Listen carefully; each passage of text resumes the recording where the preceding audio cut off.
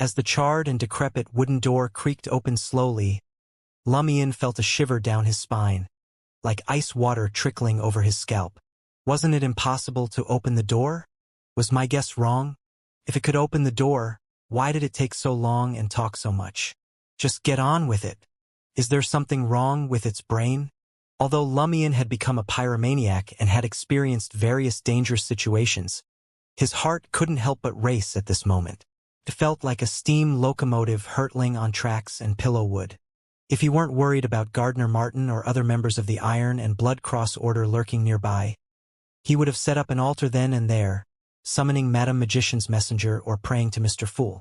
Instinctively, Lumion prepared to summon Fire Raven and create a cloak, readying himself for a battle. But Termaboros's warning echoed in his mind once more. Don't respond. This was entirely different from just not opening the door. Lumion couldn't shake the feeling that something fishy was going on. Why would the creature knock on the door, threaten him, and then open it itself? So he restrained himself, staying silent and staring at the door like a statue. The charred wooden door continued to swing open, and the dark gap gradually widened, enough for one person to pass through. But there was nothing outside the door. The room, far from the window, was engulfed in darkness. The crimson moonlight seeping through the broken glass barely revealed any outlines. Where was the fellow that knocked on the door? Lumion's first instinct was to activate his spirit vision to see if there was an invisible monster. But he held back, afraid that it would count as a response. The wobbly door came to a halt, and nothing emerged from the darkness outside. No wriggling shapes, just silence. Lumion remained motionless in his sitting position, gazing in that direction. This whole situation was incredibly bizarre. He couldn't even target an enemy if he wanted to set them on fire. Silence took over, and time seemed to stand still. Then suddenly, a drop of liquid fell from the ceiling, landing in front of Lumion. His eyelids twitched, and under the crimson moonlight, he saw that it was bright red, resembling blood. Drip, drip, blood dripped, gradually staining a large area red. Lumion couldn't shake the unease that crept over him. Drip! Another droplet landed on Lumion's right cheek. It was cold, sticky, and silky. It didn't seem like human blood, but it wasn't tainted by darkness either. The pungent smell of blood filled Lumion's nostrils, making him want to roll to the side, stand up, and leap out of the window instinctively. Don't respond. He recalled Termaboros's words once again. Lumion took a deep breath, allowing the viscous liquid that smelled like blood to hit his face and head. Gradually, he felt his body grow heavier. He quickly examined his exposed hands. Cold, viscous blood dripped onto his hands, silently merging into one, as if encasing him in a blood-colored glove. Lumion began to suspect that he was trapped in a mucus blood membrane, making him feel heavier and heavier. Instinctively, he thought about reaching into his pocket to pull out Mr. K's finger. He wanted the Aurora Order Oracle, skilled in blood-related spells, to help him resist this strange mucus blood membrane. Don't respond. This time, the Inevitability Angel's powerful voice echoed in Lumion's mind, instead of him reminding himself of Termaboros's earlier warning. Lumion managed to regain control of himself, but he could feel his body growing heavier, and his breathing became labored. Slowly, the strange blood began to seep into his skin, as if it had a life of its own, determined to enter his body and consume him from the inside out. As the blood infiltrated him, his thoughts grew hazy, and a surge of violent tendencies flooded his mind. The urge to kill and burn everything, this place, Trier, the entire world, overwhelmed him. Damn it! Could Termaboros be using this opportunity to deceive me and use the strange power here to take control and escape the seal? He couldn't help but question the effectiveness of Termaboros's "don't respond" and the true intentions of the Inevitability Angel. Despite wanting to resist and break free from the burned-down building, Lumion couldn't shake the feeling that there was something mystical about the abnormality and the creature's persistence in knocking, talking, and asking for permission. If he hadn't harbored those suspicions, he wouldn't have fully trusted Termaboros, an enemy rather than a friend. he wouldn't have endured until now. With these thoughts swirling in his mind, Lumion decided to hold on a little longer and observe what would happen next. His head felt heavy, and his thoughts grew increasingly chaotic. A grinding sound rang in his ears, and his body seemed to ache from a distant pain. It was as if he was slipping into a semi-conscious state, while someone took the opportunity to dismember him, severing his limbs and tearing his body apart. Then, suddenly, Lumion's consciousness withdrew. It was as if his spirit had separated from his body. He watched himself sitting by the window, covered in blood, with his eyes strangely empty. In front of him squatted a charred figure, brandishing a bloodied axe and hacking at his thigh, splitting the bone in half. Lumion slowly realized that something was amiss. He instinctively looked down and saw that his body remained whole. He was still sitting by the shattered window, but the scene he witnessed was no longer the crumbling charred wooden door. Instead, he saw a reflection of his surroundings and his own dismemberment by the burnt shadow. Compared to his severed legs and extracted bones, the most striking aspect was his empty, lifeless eyes. After a brief daze, the horrifying and bloody vision disappeared, and the open, dilapidated wooden door returned to his sight. He knew it wasn't an illusion because he felt as if he had surfaced from water, and his entire body relaxed. If I had responded, what would have happened? Would the nightmarish scenes I saw have become real? Would that response have established a mystical connection, allowing those terrifying and almost illusionary encounters to materialize? Lumion exhaled slowly, fear still lingering in his heart. He placed his hand on his left chest, lowered his voice, and chuckled. Temaboros, you truly are remarkable. Indeed, a worthy angel. Even in his sealed state, he easily discerned the essence of the abnormality. Termaboros's voice echoed, overlapping as if from multiple sources. The abnormality here is considered minor. Minor? Lumion couldn't believe it. If you hadn't reminded me not to respond and if I hadn't been determined enough, something terrible might have occurred. That Gardner Martin, that vile scoundrel, really wants me dead. Termaboros replied in a thunderous voice. You won't die. The abnormality will merely transform you, leading your thoughts to become fanatical about certain things while rejecting others. Lumion pondered the explanation, finding it a bit hard to grasp. Just then, Termaboros added, it's like being conquered, both physically and mentally. Suddenly, realization dawned on Lumion, and he spoke quietly. Gardner Martin wanted me to stay here overnight, so he could use this anomaly to control me and eliminate any potential threats. No wonder he came to Salle de Balbrise so late and didn't give me time to think. Termaboros confirmed Lumion's suspicion. Have you only just realized how shallow you are? Lumion cursed under his breath and thought to himself, even if he succeeds, I won't be under Gardner Martin's control.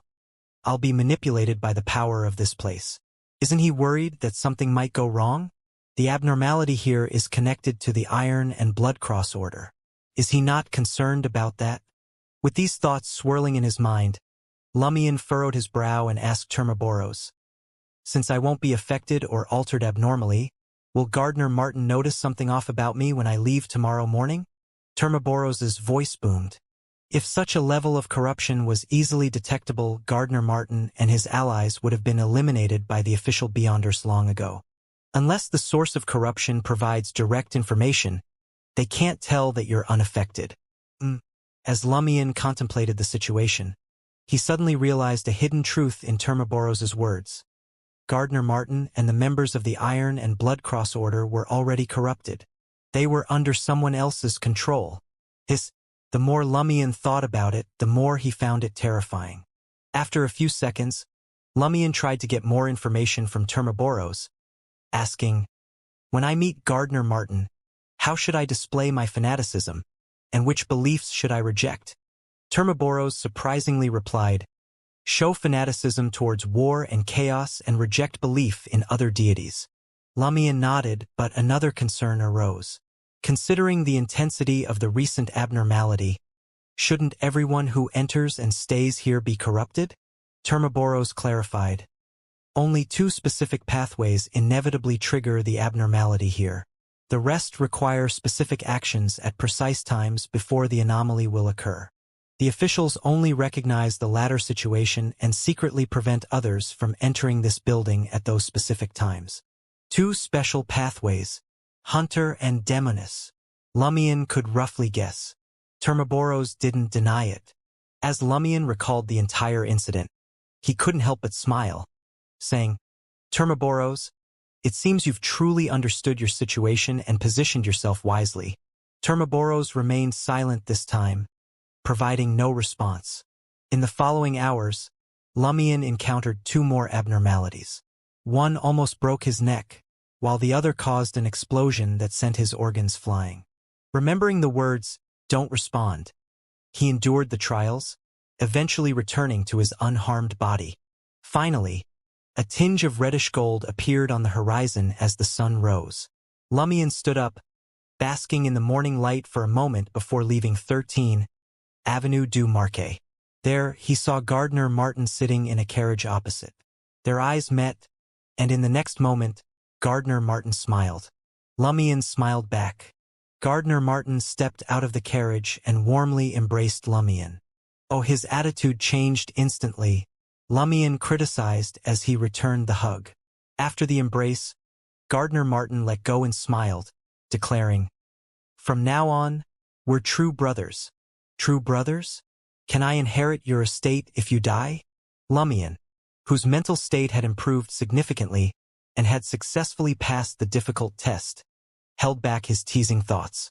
"You're still my boss," Lumion said, his habitual loyalty shining through in his words. He thought that while it might have been a bit over the top, the gesture didn't feel insincere or out of place. Gardner Martin laughed. "In the future, when there's nobody else around, you can call me CO Sir." CO Sir. Lumion found the title a little strange. The Iron and Blood Cross Order was a secret organization, not an army. Gardner Martin didn't offer any explanation. He just smiled. "Come to 11 Rue de Fontaines at 8 p.m. tonight. That's when your initiation ritual will take place." With that, he gave Lumion's shoulder a reassuring pat. "Rest well now." Lumion acknowledged his words with a nod and bid farewell to the boss of the Savoy mob. He made his way back to Aubert's Du Coq door and drew the curtains of room 207. It was already past 6 a.m., so Lumion didn't need to catch up on sleep. He sat at the wooden table and began writing to Madame Magician.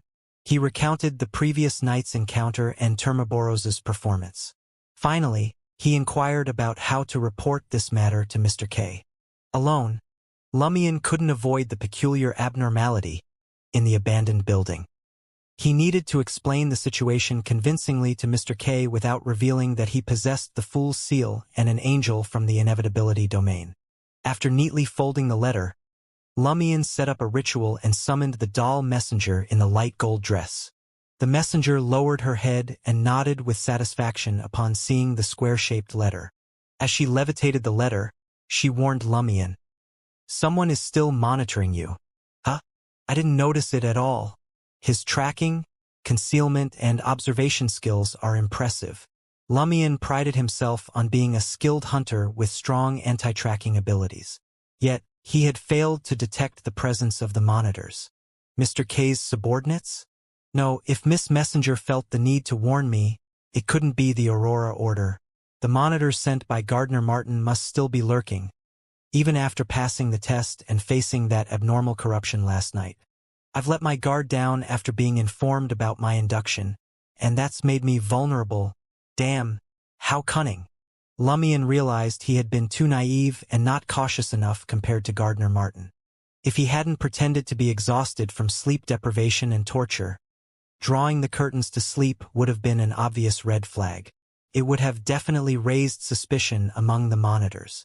At the same time, Lumion was grateful that Madame Magician's messenger seemed powerful enough not to be detected by the monitors. After sending off the doll messenger, Lumion lay on the bed, waiting for a reply. When it finally arrived, he read the message carefully. As a secret organization with a history spanning 2 to 3 centuries, The Iron and Blood Cross Order doesn't recruit members so readily. The fact that they are allowing new members to be corrupted goes against the test I know of. It appears that the Iron and Blood Cross Order has undergone some negative changes over the years. Don't rush to uncover the reasons behind this just yet. Take it step by step and focus on protecting yourself for now. When Termaboros offered help and warned you, it was likely because he didn't want you to be corrupted or perish outright. That would have an impact on him. At the same time, he probably wants to earn your trust before revealing his true intentions at a critical moment. Always remember that an evil god's angel is a true madman. He will surely bring disaster to you and those around you. Stay vigilant at all times. You must both use him to your advantage and guard against his treachery. As for Mr. K, it's simple. Just explain that you recited that entity's honorific name at a crucial moment, and miraculously, you remained untainted. Don't worry about him verifying the authenticity of your claim with that entity. Devout believers wouldn't do such a thing. Besides, even the entity himself might not be certain if he responded to your prayers. Lumion felt a bit bewildered by the last part. How could a deity not know if he had responded to a specific believer? Isn't that too absurd? In an instant, Lumion recalled something Madame Magician had once told him. If he used anything other than the three-line honorific name to pray to Mr. Fool, she couldn't guarantee that the response would be from that great being. Could be very dangerous. Something similar to this situation? Matters involving deities are truly unfathomable, and any mistake could lead to a situation more tragic than death. Could Aurora have faced the same problem? Lumion's thoughts drifted. For the past few days, he had meticulously combed through Aurora's grimoires, copying everything from the two highlighted time periods that Madame Justice had pointed out. His plan was to show it to the vice president of the Curly-Haired Baboons Research Society, Madame Hella, when the opportunity arose. Franca had already read through the corresponding content and found no suspicious details. The unconventional mysticism knowledge was just ordinary spells that could only be cast by a warlock or beyonder of the corresponding domain. Neither of them could practice it. The only issue they found was that since the beginning of the year, Aurora's grimoires had gained a significant amount of ritualistic knowledge related to sacrificial rituals and secret deeds. These were obtained from the Curly-Haired Baboons Research Society, but they didn't point to any evil god or hidden existence.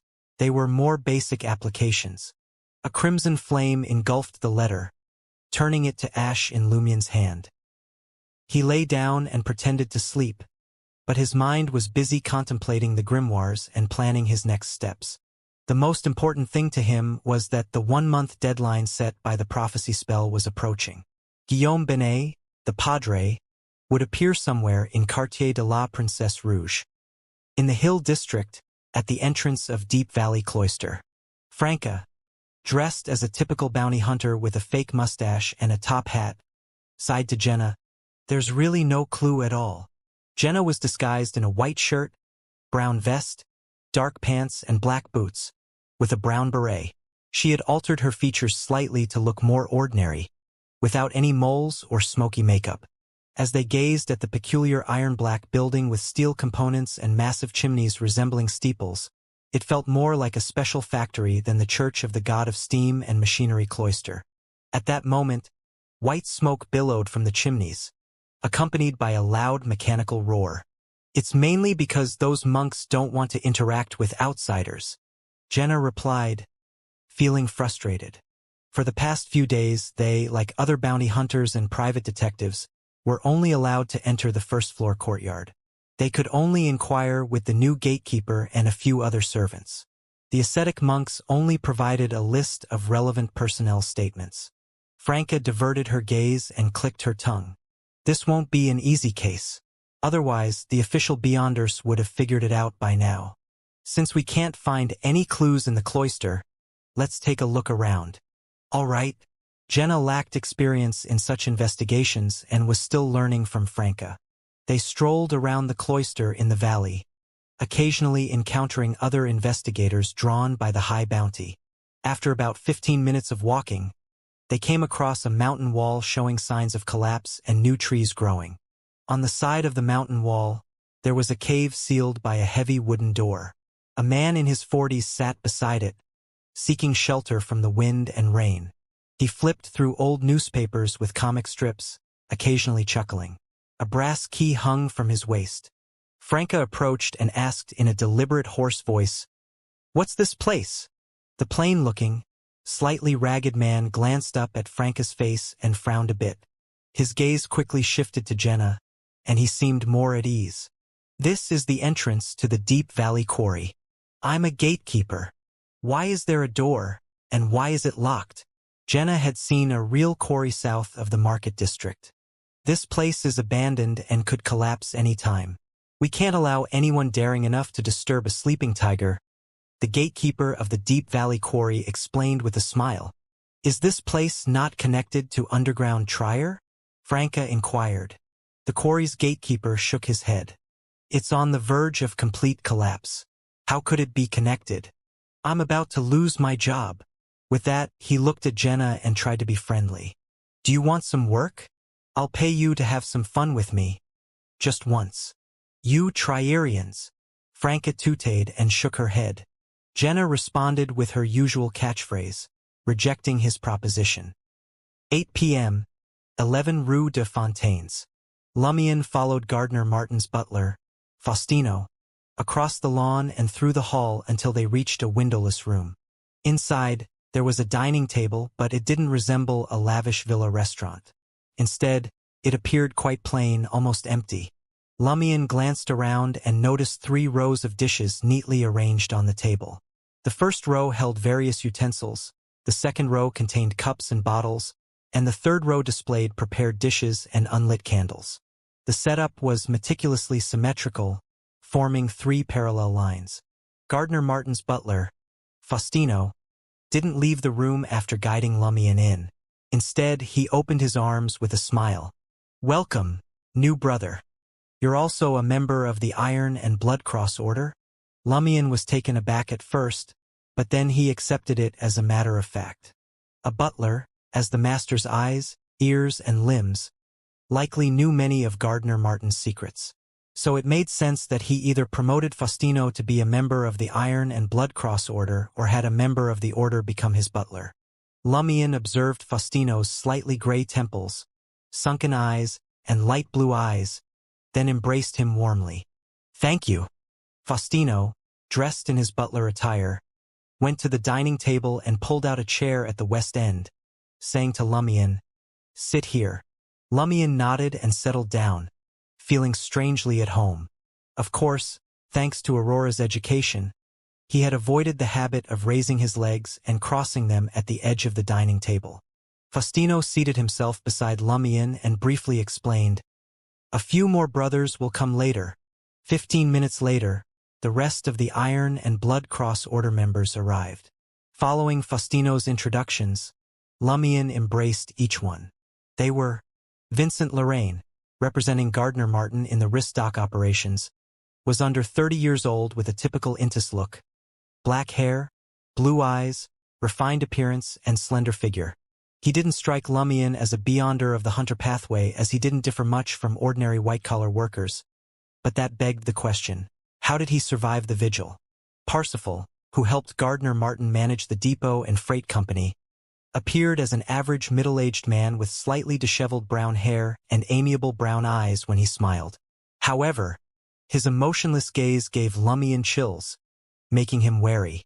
Not in charge of specific matters, Albus seemed to operate in the dark and had a hint of red in his hair. His sharp brown eyebrows and eyes made him rather handsome, but he had a less likable appearance. There was also an acquaintance of Lumion's, Blood Palm Black of the Savoy mob. As the manager of Le Marquet du Quartier du Gentleman, he was dressed formally, had brown hair and blue eyes, and enjoyed a cigar with a warm smile. Lumion had suspected that the Savoy mob had an official member of the Iron and Blood Cross Order secretly monitoring the market district and their activities. However, he hadn't expected it to be Blood Palm Black, who didn't stand out at all. Lumion had initially thought it might be Baron Brignaise or Rat Christo, but it turned out differently. Strangely, Black bore a resemblance to Gardner Martin. With Faustino and Lumion, There were now 6 members of the Iron and Blood Cross Order present. In the past, Lumion had criticized, "Isn't it too much for a regional mob like the Savoy mob to have 5 or 6 Beyonders?" But now he found it unsurprising. As a secret organization with a long history, it was normal for the Iron and Blood Cross Order to have such influence and heritage. Even its subsidiaries enjoyed abundant resources. After exchanging pleasantries, Butler Faustino introduced the items on the table to Lumion. "In the ensuing ritual, the goblets will be our weapons. They can also be used as cannons. Red wine will be ordinary explosives. White wine will be potent explosives. Food will be the components, and knives and forks will be sharp swords." Lumion listened quietly, wondering if there was something odd about their thinking. Are they too self-aware? Or is there some mystical significance to this? By the time Faustino finished speaking, Gardner Martin, now wearing his tailcoat and an iron cross medal embedded with a ruby over his chest, entered the room. He stood on the east side of the long dining table, facing the 6 seated members on the west side. With a swoosh, the 5 members, excluding Lumion, stood up in unison. "Oh!" Lumion inwardly sighed as he rose to his feet. "Good evening, CO sir." Faustino, Black, and the others greeted him in unison. Lumion was slightly slower to respond. Gardner Martin motioned for everyone to take their seats and smiled. "We'll officially begin the ritual when the supervisor arrives. Seal, let me tell you what the corps you're about to join represents." Gardner Martin locked eyes with Lumion, his tone growing more serious. "We are all members of a secretive organization with a history spanning centuries. It's known as the Iron and Blood Cross Order." Lumion didn't show any intentional surprise or dismay. After all, the name sounded rather ordinary. Albus, the young man with dark red hair sitting at the edge of the dining table, seemed about to speak, but Gardner Martin shot him a stern look. The commanding officer of the Iron and Blood Cross Order turned his attention back to Lumion. Nearly 300 years ago, a few influential figures established the Iron and Blood Cross Order. They believed that deities were merely powerful Beyonders. And no matter how you look at it, even the weakest Beyonder is fundamentally different from ordinary people. Our philosophy is that regardless of how one obtains Beyonder powers, they should be recognized and treated with a status above ordinary people. However, the 2 churches and the government only acknowledge the Beyonders they nurture. They also insist that supernatural powers should be concealed from ordinary folks as much as possible. This goes against nature and the course of history. We must change it. This also means we have to oppose the government and the 2 churches, but there's no need to fear.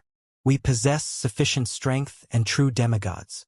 In the future, if the 2 churches are willing to accept wild Beyonders and acknowledge their statuses, we might consider cooperating with them.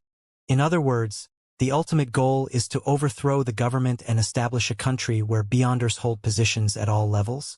Lumion interpreted Gardner Martin's words from his own perspective. Gardner Martin glanced at the 6 members of the Iron and Blood Cross Order seated opposite him and smiled once more. "Our Iron and Blood Cross Order strength is mainly concentrated in Intis, with over 1/3 of our members based in Trier. As you can see, we have many powerful brothers in the Market District alone, and even more Beyonders under our control. I am the CO, or Commanding Officer, responsible for leading you and handling various matters in the Market District. Above me are several branch presidents, also referred to as Deputy Brigade Commanders. Each of them is a true and powerful demigod. Above the branch presidents is our Iron and Blood Cross Order's president, also known as the Brigade Commander. He is a mysterious and formidable figure. Below me are NCOs. When we have more than 10 brothers in the Market District, I'll appoint 2 NCOs to assist me in management. NCOs receive additional resources and support. Is this some kind of military game? Lumion guessed from the titles of the different levels within the Iron and Blood Cross Order. Gardner Martin turned his gaze to the door and spoke. "Apart from that, we also have many supervisors. Each supervisor acts independently and patrols the areas under the jurisdiction of different commanding officers. In the future, if anything happens to me and I exhibit any abnormalities, You must find the supervisor immediately and report the situation to him.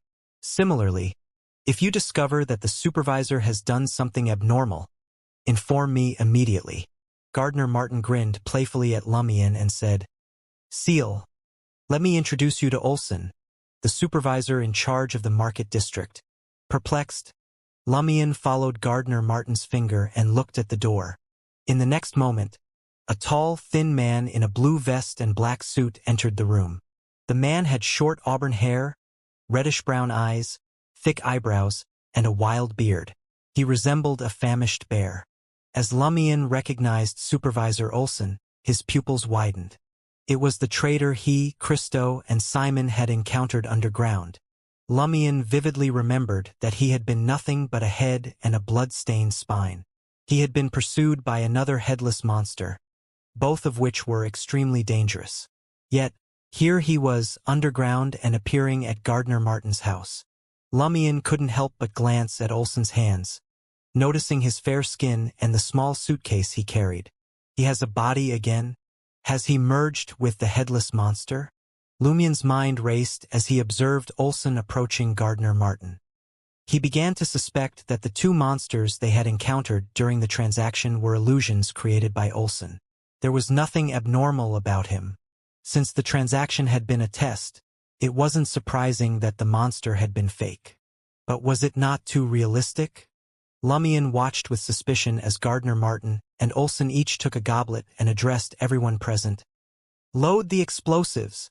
Albus, Parsifal, and the other members of the Iron and Blood Cross Order placed a goblet in front of them and poured alluring red wine into them. So this is how you load explosives. Lumion recalled Faustino's words about goblets being weapons or cannons, and wine being explosives. After filling the cannons with explosives, Gardner Martin called out, Attention! Poured arms. In an instant, everyone stood up and placed their right hands on the goblets filled with red wine. Present arms. Gardner Martin gave another command. In unison, he raised the goblet to his chest. Lumion marveled and followed suit, imitating the actions of the other members around him. Gardner Martin observed the Iron and Blood Cross Order members opposite him and nodded with satisfaction. Aim! At this command, Faustino and the others raised their goblets to their lips. Is this what aiming means? Lumion almost laughed, but the seriousness of the other Iron and Blood Cross Order members stopped him. He had grasped the essence of the ritual and had an idea of what would happen next. Just then, Gardner Martin issued a new order. Fire! Almost simultaneously, Parsifal, Black, and the others downed a third of the red wine in their goblets. Fire! Gardner Martin called out the word again. Lumion lifted his head slightly and downed another third of the red wine. Gardner Martin followed suit. He then continued, Attack! The Iron and Blood Cross Order members present finished the remaining red wine. Gardner Martin removed the goblet from his mouth with a serious expression. Ground arms. As he spoke, he raised the goblet above his eyes, pressed it against his forehead, and then placed it back on the dining table. Vincent, Lorraine, and the others followed suit. Then, they straightened their backs, slapped their left chests with their right hands, and shouted together, War! War!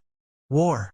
As they shouted in unison, Lumion felt a subtle shift in the room's atmosphere, as if it had been filled with enthusiasm, excitement, and passion.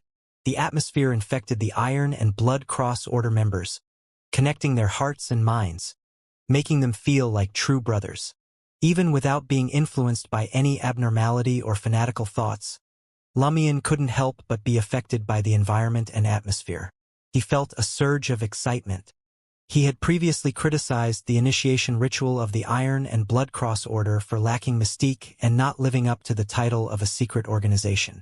Now, he realized that it was merely different in quality from the Aurora Order.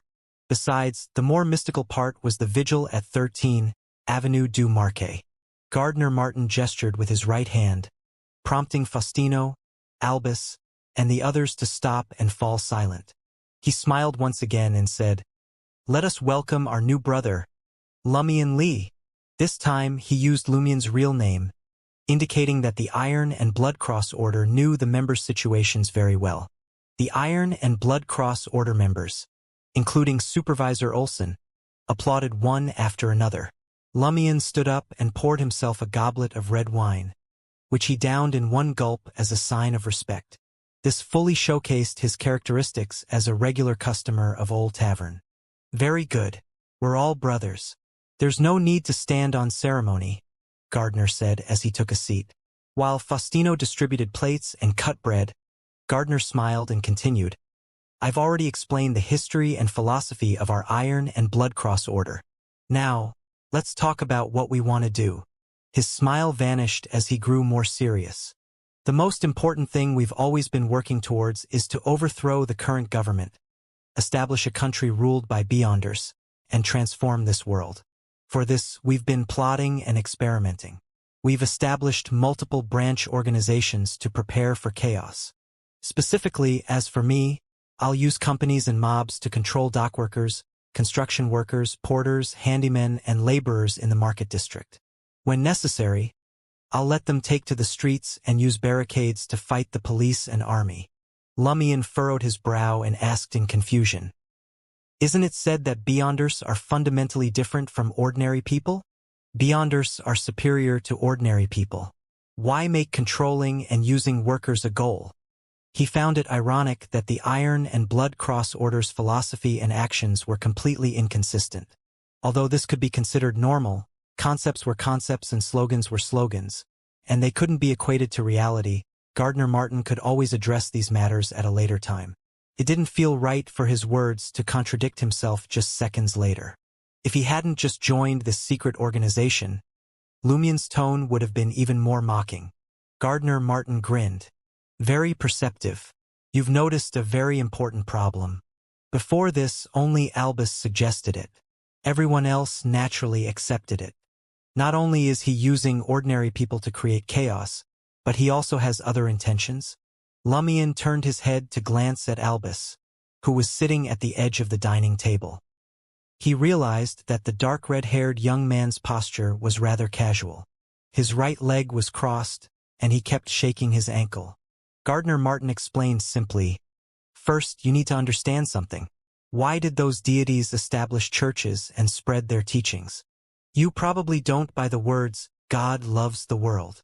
If they truly had love, the market district wouldn't be like this, and Intis wouldn't have so many tramps. Lumion agreed with this. He nodded slightly and didn't interrupt the commanding officer. Gardner Martin smiled and said, We reckon that deities require believers, and we've proven this over the centuries. The more common folk we influence, the greater our resources to strike fear into the hearts of the eternal blazing sun church and the church of the god of steam and machinery. This'll weaken their support for the current government and boost our chances during the riots. Eventually, it'll become a crucial bargaining chip to make them agree to us, if not outright support us. They're all just bargaining chips. Lumion's eyes flickered. The people he knew and interacted with were distinct individuals, unique families. Gardner Martin let out a sigh. If we aim to control more workers and citizens, we need the government and the National Convention to cooperate with us. I've always known what kind of person Hugues Artois is and the forces behind him, but I still decided to support his bid for Parliament. I knew he'd inevitably create plenty of chaos in the market district. Being associated with the National Convention and the government, the worse he performed, the more people would flock to our side. Unfortunately, this piece of trash was assassinated just a few days after being elected. So, that's why the Savoy mob supports Hugues Artois. I thought there was an evil god backing you, and the evil gods all support Hugues Artois, Lumion realized. Without Gardner Martin's personal explanation and a proper understanding of the Iron and Blood Cross Order's philosophy, Lumion couldn't possibly fathom the secret organization's true intentions behind supporting Hugues Artois' candidacy for Parliament. Gardner Martin summarized, Hence, in the market district, we place great importance on docks, depots, warehouses, freight companies, and construction firms. The Savoy mob's purpose is to interact with various individuals and gather crucial information, all while contributing to the organization's funds. Naturally, mobs also serve as a vital tool to control ordinary people. No wonder he poured so many resources into the Savoy mob. Lumion glanced at the intense blood glove, black, and inwardly mocked him for being better at acting than himself. Haven't you heard the boss's words countless times? Why are you still looking so focused? Look at Albus, constantly eating, drinking, and shaking his leg. After Lumion nodded, Gardner Martin took a sip of red wine and said, "One more thing we're doing is exploring the underground to find the entrance to Fourth Epic Trier." Lumion couldn't help but glance at the silent supervisor Olsen. The lanky man, looking like a hungry bear, was slicing a medium-rare steak and devouring the juicy meat. Lumion's eyes scanned Olsen's neck several times, but there were no signs of sutures. Could it be that the state of having only his head and spine is just an illusion created by some power? Lumion wondered to himself. However, this was in line with the legend of Banshee Harbor. Either Olsen has a deep understanding of the unforeseen events in Banshee Harbor, or he encountered similar monsters elsewhere.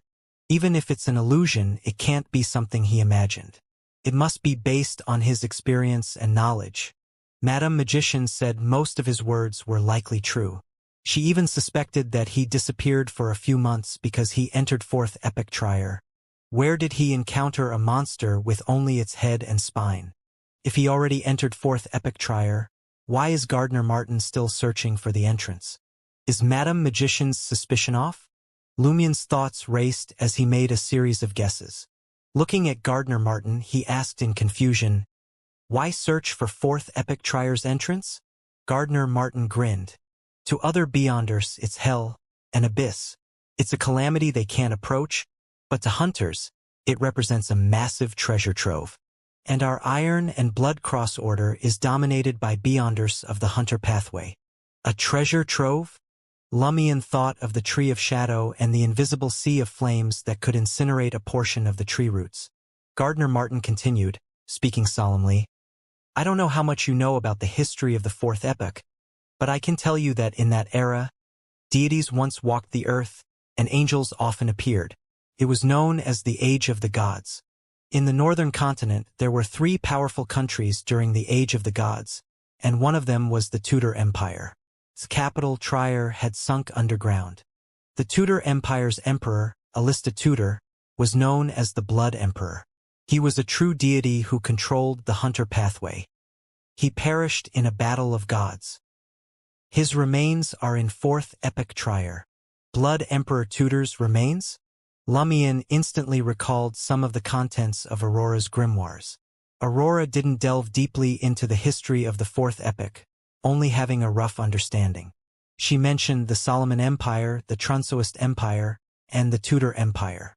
She also mentioned titles like the Blood Emperor, the Night Emperor, the Emperor of the Underworld, the Black Emperor, and the War of the Four Emperors. According to Aurora's description, the Blood Emperor was as powerful as a deity. The Blood Emperor's remains. The remains of a deity. Does it hold the Beyonder characteristic of Sequence 0? No wonder the Iron and Blood Cross Order dreams of entering Fourth Epic Trier. But what's this got to do with me? As a Sequence 7, I don't even dare think about becoming a demigod. Advancing to a Sequence 6 conspirer is beyond my consideration for now. All I can focus on is digesting the pyromaniac potion. I've got nothing better to do than contemplate high sequences or deity-related items. Besides, Madame Magician warned that such items always come with negative effects. TSK, negative effects involving godhood can easily kill me. Lumion, with vast knowledge of high-end mysticism, remained unfazed by Gardner Martin's provocation. Thoughts raced through his mind, and he sneered inwardly. Looking at Gardner Martin, he asked innocently, "If Fourth Epic Trier truly contains the remains of the Blood Emperor Tudor, why didn't the eternal blazing sun and god of steam and machinery church take it away instead of leaving it for our Iron and Blood Cross Order? Even if only hunters can enter safely, it's just a matter of time before they nurture a high-sequence hunter with the resources they have. The Fifth Epoch has been around for over 1,300 years. Gardner Martin fell silent for 2 seconds before responding, "There are other factors restraining them, but they won't be a problem for us. I'll tell you all the details once we find the entrance to Fourth Epic Trier." Isn't that just saying, "I don't know why, but we have to give it a try"? Maybe the boss knows the reason, but he's afraid of scaring us if he reveals it. He can't directly tell the present members that there are many dangers hidden underground that even deities can't resolve, the kind that requires rebuilding a trier above the fourth epic ruins as a seal. That's why the two churches won't attempt to enter. Who would dare to go underground when they're not seriously corrupted?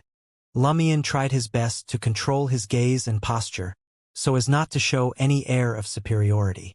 Compared to the members of the Iron and Blood Cross Order here, him having a rough understanding of the underground situation and having seen the invisible sea of fire, the tree of shadow, and the bizarre catacombs indeed made him qualified to be superior.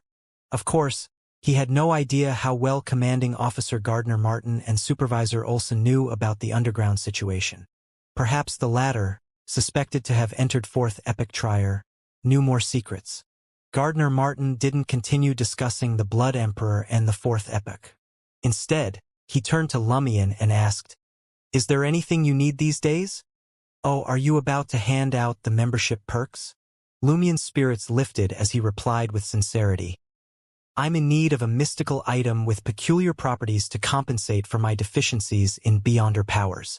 And if there are no relevant mystical items available, perhaps you could provide me with the corresponding Beyonder ingredients. I'll try to find an artisan to craft them." He had almost mentioned the term Beyonder characteristics, but quickly changed it to Beyonder ingredients after a pause, feigning embarrassment. Though people often spoke of Beyonder characteristics at Trier's mysticism gathering, they usually referred to the fusion of two main potion ingredients.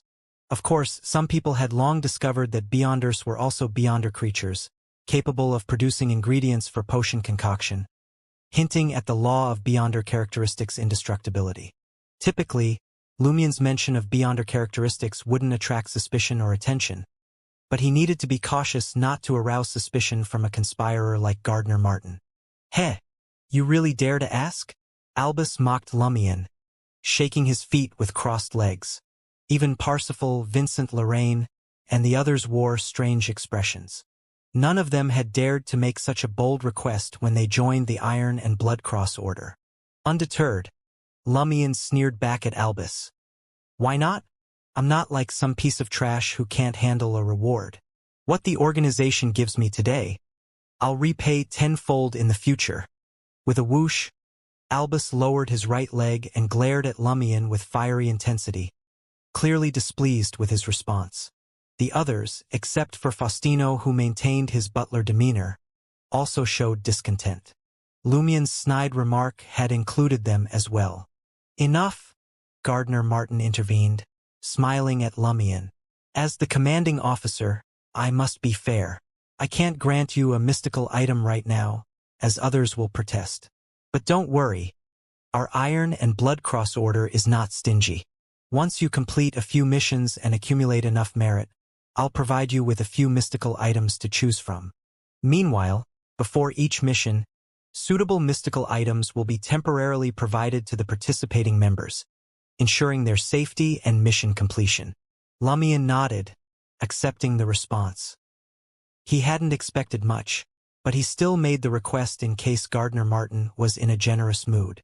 After a brief consideration, Gardner Martin added, "I'll inform Renee that the advance you received was my reward to you. You'll still get your share from Salle de Balbrise in the future." "Thank you, CO sir." Lumion expressed his joy openly. This meant his membership door gift was 12,000 Vril d'Or, a significant sum.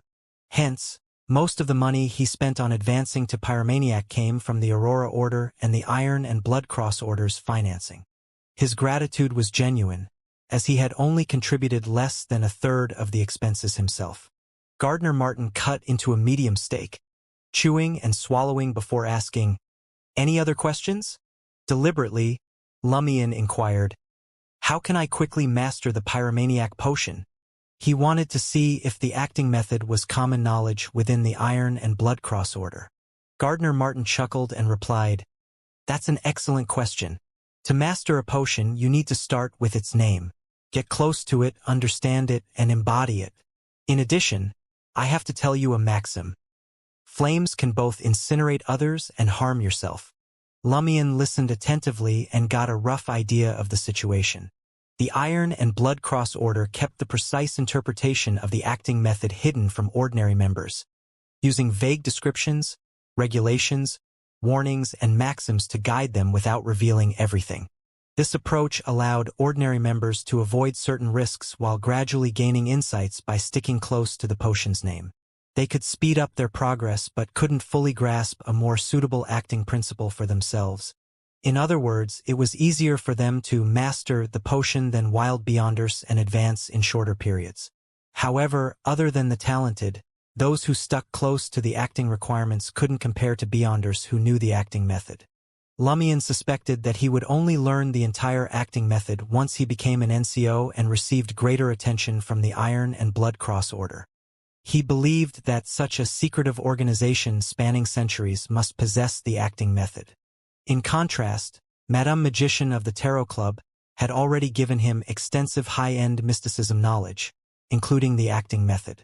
As for Mr. K, Lumion was unsure if he had forgotten to teach the method due to devotion to his prayers and work, or if he believed Lumion would naturally encounter it at the Iron and Blood Cross Order, and exposing him to this knowledge too early would put him at risk of exposure. Pyromaniac is all about setting fires. Just go to the National Convention building and set it ablaze. You'll master the potion in no time. Albus taunted Lumion, pushing the matter. Lumion scoffed and replied, I'm a pyromaniac, not an arsonist. Meaningless acts of arson will only harm myself. Albus sneered. How do you know it's meaningless? Burning is the meaning. Lumion clicked his tongue. Then why don't I burn your hair too? After engaging each other for a while in an argumentative manner, Gardner Martin intervened in the conversation, which was becoming increasingly meaningless and close to a personal attack. Lumion shifted the conversation to probe the Iron and Blood Cross Order's knowledge of the underground. I went to the catacombs some time ago and sensed something amiss, but I couldn't figure out what it was. CO, sir? Do you know anything about it? Gardner Martin glanced at Supervisor Olson beside him and finally replied, That has nothing to do with our actions. You don't need to know. All I can say is that the danger lurking there is as serious as that in the fourth epic trier. Lumion nodded thoughtfully and continued asking questions while enjoying the delicacies. During the process, he noticed that Vincent Lorraine remained relatively quiet, and Parsifal and Blood Palm Black were amiable but guarded with their words, revealing little valuable information. Faustino seemed to play the role of a butler instead of the secret organization's official member. Only the dark red-haired Albus, despite his malicious and mocking comments, gave Lumion some useful insights. By 10 p.m., the initiation concluded, and Lumion was the last to leave 11 Rue de Fontaines, boarding the carriage belonging to Salle de Bal-Brise. As the carriage moved, Lumion's heart skipped a beat as he looked up at the seat opposite him. At some point in time, another person had joined him, Supervisor Olson, who looked like a hungry bear. The traitor who played the underground monster. Ignoring Lumion's tense state, Olson spoke in a deep, raspy voice. As per tradition, I must speak to you in private as supervisor. Lumion let out a relieved breath. About what? Olson placed the brown suitcase beside his left leg. If you discover anything suspicious about your commanding officer, Gardner Martin, or any abnormal occurrences, report them to me immediately. That's only right. A spot will be vacated only if something happens to the boss. Lumion thought silently with a hint of mockery before asking, How do I contact you? Olson looked into Lumion's eyes and said, Leave the information in the basement of 13 Avenue du Marquet. 13 Avenue du Marquet. The Iron and Blood Cross Order is indeed linked to the burned-down building. Olson might have entered 4th Epic Trier and is likely seriously corrupted. Does he have a way to exploit the anomaly at 13 Avenue du Marquet? Lumion recalled the previous night and felt that Supervisor Olson was even more mysterious than Commanding Officer Gardner Martin. He suspected that Olson was secretly monitoring his movements at 13 Avenue du Marquet. Gardner Martin was clearly unwilling to enter unless necessary. Combined with the burning of 13 Avenue du Marquet over a decade ago, Mr. K had mentioned that the Iron and Blood Cross Order had drifted from the other organizations that believed in that entity in recent years. Madam Magician had mentioned that the current vigil ritual wasn't the Iron and Blood Cross Order's usual test. Lumion vaguely formulated an incomplete sequence of events in his mind. He believed that 13 Avenue du Marquet hadn't been burned down by the Iron and Blood Cross Order. However, they had subsequently discovered the secret there and suffered the corresponding corruption, evoking an abnormality. Of course, it could be the other way around. Perhaps some members of the Iron and Blood Cross Order had been corrupted elsewhere, allowing them to grasp the anomaly at 13 Avenue du Marquet. All right, Lumion nodded in agreement. As Lumion's mind raced with questions, he turned to Supervisor Olson, a look of puzzlement on his face. Was the traitor I saw in the Albert mines really you? Can your head leave your body and survive autonomously? Or was that an illusion you created? Olson let out a husky chuckle before responding. Coincidentally, as supervisor, I have 3 things to tell you. Firstly, what the eyes see may not be true. Secondly, we will eventually enter the 4th epoch's trier. It is an inevitability. And thirdly, don't readily trust in the words of others. Don't readily trust in the words of others. Interesting. Should I believe your first point? What I saw in the Albert mines was actually real. Heh, it's fine to talk about inevitability in front of me, but will Termaboros tolerate it? Lumion pondered, resisting the urge to place his right hand on his left chest. Seeing Olson pick up the small brown suitcase again, Lumion couldn't help but ask, "What's in there? Why do you keep carrying it?" Olson smiled. "If I were you, I'd pray I never find out the answer." With that, Supervisor Olson opened the carriage door and leaped into the darkness, disappearing instantly, without intentionally concealing himself as he had done when he first arrived. Acting all mysterious, Lumion muttered under his breath. Taking the carriage back to the bustling market district, he resisted the urge to hurry to Aubert's du Coq d'Or or the safe house on Rue de Blouses Blanches to contact Madame Magician's messenger and report his official admission into the Iron and Blood Cross Order. Instead, he made his way to Salle de Bal Brise. His concern grew as he suspected that the treacherous members of the Iron and Blood Cross Order might be taking advantage of his relaxed state to continue their final, clandestine surveillance. Although they couldn't locate Madame Magician's messenger, Lumion knew better than to return to room 207 or the safe house at this time. It would surely raise suspicions. Taking a seat at the bar counter, Lumion ordered a glass of Kirsch. As he savored the drink, he immersed himself in the lively song and dance happening on the stage. Jenna had the night off, and the performers tonight were 2 other showy divas and a male underground singer known for his high-energy songs. Hill District, outside the Deep Valley Cloister. Wearing a silver-white half-mask, Jenna regarded Franca, who had donned an assassin's outfit, with concern. "What are we going to do tonight? Don't tell me you're thinking of infiltrating the cloister for an investigation?" "Of course not," Franca denied vehemently. The Deep Valley Cloister is one of the most well-known cloisters of the Church of the God of Steam and Machinery. They have powerful beyonders and hide mysterious artifacts crafted by artisan monks. With our abilities, we'd only be walking into a trap, or worse. Franca couldn't help her mind from wandering. She had heard rumors that though the monks in the cloister were focused on steam and machinery and didn't marry or have children, it didn't mean they refrained from sex with others. The Church of the God of Steam and Machinery didn't prohibit such interactions. Some said that some monks would seek out street girls from time to time to relax, while others engaged in affairs with colleagues or men who sold their bodies. There were still a large number of people who had mechanical fetishes or were truly undergoing ascetic training, capable of controlling themselves. Of course, Trierians tended to exaggerate and embellish these rumors with their own ideas. It likely strayed far from the truth. Franca didn't entirely believe it, but she couldn't dismiss it entirely either. She believed that some monks might have such inclinations, but they were likely not the majority. Nonetheless, infiltrating a cloister as a wild beyonder was dangerous. They could be accidentally killed by machinery, used as experimental subjects, or become playthings for a select few monks. The chances of success were slim. In short, whether male or female, anyone below sequence 4 or lacking enough confidence ought to forget about infiltrating the Deep Valley Cloister. Behind her hood, Franca smiled and explained in a good mood. We scoured the area today, but found no clues. But there's one place we haven't checked. Jenna thought for a moment and asked, that Deep Valley quarry? That's right, Franca affirmed with a grin. Tonight, we'll infiltrate it and conduct a search. In truth, she didn't expect they would find anything since the official Beyonders had likely completed their investigations. Franca wanted to guide Jenna through the process and acquaint her with such matters. Okay. Jenna nodded slightly. Franca saw this as an opportunity to instruct her. Before we officially infiltrate, there's some preparatory work we must do. For assassins, it's about familiarizing themselves with the environment, gathering information, and observing locations and routes. As for witches, they must perform divinations beforehand. With that, Franca took out a palm-sized mirror she always carried. Jenna immediately focused.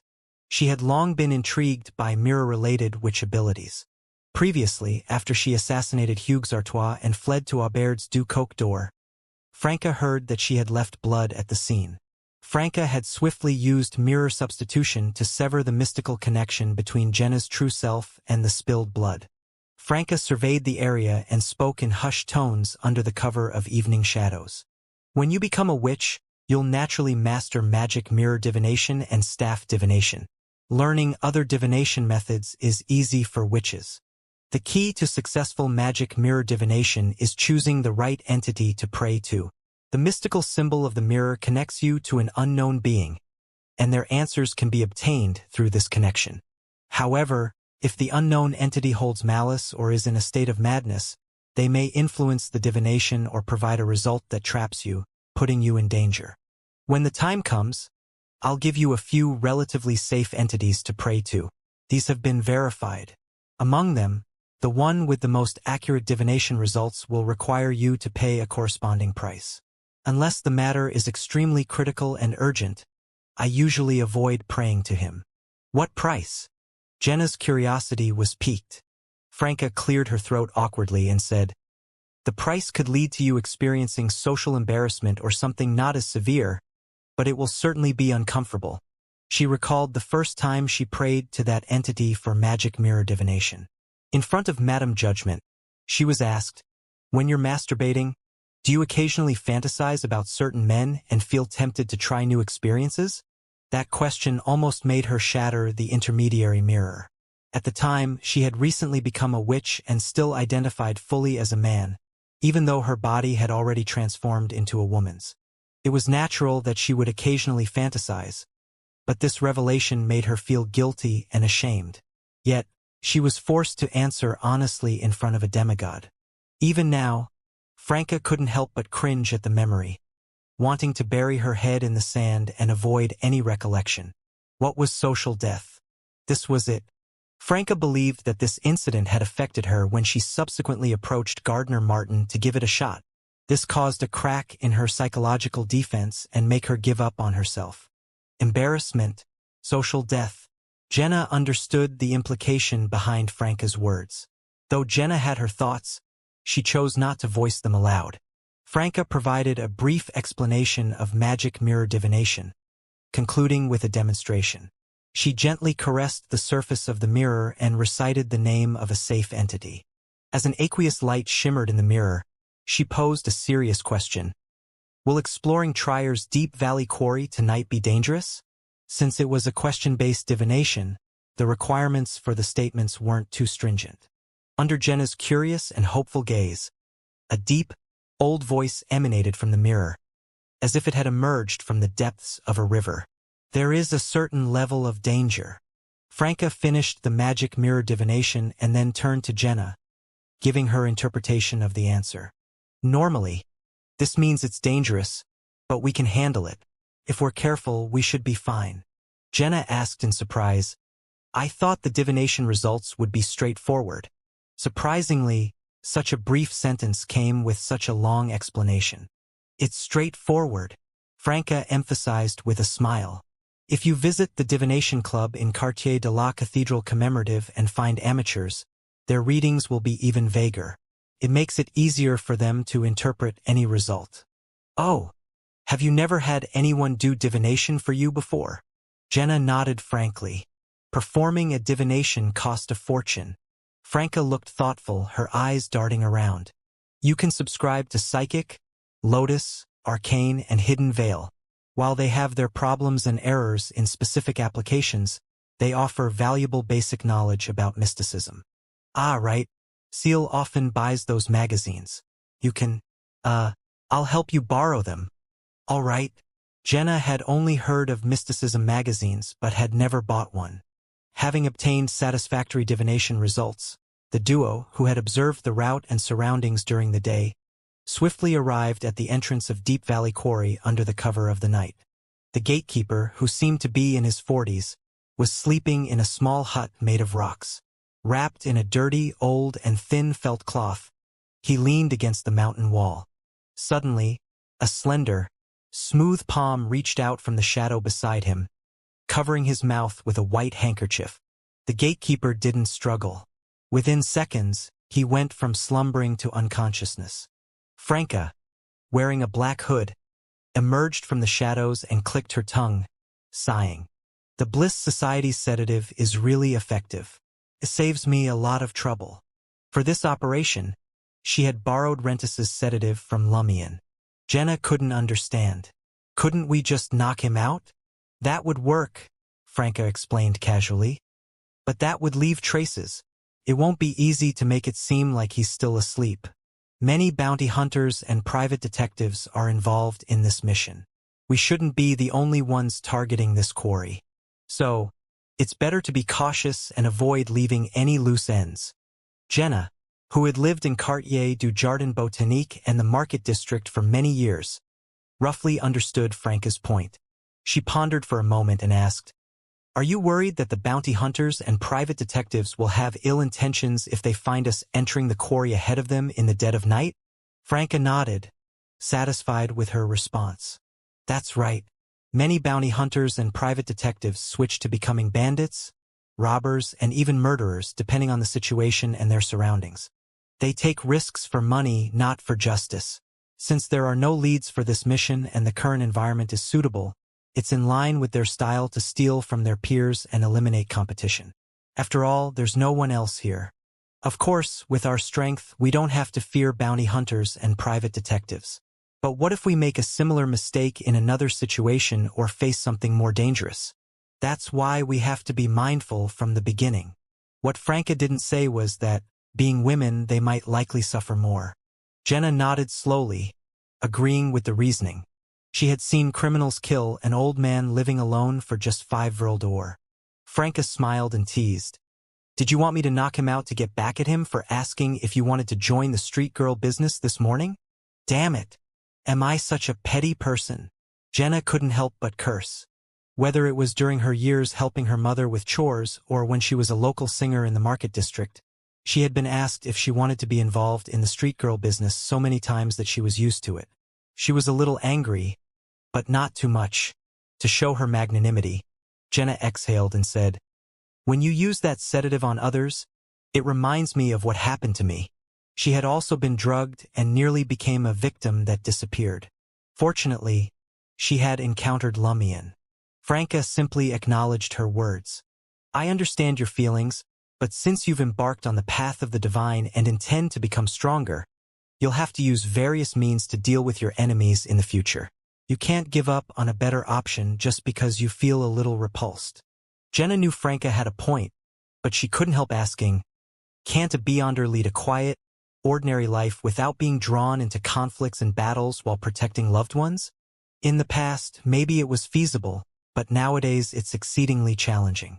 The more you advance, the harder it gets until it's virtually impossible, Franca replied with a sigh. Jenna fell silent for a moment before saying, "Could it ever be possible in the distant future, I wonder?" Franca glanced at the slumbering gatekeeper and answered, "That prominent figure once told me that such a life might be attainable at the end of the 5th epoch and the beginning of the 6th epoch, if there's even a 6th epoch at all." 6th epoch. Those words made Jenna reflect for a few seconds before she burst into laughter at herself. "I guess it's just wishful thinking on my part. Achieving that kind of life is simply an illusion. At least it is for me. With superpowers and a history of attempted assassination, I know I'd be unable to stand idly by if my family and friends faced hardship. I'd feel compelled to use my abilities to tackle problems that go beyond what the law and police can handle. Franca nodded in agreement. That's just the way it is. She hadn't simply digested the assassin and instigator potions hoping her attire alone would do the trick, nor had she only encouraged her friends by instigating them. Without much ado, Franca bent down and picked up the brass key from the gatekeeper. There's just one door. Why are there so many keys? Are they all for his house?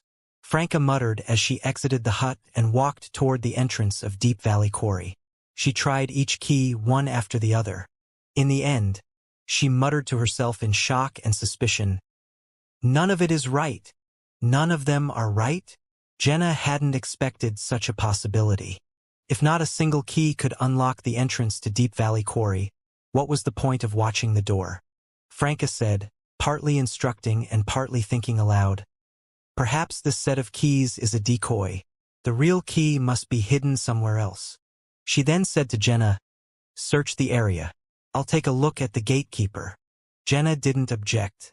With her night vision, she began searching the nearby bushes and crevices starting from the hut. Franca squatted beside the gatekeeper and meticulously searched his body from head to toe. When she reached his crotch, she bent her finger and flicked it firmly. She sneered and whispered, "Jenna may not be petty, but I am."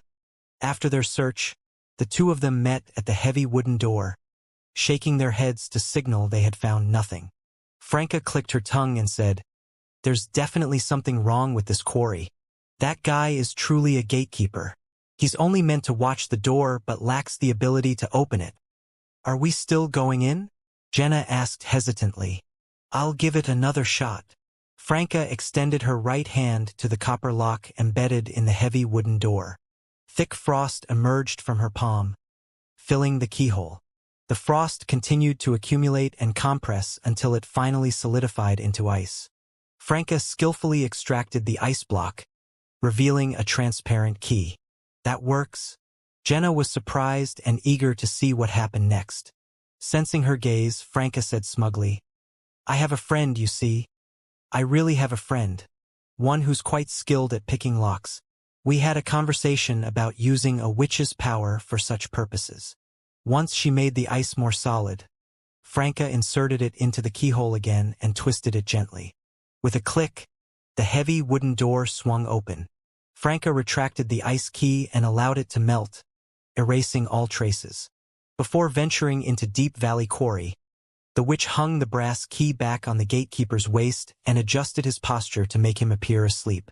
With that done, Franca fetched a pouch of coins and took out a thick iron-colored ring adorned with tiny spikes. "This is the ring of punishment I mentioned before. You'll wear it today. I've already explained how to use it and its taboos. One thing to remember, you can't use it more than 3 times within an hour. Also, take it off immediately after the operation and put it back in this coin bag." "All right." Jenna extended her left hand and allowed Franca to put the iron-colored ring on her middle finger, keeping their skin in contact.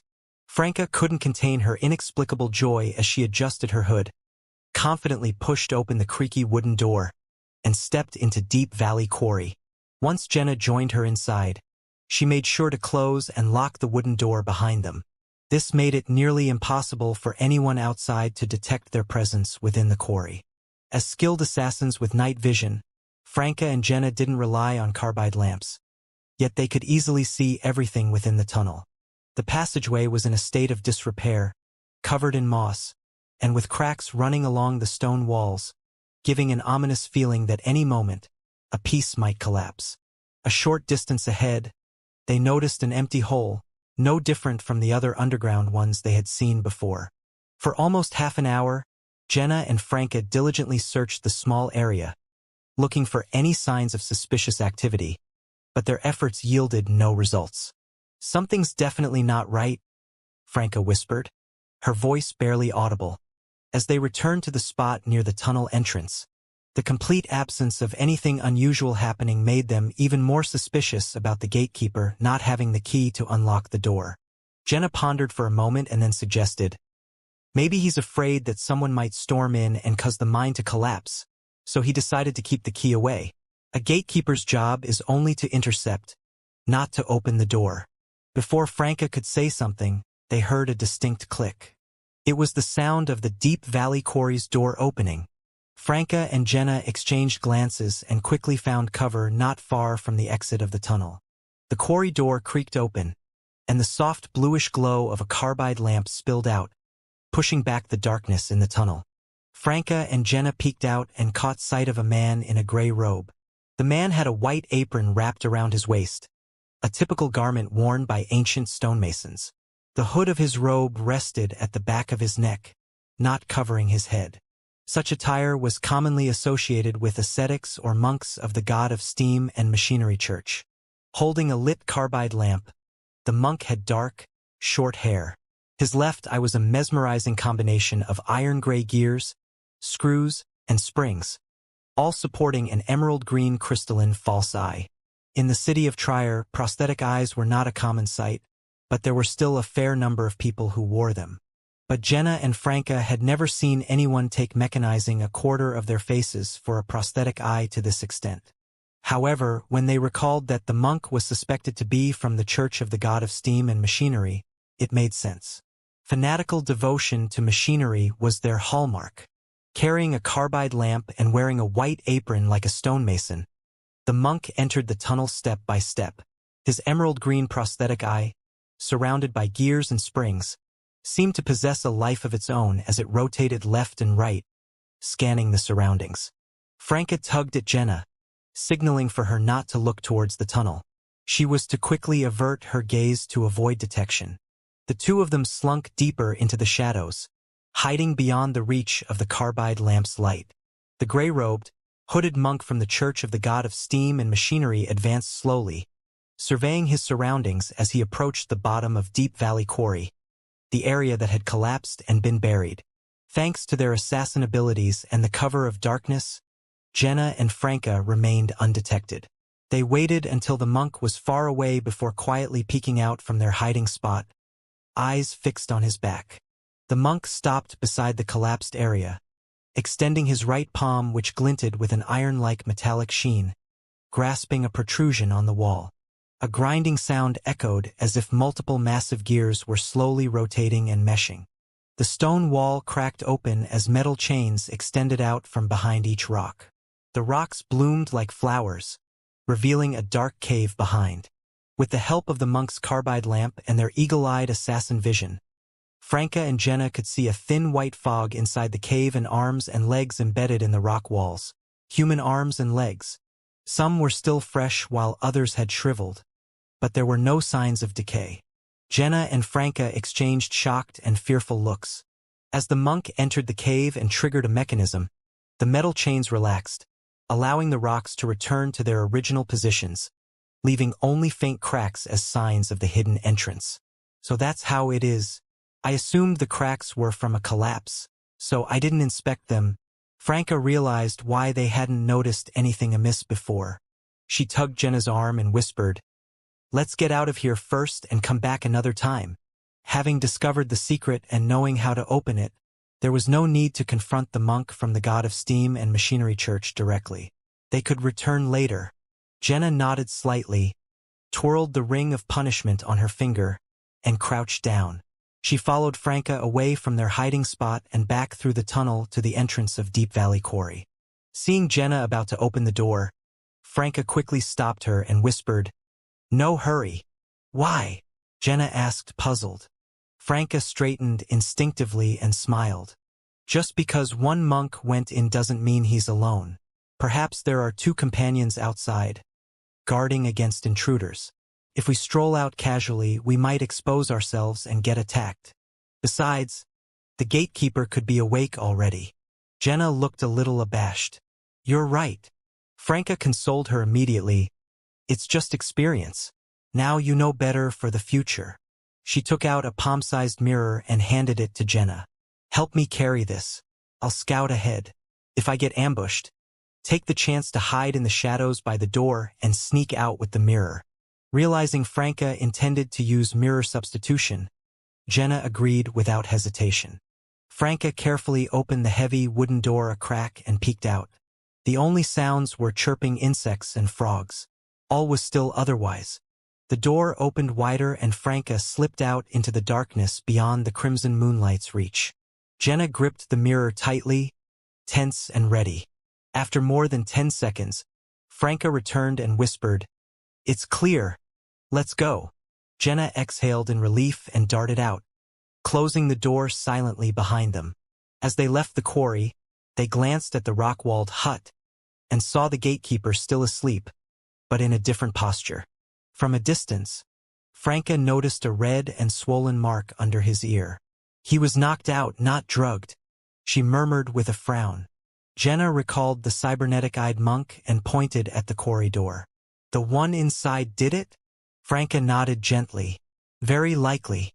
He doesn't want the gatekeeper to know he's here. Poor man. He probably fainted again before the sedative wore off." Jenna smiled. "Or someone else knocked him out before we got here. Someone might have used some other method to knock him out."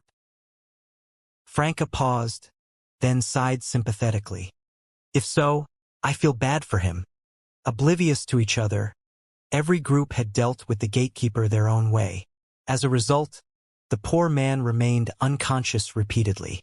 Wasting no time, Jenna and Franca slipped away under the cover of the night. Avenue du Marquet, Salle de Bal Brise. Lumion returned to the cafe upstairs, ordered a glass of red wine, and sipped it slowly. After a while, Louis came up and whispered, "Boss, some bounty hunters are causing trouble at Salle de Gristmill, demanding a cut of the profits." With the poison spur mob's upper ranks destroyed, some remnants had been arrested, some had fled, some joined other mobs, and some found legitimate work. Their former businesses had been taken over at low prices by various factions. The Savoy mob got the largest share but now lacked manpower. Some industries operated fairly independently. Occasionally, opportunists tried to take advantage of the power vacuum. Lumion cracked his knuckles and grinned. "Send word asking if they want to be my enemies or my dogs." He realized that after becoming a pyromaniac, he had grown more aggressive. Itching for a fight after so long, his hands twitched in anticipation. Furthermore, for someone to dare challenge a dance hall nominally belonging to the Savoy mob, there might be one or two Beyonders among the bounty hunters. Lumion's shadow branch lacked a corresponding Beyonder characteristic. "Yes, boss," Louis replied eagerly before hurrying downstairs to send the invitation. Lumion had planned to return to Aubert's Du Coq d'Or to write Meta-Magician but now waited patiently. In less than half an hour, Louis returned with a man. He appeared to be in his mid-30s, wearing a cheap suit and black top hat. With brown hair, brown eyes, refined features, and a burly build, he could have been a protagonist at the Theatre de l'Ancien Cage aux Pigeons. Seeing Lumion, the man smiled, doffed his hat, and greeted, "Good evening, boss." "Who are you?" Lumion asked with an amiable smile. The man replied solemnly, "Boss, didn't you ask me to be your dog?" Momentarily stunned, even the quick-witted Lumion needed a few seconds to respond. He had said it purely to provoke them and see if they would retaliate. After recovering, Lumion chuckled. "I told you to be a dog, and you'll really do it? This is my big chance." The man didn't seem ashamed at all, rather honored. "I believe following you will let me achieve my true worth. In time, I could even become your godson." "How old are you?" "You're more fawning than Giant Simon." "Interested?" Lumion asked. "Why do you think I'll give you a chance?" The man didn't answer immediately but glanced meaningfully at Louis and Sarkota, hinting for them to leave. Unworried about assassination attempts, Lumion had them exit before smiling at the man. "Go on." The man cleared his throat. "My name is Lugano Toscano, a Beyonder." "Which pathway? What sequence?" Lumion's eyebrows rose. Lugano forced a smile. "I'm a planter, sequence 9. Earth Mother Church's pathway?" Lumion nodded thoughtfully. "From Faina Potter?" "No, Riston Province," Lugano replied, smiling. "A few years ago, some friends and I became bounty hunters. I got to know a Phaenopotter Beyonder and later acquired his belongings when he passed away. A fellow countryman, did you kill him or just conveniently profit from his death? Lumion gestured for him to continue. Lugano chuckled. I can now advance to sequence 8 Doctor but lack funds for the potion ingredients. I've heard of your exploits, boss, and believe you to be a powerful Beyonder. I also know the Savoy mob lacks manpower, so I caused some trouble to meet you. I hope to work for you, help manage your estates, and earn money through hard work. Doctors are useful for ordinary people and Beyonders alike. Doctor. Lumion recalled the 2 canisters of healing agent obtained from the poison spur mob. Their healing effects were quite impressive indeed. Leaning back in his chair, Lumion gazed intently into Lugano Toscano's eyes, pondering silently for some time. Gradually Lugano grew uneasy, his body tensing up. Finally Lumion smiled. Sal de Gristmill isn't my property. I'm just managing it for the boss. I'm not sure you can handle it, but I'll give you a chance. Lugano visibly relaxed and smiled. Boss, I won't let you down. Lumion raised his voice to call Lewis over. From now on, you'll be Lugano's deputy at the gristmill. Manage it together. Is this for real? But why give an untested new recruit such an important post? Before Lewis could react, Lumion had already turned to Lugano. You have 2 months. You and your friends will be the dance hall's protectors for now. Take a portion of the profits. Negotiate the details with the manager. He deliberately left the profit distribution vague, especially his own cut. He wanted to see what Lugano would do. Thank you, boss. Lugano's joy was unconcealed. He nearly blurted out, once I'm a doctor, I'll treat any illness or injury you have. But that felt like cursing misfortune upon Lumion, so he quickly sealed his lips. Watching them leave while discussing the dance hall, Lumion's smile faded. Lugano's fawning and zeal made him suspect ulterior motives, like him with Baron Brignays and the fake diamond necklace. But Lumion had cowed the Baron by showing his might and madness. The key was proving the value of exploiting him. Lugano was more focused on ingratiation. Of course, he had revealed his usefulness too. That's why Lumion decided to give him Sal de Gristmill for 2 months, to monitor any abnormalities and act quickly if the bounty hunter had hidden motives, or gain a doctor cheaply if he was clean. Either way, it wouldn't cost Lumion anything. Sal de Gristmill belonged to the Savoy mob. He would just lose some of his own share. That could be offset by Lugano stabilizing the unruly dance hall. After sitting a while, Lumion left for room 207 at Aubaird's Du Coq door. Drawing the curtains, he sat at the table and began writing. Esteemed Madame Magician, I've officially joined the Iron Blood Cross Order. The initiation ritual was... I'm puzzled. The order has members clearly not from the Hunter pathway. How did they pass the vigil? Assassins? Or did Gardner confirm their trustworthiness some other way, bypassing corruption?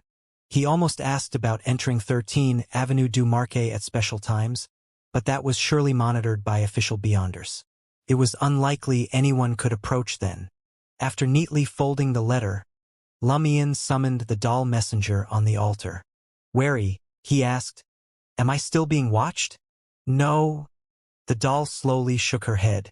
Relieved, Lumion scheduled reporting to Mr. K and heading to the Fool's Cathedral for a sermon.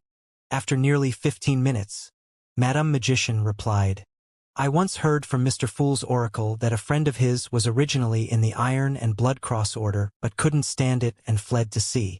I didn't understand at first, but now I see. It's been hard on you. It wasn't so bad. Watching them perform was rather interesting, a study in human diversity. Lumion didn't see an issue with it. Something else concerned him more. When mentioning the oracle, Madame Magician didn't say one of. Lumion suspected Mr. Fool had only a single oracle, meaning the major arcana card holders of the Divine Council weren't considered oracles. Pondering this, Lumion read on, they might be assassins or used another corruption method. Remind the Two of Cups, if accepting the vigil, bring the ancient underground mirror. Other than keeping in mind not to respond, it's best to bring the ancient mirror that provides entry into the underground mirror world. Hunter or demonist corruption likely differs. It may help. That mirror. Mulling it over, Lumion swiftly burned the letter in crimson flames. Just as he was about to wash up, he sensed something and glanced at the door. A series of knocks promptly came. "Who is it?" he called. A strained voice answered, "Guess who I am?" Seated, Lumion looked helplessly at the bedbug-free ceiling. "Come in." As expected, it was Franca and Jenna, dressed as assassins. "Here to play fighting evil?" he joked. Franca scoffed. "I don't play cards with sore losers like you." Having tricked many into drinking excessively over card games recently, Lumion had been winning at fighting evil with the ladies and mocking their poor skills. Suspecting cheating, Franca had intensely coached her dancers the past few days. Entering, Franca added, "We're here to borrow mysticism magazines." Lumion sneered. "Nice try. Why come so late just for that? Is waiting till morning not an option?" Jenna doesn't seem the studying type. He smiled. "What's really going on?" The two gritted their teeth in sync. After Franca shut the door, Jenna glanced around and whispered, "Are the walls too thin here? Could neighbors overhear us?" Lumion smiled approvingly. "You're learning, thinking about eavesdroppers now. Not like before, blabbing recklessly without a care." Before, Franca's suspicious gaze shifted from Jenna to Lumion, then from Lumion to Jenna. "Damn it. We didn't discuss anything important," Jenna defended. "Why not mention Charlie? He spills secrets immediately." "Charlie?" Franca's frown faded. "It was fine. Others were asleep or gone. That's why I didn't stop him." Lumion stood, ritual dagger in hand. Letting spirituality flow from the blade, he enveloped the room in a wall of spirituality. The singing and rowdiness on the streets and the inn's noises instantly grew distant and muted. Jenna was amazed. Franca pursed her lips and said to Jenna, "A basic wall of spirituality ritual. Once you become a witch, you'll naturally master it." At this point, she couldn't help but imagine what witch Jenna would look like. The two ladies sat side by Lumion's bed and discussed the missing Deep Valley Cloister gatekeeper, focused on their quarry findings tonight. "What's down there? What should we do?" Franca returned Lumion's sedative. Lumion smiled at his companion who wasn't wearing red boots. "Don't you have an answer already?" With Franca's experience, she surely had a plan by now. Franca smiled awkwardly. "Just wanted your thoughts." "My thoughts?" Lumion joked. "Sneak in while the monk's away for that 20,000 Verl d'Or." Jenna looked around warily. "Meaning it's too dangerous to investigate further?" Having heard Lumion's mockery countless times now, she could distinguish sarcasm, well-meaning teasing, and jokes. "Right," said Franca. Recalling the client, there seems to be an internal Deep Valley Cloister conflict. Someone hiding, someone exposing.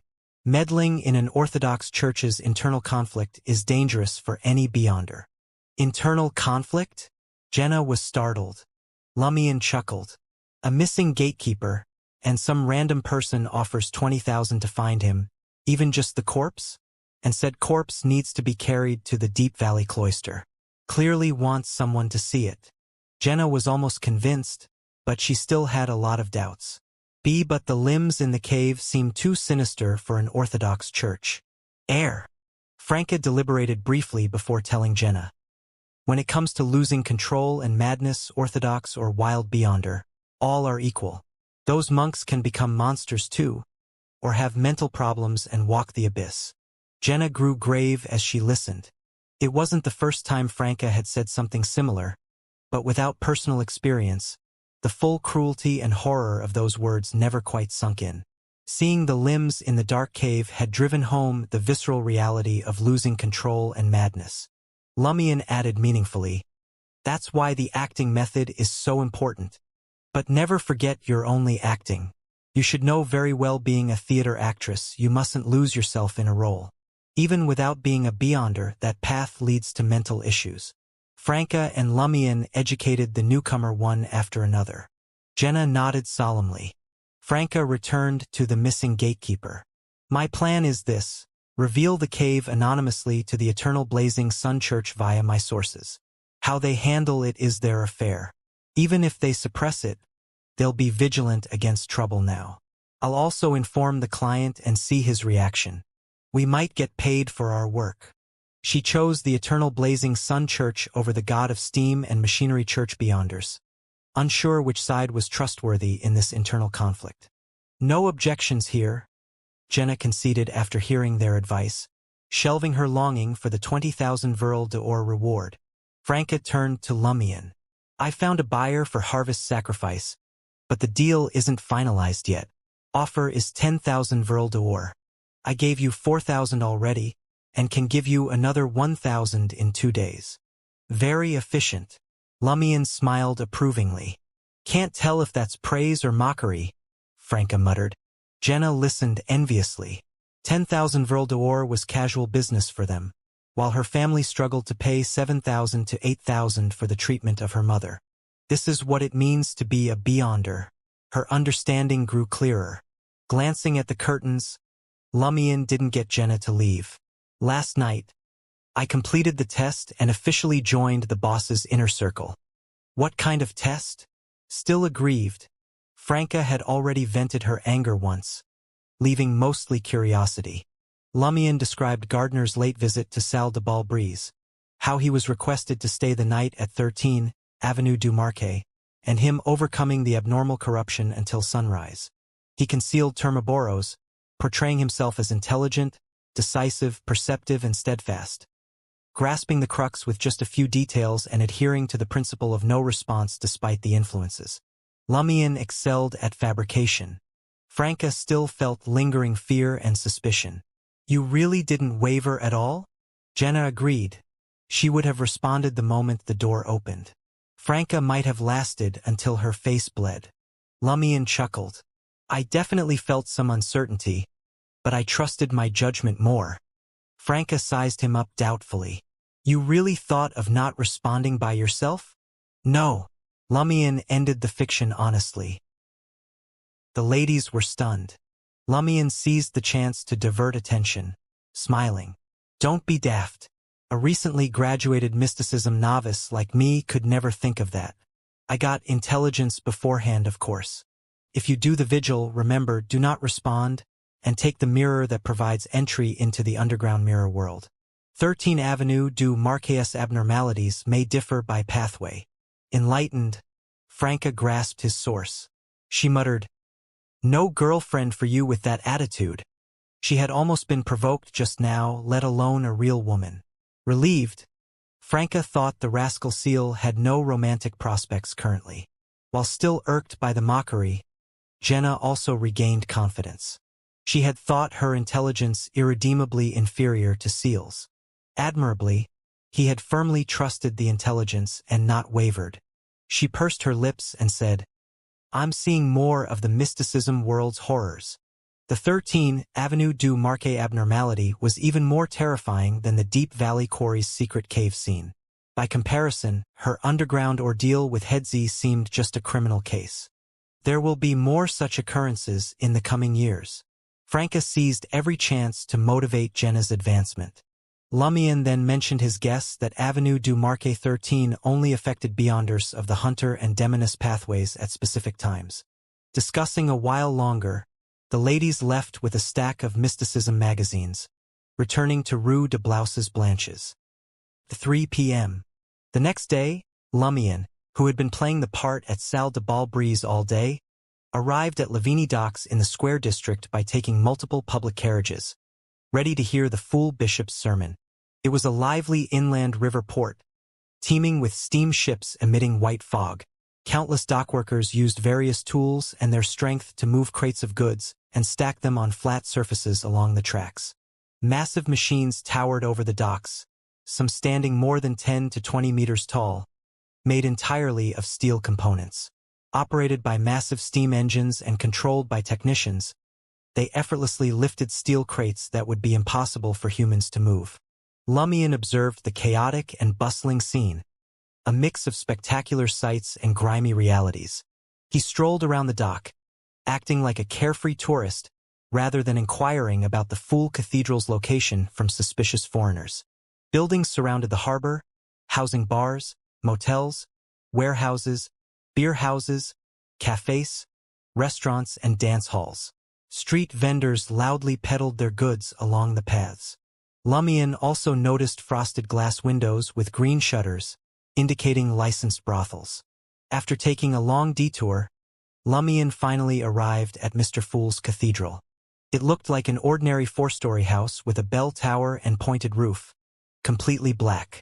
Engraved on the outer wall was the familiar mystical symbol. Mr. Fool's symbol, a silvery white symbol composed of an incomplete pupilless eye and a portion of contorted lines. Before entering, Lumion took his time, continuing to explore the area as if he were casually shopping. As a hunter, it was second nature for him to assess his surroundings when he had the chance. After walking for a while, Lumion chose a bar called Sea Breeze to gather information about the Fool Cathedral from merchants, sailors, and locals. The interior of Sea Breeze was decorated like a cabin, with taxidermied fish, rudders, and sail fragments adorning the walls. The air was thick with the scent of liquor and cheap cosmetics. Some sailors sat together, engrossed in a card game, while others were seen in the company of street girls. At the bar counter, a few were enjoying drinks and boasting. Lumion scanned the area and noticed a man who immediately caught his attention. This man sat in an armchair near the bar, exuding an air of arrogance as he casually rested his hands on the chair's back. He occasionally sipped his wheat beer, propping his legs up on the small round table. It wasn't just the man's demeanor that intrigued Lumion, but the way the other sailors behaved around him. They either kept their distance, giving the area a wide berth, or approached with deferential expressions. Even if they were teased by the man, they seemed honored to be in his presence. A significant figure from the sea, perhaps? Lumion speculated silently as he subtly studied the man. The man appeared to be in his 30s, dressed in a linen shirt, a brown vest, dark brown pants, and sturdy black leather boots. His eyebrows and hair were charred yellow, like they had been kissed by flames. His bright, dark blue eyes and facial features hinted at a southern Intis heritage. Feeling Lumion's gaze on him, the man smiled and lifted his wheat beer in a toast. Returning the smile, Lumion made his way to the bar counter, ordering a glass of Lanty-proof, a favorite among pirates and sailors. Taking a sip of the flavorful and potent malt liquor, Lumion couldn't contain his curiosity. He nodded towards the nearby armchair and asked the bartender in a hushed tone, "Who is that?" The bartender's expression turned serious as he responded in a deep voice, "You don't know him?" To him, not recognizing that individual was rather surprising. Lumion set his glass down and flashed a smile, speaking in Intision but with the accent of the Riston province. "I arrived in Trier just 2 days ago, came to Levine in search of work." Thanks to Aurora's help, he could speak like a local from Trier, shedding his Riston province Dirige accent. Having spent 6 years in Cordoue, he had a knack for learning, imitating, and adapting to new dialects effortlessly. The tired bartender looked around as if he hadn't slept well and spoke cautiously. "That's the famous Blazing Danitz, a significant figure at sea." "I've never heard of him," Lumion replied bluntly. The bartender cleared his throat, reminding Lumion to watch his tone and attitude. "Have you heard about the 6 pirate kings and 9 pirate admirals?" "A little," Lumion honestly admitted. His knowledge about the pirate kings and pirate admirals came from newspapers and adventure novels, and he was aware of Gairman Sparrow hunting down a few. He knew that the great adventurer's servant, Du Bois, had once served as a pirate on Vice Admiral Iceberg's ship. He knew of Ailment Maiden or Vice Admiral Ailment, and the frequent change of pirate admirals. As for the pirate kings, they were well established and had held their positions for so long that no one could remember when they first came to power. Realizing Lumion wasn't completely ignorant, the bartender breathed a sigh of relief. That individual used to be a pirate, acknowledged to be stronger than all the pirate admirals, second only to the 6 pirate kings. Quite impressive. Lumion couldn't determine the exact sequences of the pirate admirals and pirate kings, but their survival despite constant pursuit by the authorities showed they weren't weak. Blazing Danitz ranked 7th among the pirates, almost reaching the level of a quasi-pirate king. He was undeniably formidable. A saint? If he's one, the same can be said for the pirate kings, the strongest among sequence fives. Lumion quickly grasped the bartender's words. Used to be. Yes, used to be. He's no longer a pirate or a treasure hunter. Look, there's no wanted poster of him on the wall. The bartender gestured around. But there's my wanted poster. Thankfully, the bounty is low. It's tucked away in a corner where no one pays attention. Lumion asked curiously, he can just stop being a pirate because he wants to? Did the authorities cooperate and revoke his wanted poster? Which country or Orthodox church did he surrender to? The bartender lowered his voice even further. He's now a member of the Church of the Fool, the envoy of that deity. Mr. Fool's oracle? Perhaps that one and only oracle? Lumion was taken aback. The bartender assumed Lumion wasn't familiar with the Church of the Fool, so he explained, that's a deity recognized by all Orthodox churches. Why would a deity choose such a name? The Fool's faith is very popular at sea. Many sea merchants and sailors believe in him. They even pooled money to build the Fool Cathedral in Lavini. The cathedral's bishop is that oracle? Lumion deliberately lowered his voice. No, the bartender shook his head. But Blazing Danitz often comes to Trier. He likes it here. Yes, he's from Intis. There isn't an Intisian who doesn't long for Trier. Just as Lumion was about to say something, the important figure at sea, the oracle of the Fool's Church, Blazing Danitz, finished his remaining wheat beer and stood up, heading towards Sea Breeze's entrance. Almost simultaneously, the sailors, playing cards, drinking, boasting, and making out with street girls, stood up in an unusually orderly fashion. They didn't cause any commotion as they silently and orderly followed Blazing Danitz out of the bar. If he hadn't witnessed this scene, Lumion wouldn't have realized that all the sailors in the bar were subordinates of the Fool's oracle. Blazing Danitz, from his nickname he deals with fire, could he also be from the Hunter pathway? Lumion sipped his Lantiproof and chatted with the bartender about the Church of the Fool. What kind of deity is the Fool? The bartender gestured a triangular sacred emblem on his chest and shook his head. I'm not a follower, so how would I know? By steam. Lumion drew a triangular sacred emblem on his chest as well. The bartender glanced at the empty area and said, but the Church of the Fool isn't bad. Even if you're just a tramp, even if you don't believe in the Fool, you can still receive communion after entering their cathedral. If you ask them for help, you might even get a meal with meat and bread and a room to sleep in. Should I join the queue now? Lumion asked with a smile. The bartender shook his head again. No need. They can't leave the cathedral to preach or proselytize. Only the local tramps know they can seek help there. But they only go once in a while because the Church of the Fool is more willing to offer job opportunities to them. After a pleasant chat and having figured out the schedule of the Fool's Cathedral's bishop sermons, Lumion finished his Lantiproof and decided to make the most of the spare time by exploring the nearby streets in detail. He soon noticed that several strategic points were guarded by the military, armed with cannons and massive firearms that required water cooling. The government's distrust of these sailors and merchants, who occasionally indulge in piracy around the docks, is evident.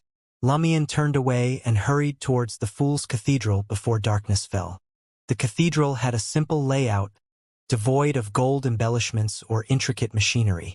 The most remarkable aspect was its numerous windows, allowing natural light to illuminate the interior without the need for candles and gas lamps, even before nightfall. Like many religious spaces, the walls were adorned with giant murals, although the colors were muted and somber. Using the fading light of dusk, Lumion examined the mural's contents and discovered that it depicted a wilderness where humans struggled to navigate. These humans were unusually tall, almost resembling legendary giants. Some had 3 eyes, while others lacked noses, leaving only 2 dark holes. They looked more like monsters than ordinary people. Despite the pain and despair evident on their faces, their eyes shimmered with hope. Leading these peculiar humans were several distinct and detailed guides. Some had gray hair and carried 2 swords on their backs. Others wielded dark blue sledgehammers emitting a sun-like glow. There were also figures clad in dark black armor with silver-gray curly hair. At the forefront of these guides stood a figure. Dressed in a black trench coat and a half-top hat, the figure walked with a straight back, holding a lantern. Just ahead of the figure was a ball of light, the altar of the Fool's Cathedral, a silver-white sacred emblem emitting a radiant glow under the sunlight. Lumien's attention was drawn to a few stained glass panes. Sculpted in an exaggerated style, angels and saints adorned them. Some were also featured in the murals, while others were not. There were angels with wings and halos, and saints with only halos. Lumien carefully circled the area, observing for over half an hour. Eventually, he found a seat and settled in to wait for the 6 p.m. sermon. As time passed, many people entered the cathedral. Some were dressed as merchants, others as typical sailors. There were also dockworkers, visibly exhausted after a long day's work, and a few street girls as well. Amidst the tolling of the bell, the bishop arrived at the altar. His hair and eyes shone with a golden hue, towering at 2.56 meters tall. He donned a finely tailored black trench coat and a half-top hat, hardly resembling a typical clergyman. With a hearty gesture, the boorish bishop pressed his hand to his chest and called out in a booming voice, "Praise the Fool! Praise the Fool!" echoed the gathered believers, and Lumien enthusiastically joined in, flipping through the black and silver-patterned Bible in his hand. The bishop spoke with a voice that reverberated through the cathedral. "Our Lord is known as the Fool. Across past, present, and future, he reigns supreme over the spirit world. He is also the king of yellow and black who wields good luck, a beacon for all in the pursuit of eternity. He is compassionate, benevolent, and the savior of this world. He allows us to address him as him instead of him. Our Lord resides above both reality and the spirit world. His benevolence extends to heaven and the land. Beside him stand 8 angels. The angel of Mercury is the embodiment of fate, our Lord's most cherished angel. The angel of death has followed our Lord for the longest period of time and is the consul of the underworld. The angel of redemption is our Lord's bugle, once taking on the form of Gehrman Sparrow to deliver his revelations. The angel of life is the crystallization of wisdom itself, the indestructible spirituality that resides in everyone's body. Gehrman Sparrow? That adventurer is an angel of Mr. Fool? Lumien was astonished by the revelation. The giant bishop continued, "There's also the angel of retribution beside the Lord's throne. He is the Lord's lightning, the Lord's rage, and the Lord's palm, the judge of all the fallen and the ones who aren't chaste. Next to the angel of retribution is the angel of the Holy Spirit, reigning over all spirits and representing our Lord in controlling the spirit world. In contrast to them, there are the angel of time and the angel of stars. The angel of time was an angel of ancient times. He eventually submitted to our Lord and now strikes the bell of heaven. The angel of stars is a witness, a recorder, the eyes and ears of our Lord." Lumien listened attentively, finding it hard to believe that there were 8 angels by the Fool's divine throne. Wasn't this strength too terrifying? It seemed no different from an Orthodox church. Suddenly, Termaboros's magnificent voice resounded, "Do you believe it? Why not?" Lumien replied in a hushed tone, as if reciting passages from the Bible. After all, whose Bible, even among the Orthodox churches, didn't have a touch of exaggeration. Even without embellishments, it was still impressive. Termaboros fell silent. Lumien continued to listen intently to the bishop's sermon as he recounted the general situation of the Church of the Fool. He discovered that there existed another continent in this world called the forsaken land of the gods, a place cursed and abandoned by the gods themselves. Despite the gods turning their backs on the continent, Mr. Fool refused to forsake it. He dispatched the angel of redemption, Gehrman Sparrow, to lead the surviving humans from the lost city-states out of the forsaken land of the gods and guide them in rebuilding their homes on the maritime islands. Consequently, the Church of the Fool's headquarters were established in the new city of Silver in the Sonia Sea. The other 2 holy lands, New Moon City and Byam, the capital of the Rorstad archipelago, were also located in the same area. Lumion listened with fascination, gaining a fundamental understanding of the Church of the Fool. Following the sermon, the bishop and a few priests distributed communion. It consisted of a glass of transparent, colorless liquid and a large fruit shell with charred marks covering it. Lumion picked up the glass and took a sip. The liquid had a slight sweetness, reminiscent of dairy products but with a more fragrant essence. Next, he used a wooden spoon to scoop out the food from the huge fruit shell. As soon as he tasted the food, Lumion's expression turned surprised. "It's meat. Isn't this a bit extravagant?" Even the Eternal Blazing Sun Church's communion couldn't compare to this. They only had red wine and unfermented flatbread. Lumion perked up and chewed the food with interest. It was delicious, with a meaty texture and a mix of sweetness and slight sourness, like that of a fruit. Its aroma was entirely different from the usual dishes found in Trier. While he ate, he listened to the bishop explain the origins of communion. It turned out that this was Angel of Redemption Gehrman Sparrow's favorite food during his travels across the land. As the bugle of the Lord, he preached the revelations of the Lord. The liquid was called tina, derived from a giant fruit unique to the Rorstad archipelago, and it was extracted from the pulp. Having lost most of its pulp, the tina rind was stuffed with mashed mutton and fish, culminating in the communion, tiativa. However, transporting such massive fruits from the Rorstad archipelago to Trier for communion was impractical. It required crossing 3 seas, and no matter how unripened the fruit was, it would inevitably rot, wasting valuable resources. With the help of a particular botanist, the Church of the Fool had cultivated a modified tina tree that could grow in southern Intis, producing a stronger milky scent. A delicacy with a maritime charm. If it weren't for the Church of the Fool's inability to preach and proselytize, who knows how many people would convert solely due to the communion, but that could lead to financial issues as well. Too many believers in the Fool would cause the expenses of communion to skyrocket. After pondering the Church of the Fool's finances for a moment, Lumion, who hadn't eaten dinner yet, finished the tiativa clean and gulped down the tina juice. "Praise the Fool!" Lumion stood up sincerely and bowed. He slowly left the candlelit cathedral and stepped into the night.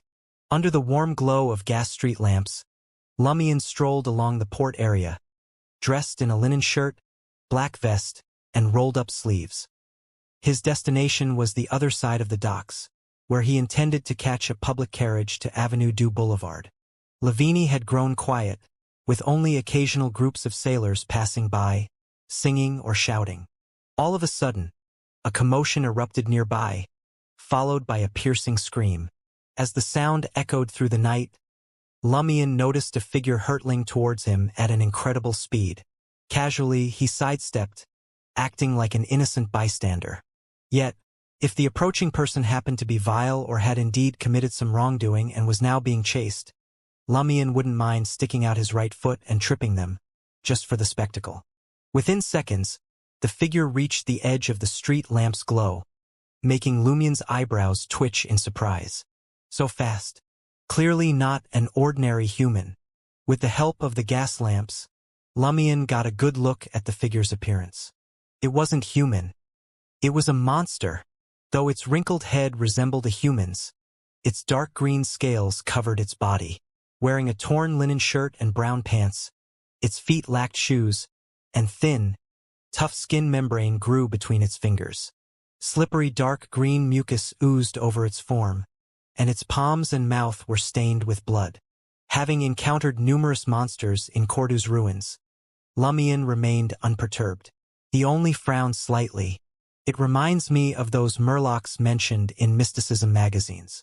Those dark green scales must provide formidable defense." As Lumion pondered, the monster noticed him sidestepping and grew more violent and crazed in its expression. Without warning, it lunged at Lumion.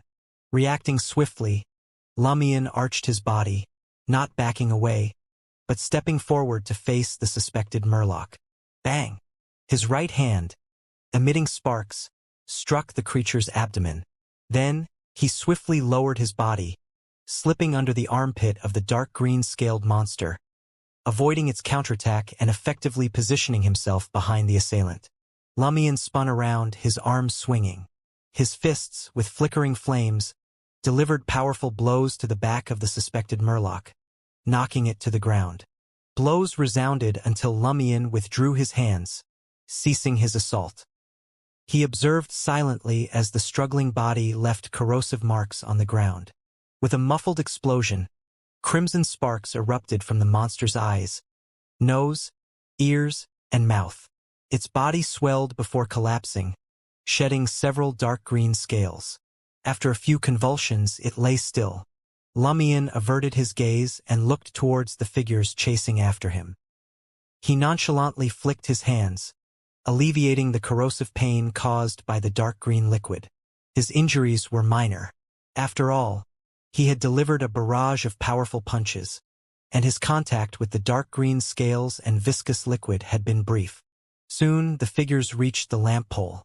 They were sailors, led by a mixed-blood man from the southern continent, sporting braided hair and brownish-red skin. He appeared to be in his 30s with thick lips. His eyes first scanned the Murloc-like monster lying motionless on the ground. Then he looked at Lumion with surprise, suspicion, and fear. After a few seconds of silence, the sailor with the braided hair spoke with a solemn voice. "This is the Murloc we captured at sea. It injured one of our crewmates and managed to escape." "It is indeed a Murloc. Did they truly capture it? Why didn't they turn it into various materials and transport it to Trier? Why risk keeping it alive?" Lumion silently mused as he asked with a smile. "Are you planning to apologize on its behalf and compensate me for my mental distress to soothe my terrified mind?" The sailor and his companions exchanged glances, unable to decipher the lad's true intentions. In the distance, the sound of regimental-like running resonated, accompanied by gunfire. Patrol soldiers had rushed over upon hearing the scream. The sailor's heart tightened as he unconsciously grabbed the monster's corpse, closely observing Lumion's reaction. He intended to stop once the other party showed any dissatisfaction. Simultaneously, he continued, "No problem. We have no problem." What he meant was that they would provide compensation for Lumion's mental distress. Lumion sensed that they mainly wanted the Beyonder characteristic produced by the Murloc, but the monster was too weak. He wasn't in the mood to discuss how the prize would be divided with them. It was not worthy of the Shadow Branch at all. If these individuals, who acted recklessly without concern for covering their tracks, managed to evade pursuit and crossed paths with him again, he could simply demand compensation from them for his mental distress. As Lumion watched the sailors carry the Murloc away, he continued on his way as if nothing had happened. Before long, several patrolling soldiers caught up with him, examining his condition and inquiring if he had witnessed anything unusual. Lumion candidly pointed in the direction the sailors had fled. "I heard a scream and saw a group of people running that way. They were dressed like sailors." The officer leading the patrol nodded approvingly. "Thank you for your cooperation." "No need to thank me. It's what any responsible citizen should do," Lumion replied with a smile. Soon, the other soldiers discovered traces of corrosion and scales on the ground, along with sticky liquid that hadn't entirely evaporated. They followed the trail towards the docks. Lumion clicked his tongue and continued on his way towards the public carriage stop. Clap, clap, clap. He heard a soft applause. Feeling uneasy, Lumion turned his head and saw someone sitting on a nearby cargo box, seemingly having appeared out of nowhere. The man's eyebrows were charred yellow, and his hair shared the same color. His eyes were dark blue yet radiant. He wore a linen shirt, a brown vest, and a pair of black leather boots hung from his dark brown pants. Lumion recognized the man and felt alarmed. Blazing Danitz, a great pirate second only to a few pirate kings. But Lumion calmed down when he recalled the man's other identity. He was no longer a pirate. He was now Mr. Fool's Oracle. As the holder of a minor arcana card, Lumion believed that as long as he revealed his identity, Blazing Danitz wouldn't give him trouble. Blazing Danitz gazed at Lumion for a few seconds before effortlessly leaping down from the top of the wooden crates. He chuckled and spoke leisurely. to be able to swiftly choose the most effective, targeted, and efficient attack method against your prey, perfectly evading the enemy's enhanced scale defense. Your combat intelligence is quite impressive. I admire it. So, how about it? Are you interested in joining my team and becoming my subordinate? Inviting me to join your team without even checking my background or confirming my strength. Are you that confident, Mr. Fool's Oracle? Lumion couldn't help but criticize, feeling unsure about the whole situation. He looked at Blazing Danitz and responded with a smile. No. Blazing Danitz acknowledged tersely, his voice gaining intensity as if confirming it for the last time. Lumion slipped his right hand into his pocket, maintaining his smile. Not interested. What a joke. How can I complete the Tarot Club's mission if I join your team? This requires your consultation with Madame Magician. Danitz's dark blue yet bright eyes narrowed slightly, his aura instantly becoming more intense. Lumion felt as if he were facing a spear or a loaded gun pressed to his forehead. Fear and danger washed over him. However, he didn't look away and met Blazing Danitz's gaze with a calm determination, as if facing an apex predator. After a brief silence that filled the air with tension, Blazing Danitz broke into a smile. Not bad. You're quite resolute and bold. I admire you even more. With those words, the former great pirate, now the Fool's Oracle, turned around and strolled towards the well-lit street in the distance. Confidence naturally breeds resoluteness. Lumion thought silently as he withdrew his right hand from his pocket, revealing a tarot card held between his thumb and index finger. The tarot card 7 of Wands. Though he couldn't fathom Blazing Danitz's impromptu recruitment, he felt somewhat glad to have encountered Mr. Fool's Oracle. This meant that the Fool Church held substantial strength in Trier. After leaving Lavini Docks, Lumion hopped onto a public carriage and soon arrived at Avenue du Boulevard. He walked to 19 Rue Shear and met Mr. K beneath the headquarters of the psychic organization. The Aurora Order Oracle remained seated in the red armchair, his face concealed in the deep shadows of his black hood. His voice rasped as he inquired, "How's your progress in gaining Gardner Martin's trust?" Lumion replied calmly, "I've already joined the Iron and Blood Cross Order." Mr. K fell silent for a moment before asking, "How did you gain Gardner Martin's trust? How did he test you? And how did you pass the test?" The Aurora Order Oracle altered his usual demeanor, posing 3 questions at once. Lumion chuckled. Well, there was no need to gain Gardner Martin's trust. Simply joining the Iron and Blood Cross Order earned loyalty. Upon hearing this, Mr. K, who had been reclining in his chair, sat up straight. The shadows in the basement seemed to stir, almost alive. With his expertise and knowledge, discerning the hidden meaning behind Lumion's words wasn't difficult for him, and it undoubtedly spelled danger. Lumion had indeed become a member of the Iron and Blood Cross Order, pledging his allegiance to them. He was here to report while bringing the powerful figures of the Iron and Blood Cross Order. Lumion smiled, unfazed by the immense pressure radiating from Mr. K. He proceeded to recount how he informed Gardner Martin that he had become a Sequence 7 pyromaniac, leading up to the vigil at 13 Avenue du Marquet and the formal initiation ceremony. He didn't hold back the fact that he had engaged in an underground transaction and fled in terror after encountering Supervisor Olson's monstrous creation. As Lumion finished, Mr. K stood up, excitement in his tone as he verified Lumion's various details at 13 Avenue du Marquet repeatedly. Upon realizing that Lumion had used the honorific name at a crucial moment and received a divine revelation of "don't respond," Mr. K burst into a fit of maniacal laughter. Ha ha ha, ha ha ha, just as I thought. Piousness is the only way out. The hooded oracle's laughter grew wilder, echoing through the basement, making Lumion's eardrums tremble and a faint scent of salt and blood fill the air. Ha ha ha, ha ha ha. Mr. K laughed so hard he nearly doubled over. He no longer concealed his condition. The whole basement seemed enveloped in darkness, and he stood as the source of danger behind it all. After a while, Mr. K paid no mind to Lumion's presence, instead kneeling down, lowering his body to pray almost silently, as if thanking the Lord that created everything. the omnipotent and omniscient God. Lumion managed to keep his lips from twitching. Before leaving for Lavini Docks, he had performed a ritual, praying to the Fool for the angel's protection. He praised the true creator of the Aurora Order and drew a cross on his chest, following an up-to-down, left-to-right order. With a sudden display of piousness, Mr. K stood up and said with fervor, "This was all arranged by the Lord. He brought you here to join us."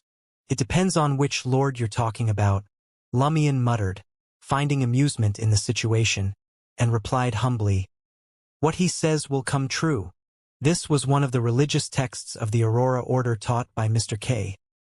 Lumion had always regarded it as a sermon praising the deity's strength. He found it quite useful in the present conversation. The hooded Mr. K nodded, thoroughly satisfied. "I had arranged for others to approach the exposed members of the Iron and Blood Cross Order before, but they lost contact with me and stopped reporting.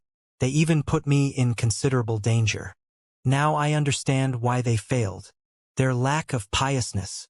In the face of danger and corruption, they didn't even think to recite our Lord's honorific name and seek his protection. But you, at the critical moment, had only my Lord in your mind.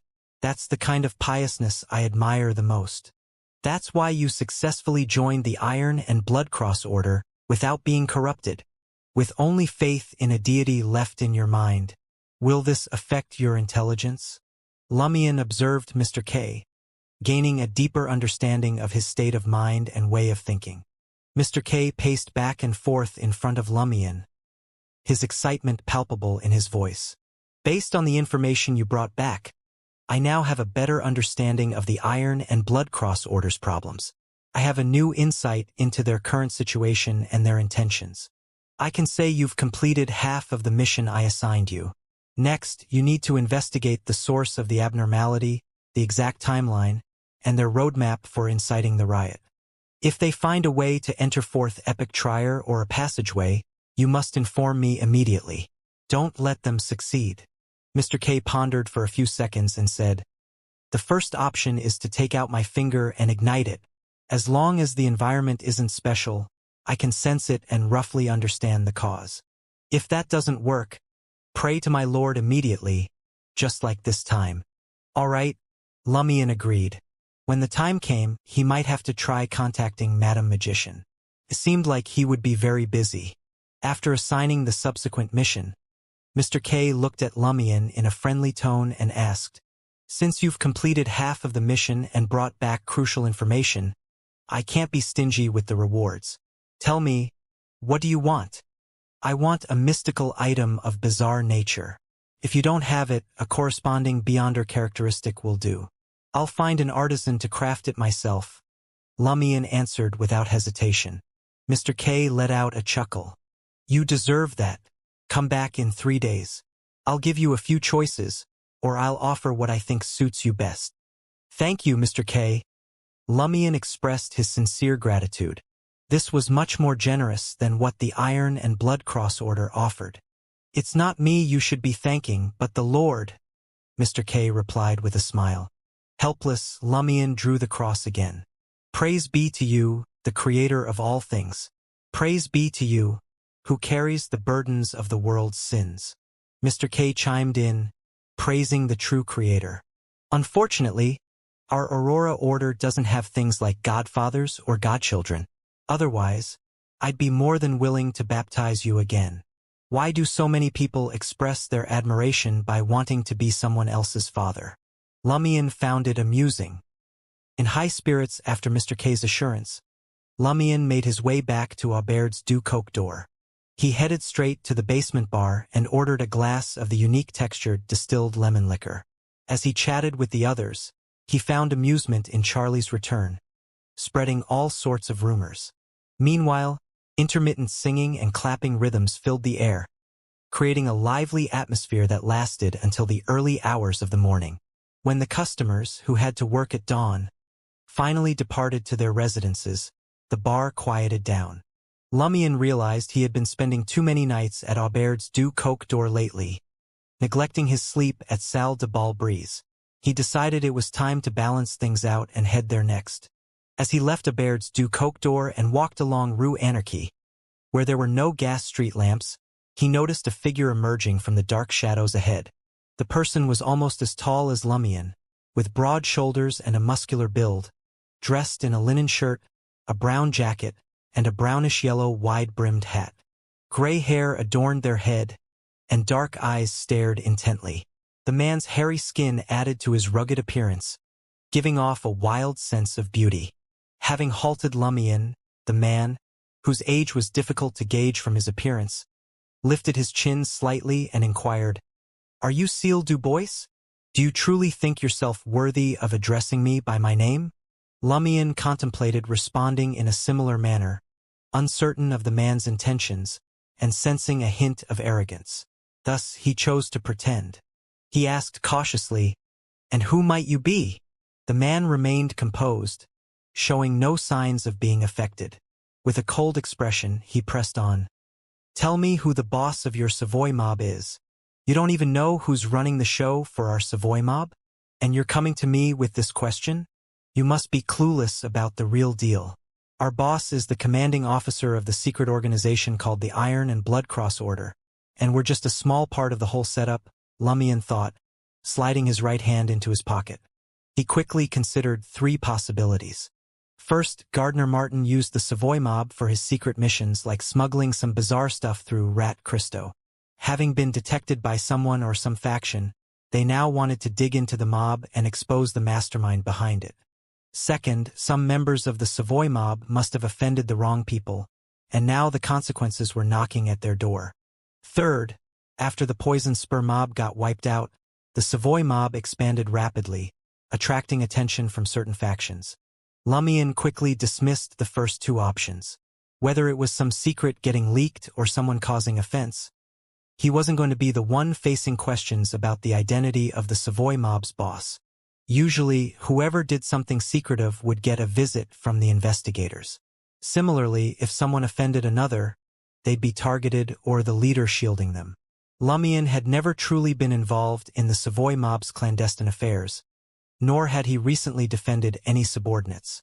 The person standing across from him was directly probing about the identity of the Savoy mob's boss. It wasn't about which individual belonged to the mob or some specific incident in the past. Based on this, Lumion strongly suspected that some faction or individual had taken an interest in the Savoy mob and planned to incorporate them. Of course, he couldn't dismiss the possibility that a rival mob had teamed up with a powerful being to seek help in taking down the Savoy mob's boss. Yet, in either case, they seemed to have a shallow understanding of the Savoy mob. They didn't even know the superficial identity of Gardner Martin. All they knew was the most famous member of the mob in recent times.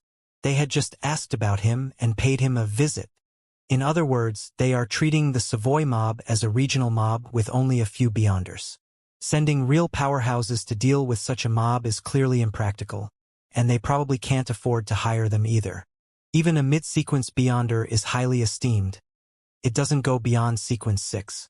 Lumion made this rough judgment in just a couple of seconds.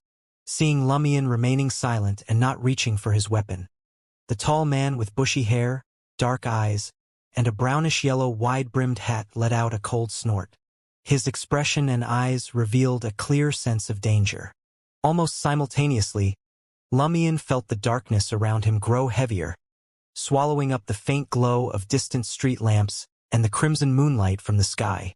The darkness condensed like frost, slowly but firmly seeping into Lumion's skin, flesh, and bones, causing an uncontrollable fear to well up within him. Is that all? Lumion, who had been through major situations before, scoffed inwardly.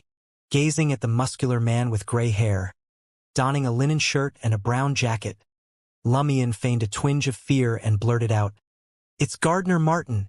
Gardner Martin, a member of the Savoy Chamber of Commerce." The man nodded, pleased, and pressed on. "Where does he usually reside?" Lion Seal, the ruthless, crazed, and powerful mob leader, is no different from other mobsters. They only know how to bully the weak and rely on their mob's backing to take on rival mobs. When facing genuinely formidable foes and simple dark-type spells, their timidity and cowardice become evident. Lumion swallowed hard and managed to say, "He lives at 11 Rue de Fontaines."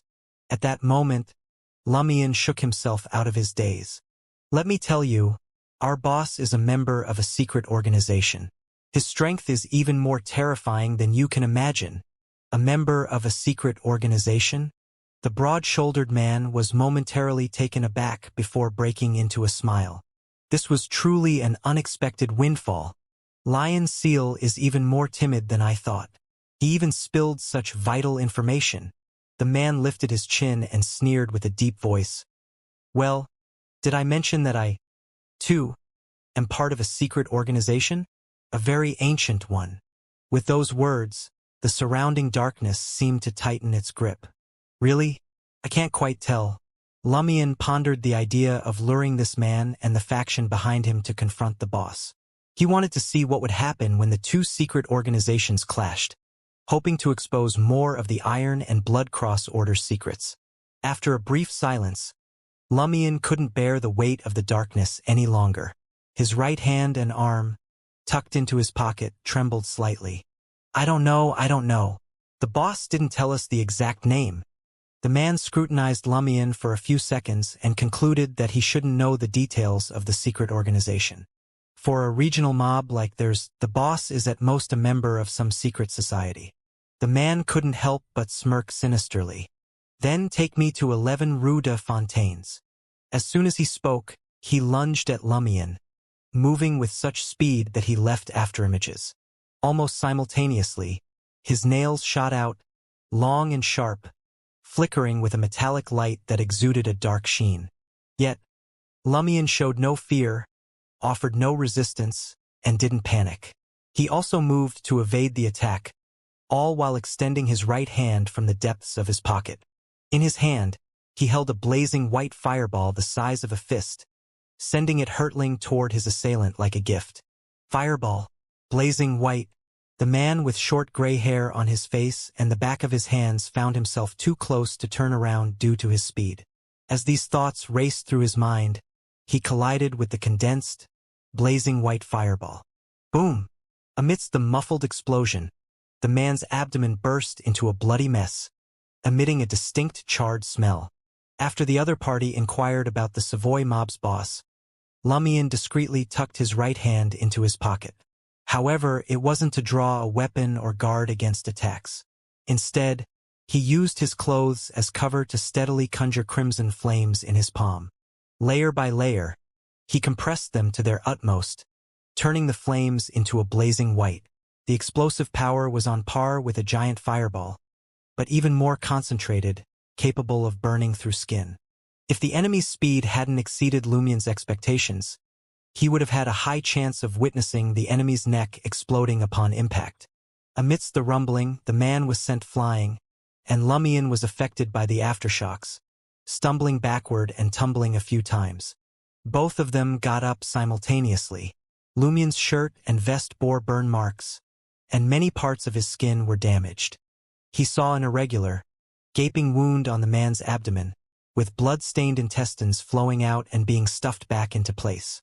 The surface was marked with fractures and charred spots. Despite the severe injury, the man didn't lose mobility. As he pressed his abdomen to prevent his intestines and other internal organs from spilling out, he let out a low growl of pain, anger, and violence. Accompanied by the growl, short gray fur sprouted from his body, transforming him into a towering wolf. His severed intestines began to writhe, attempting to reconnect. His charred skin slowly healed, and he forcefully closed the huge crack in his abdomen with his palm. Flesh and blood intertwined, bit by bit. What potent vitality! Lumion sighed from the bottom of his heart at the sight. He realized that given enough time, the other party would likely recover. The other party's behavior and state reminded Lumion of a few passages recorded in Aurora's grimoires. Werewolf, a sequence 7 of the Prisoner Pathway, a category under mutants. During the full moon or when they nearly lose control of their emotions, they will be controlled by their bloodthirsty and murderous desires, involuntarily transforming into a true werewolf. They possess terrifying strength, agility, and speed, and their self-recovery abilities are outstanding. Their claws and teeth are sturdy and sharp, and they are venomous. They are equivalent to Beyonder weapons of the same sequence, capable of destroying thinner steel plates. They also know a few dark-type spells, capable of turning ordinary humans into puppet monsters with short lives. Werewolves often appear in the southern continent. They are often associated with various terrorist activities in the northern continent. I actually encountered a werewolf Beyonder. Lumion didn't give the other party time to recover from his injuries. Crimson fire ravens materialized behind him, spiraling towards their target. The werewolf didn't sit idle either. Clutching his stomach to suppress the wound, he approached Lumion with extraordinary speed. Most of the fire raven's initial lock-on missed, but a few made minor changes in direction and landed on the target one after another, causing continuous rumbling. The werewolf suffered several more wounds, leaving him charred and blood-red. Relying on his potent recovery abilities, he swiftly closed the distance between him and Lumion, disregarding his injuries. He intended to engage in close combat with the pyromaniac, who excelled in spells, and tear him to pieces with his sharp and venomous claws. At some point, the darkness around Lumion further encroached on him, causing him to feel an eerie chill on this summer night and slightly affecting him. In an instant, crimson flames erupted from his body, enveloping him in scorching warmth. The very next second, Lumion turned around and fled, dodging the werewolf's claws. This made the werewolf, whose mind was filled with bloodthirsty and murderous desires, feel his adversary's fear. He believed that his target had already gone all out and lacked experience in such battles. He chased after him and caught up to Lumion in a few swift strides. Sensing the swipe that carried the scent of blood and char behind him, Lumion swiftly pivoted and darted into the alley leading to Rue du Rossignol. The werewolf's pitch-black eyes were bloodshot, and his severe injuries fueled his anger and desire to kill, overpowering most of his thoughts. He forcefully turned around and sprinted into the alley after Lumion. Seeing Lumion vault over a barricade up ahead, he followed suit and leaped up as well. In the next instant, he caught sight of an uncovered entrance to the sewers. Iron-black stairs led straight into the depths. Lumion deftly stepped on the edge of the sewer entrance and jumped over the natural trap. Bam! The werewolf crashed into the sewers, finding himself halfway in. His wounds worsened, and his head spun. Lumion seized the moment to turn around and conjure crimson fire ravens, sending them spiraling towards the werewolf, who was stuck at the sewer's entrance. Amidst a muffled rumble, the crimson flaming ravens engulfed the area, setting the werewolf's gray fur on fire, scorching patches of his skin, and tearing more flesh. The werewolf exerted strength with both hands and finally managed to leap out of the sewers. Lumion took the opportunity to flee, having successfully dealt a blow. The werewolf grew even angrier. All he wanted was to tear Lumion apart and spill his innards to the street dogs. With a swoosh, Lumion, who had rushed to the alley exit, turned at high speed and sprinted to the left. The werewolf caught up in a few strides and followed the target's escape route. However, a nearly 1-meter-tall barricade emerged in the darkness ahead of him. Lumion, already prepared, reached out and pressed down, using the situation to somersault and jump over. The werewolf realized it too late and didn't have time for other strategies. He could only choose between hastily jumping up or crashing straight into the barricade. Exerting strength in his legs, he attempted to leap to the top of the barricade, but his forward momentum couldn't be stopped. Before he could fully ascend, his feet caught onto the obstacle. Thud! The werewolf tumbled off the barricade. His fall made him see stars. Lumion halted once more. With one hand in his pocket, he gazed at the enemy. Around him, a new wave of fire ravens condensed and flew towards the base of the barricade. The werewolf tried his best to roll, but he was still struck by at least 10 flaming ravens. The wound on his abdomen, which no longer had pressure on it, reopened, and blood-colored intestines flowed out. Only then did the werewolf realize that he had fallen into the other party's trap. He regained some of his rationality and assessed his weak body and unstable condition. He extinguished the flames over his body and struggled to his feet, attempting to escape. At that moment, Lumien's mocking voice echoed in his ears. "Didn't your mommy tell you not to fight in an environment familiar to hunters? You actually dared to pursue me on Rue Anarchy and the surrounding areas. I can only say that brains are important, but you don't have any." The werewolf's mind buzzed, and he became abnormally infuriated. He willingly sacrificed his rationality and erupted with desire, bolstering his body in all aspects. He had become a lunatic. He pursued Lumien once more. Occasionally, Lumien would abruptly halt and counterattack. Other times, he would sneak under a stone statue's arm from a corner. When the werewolf slammed into an obstacle, Lumien would turn around and unleash a volley of crimson fire ravens. Sometimes, he would feign entering underground Trier but lie in ambush, waiting for the incoming attack. As the pursuit continued, the werewolf finally reached his limit, his body teetering on the brink of collapse. Regaining his senses from his frenzied state, he felt a strong premonition of danger. All he wanted was to leave this area and escape Le Marquis du Quartier du Gentleman. At that moment, Lumien halted, as if he had sensed something. He turned around and smiled. He watched as the werewolf fled much slower than before while condensing a blazing white spear in his hand. Lumien swung his body and hurled the flaming spear. A blazing white stream of light streaked through the air, piercing the werewolf's ravaged body, pinning him to the ground, and setting him ablaze. Amidst the sudden blaze, Lumien walked toward the enemy with one hand in his pocket. Crimson fire ravens materialized behind him, whistling and spiraling as they approached the werewolf. They burrowed into his wounds, destroying his heart, lungs, and other organs. By the time Lumien reached his target, the mutant was no longer breathing. He was dead. His eyes were wide open, filled with regret and fear. "Why'd you have to attack me? If you needed something, you could have just gone to the boss of our Savoy mob. Couldn't you?" Lumien shook his head while looking down at the werewolf. "Did you plan on turning me into a puppet for the assassination of Gardner Martin? Did you really think so low of mobsters?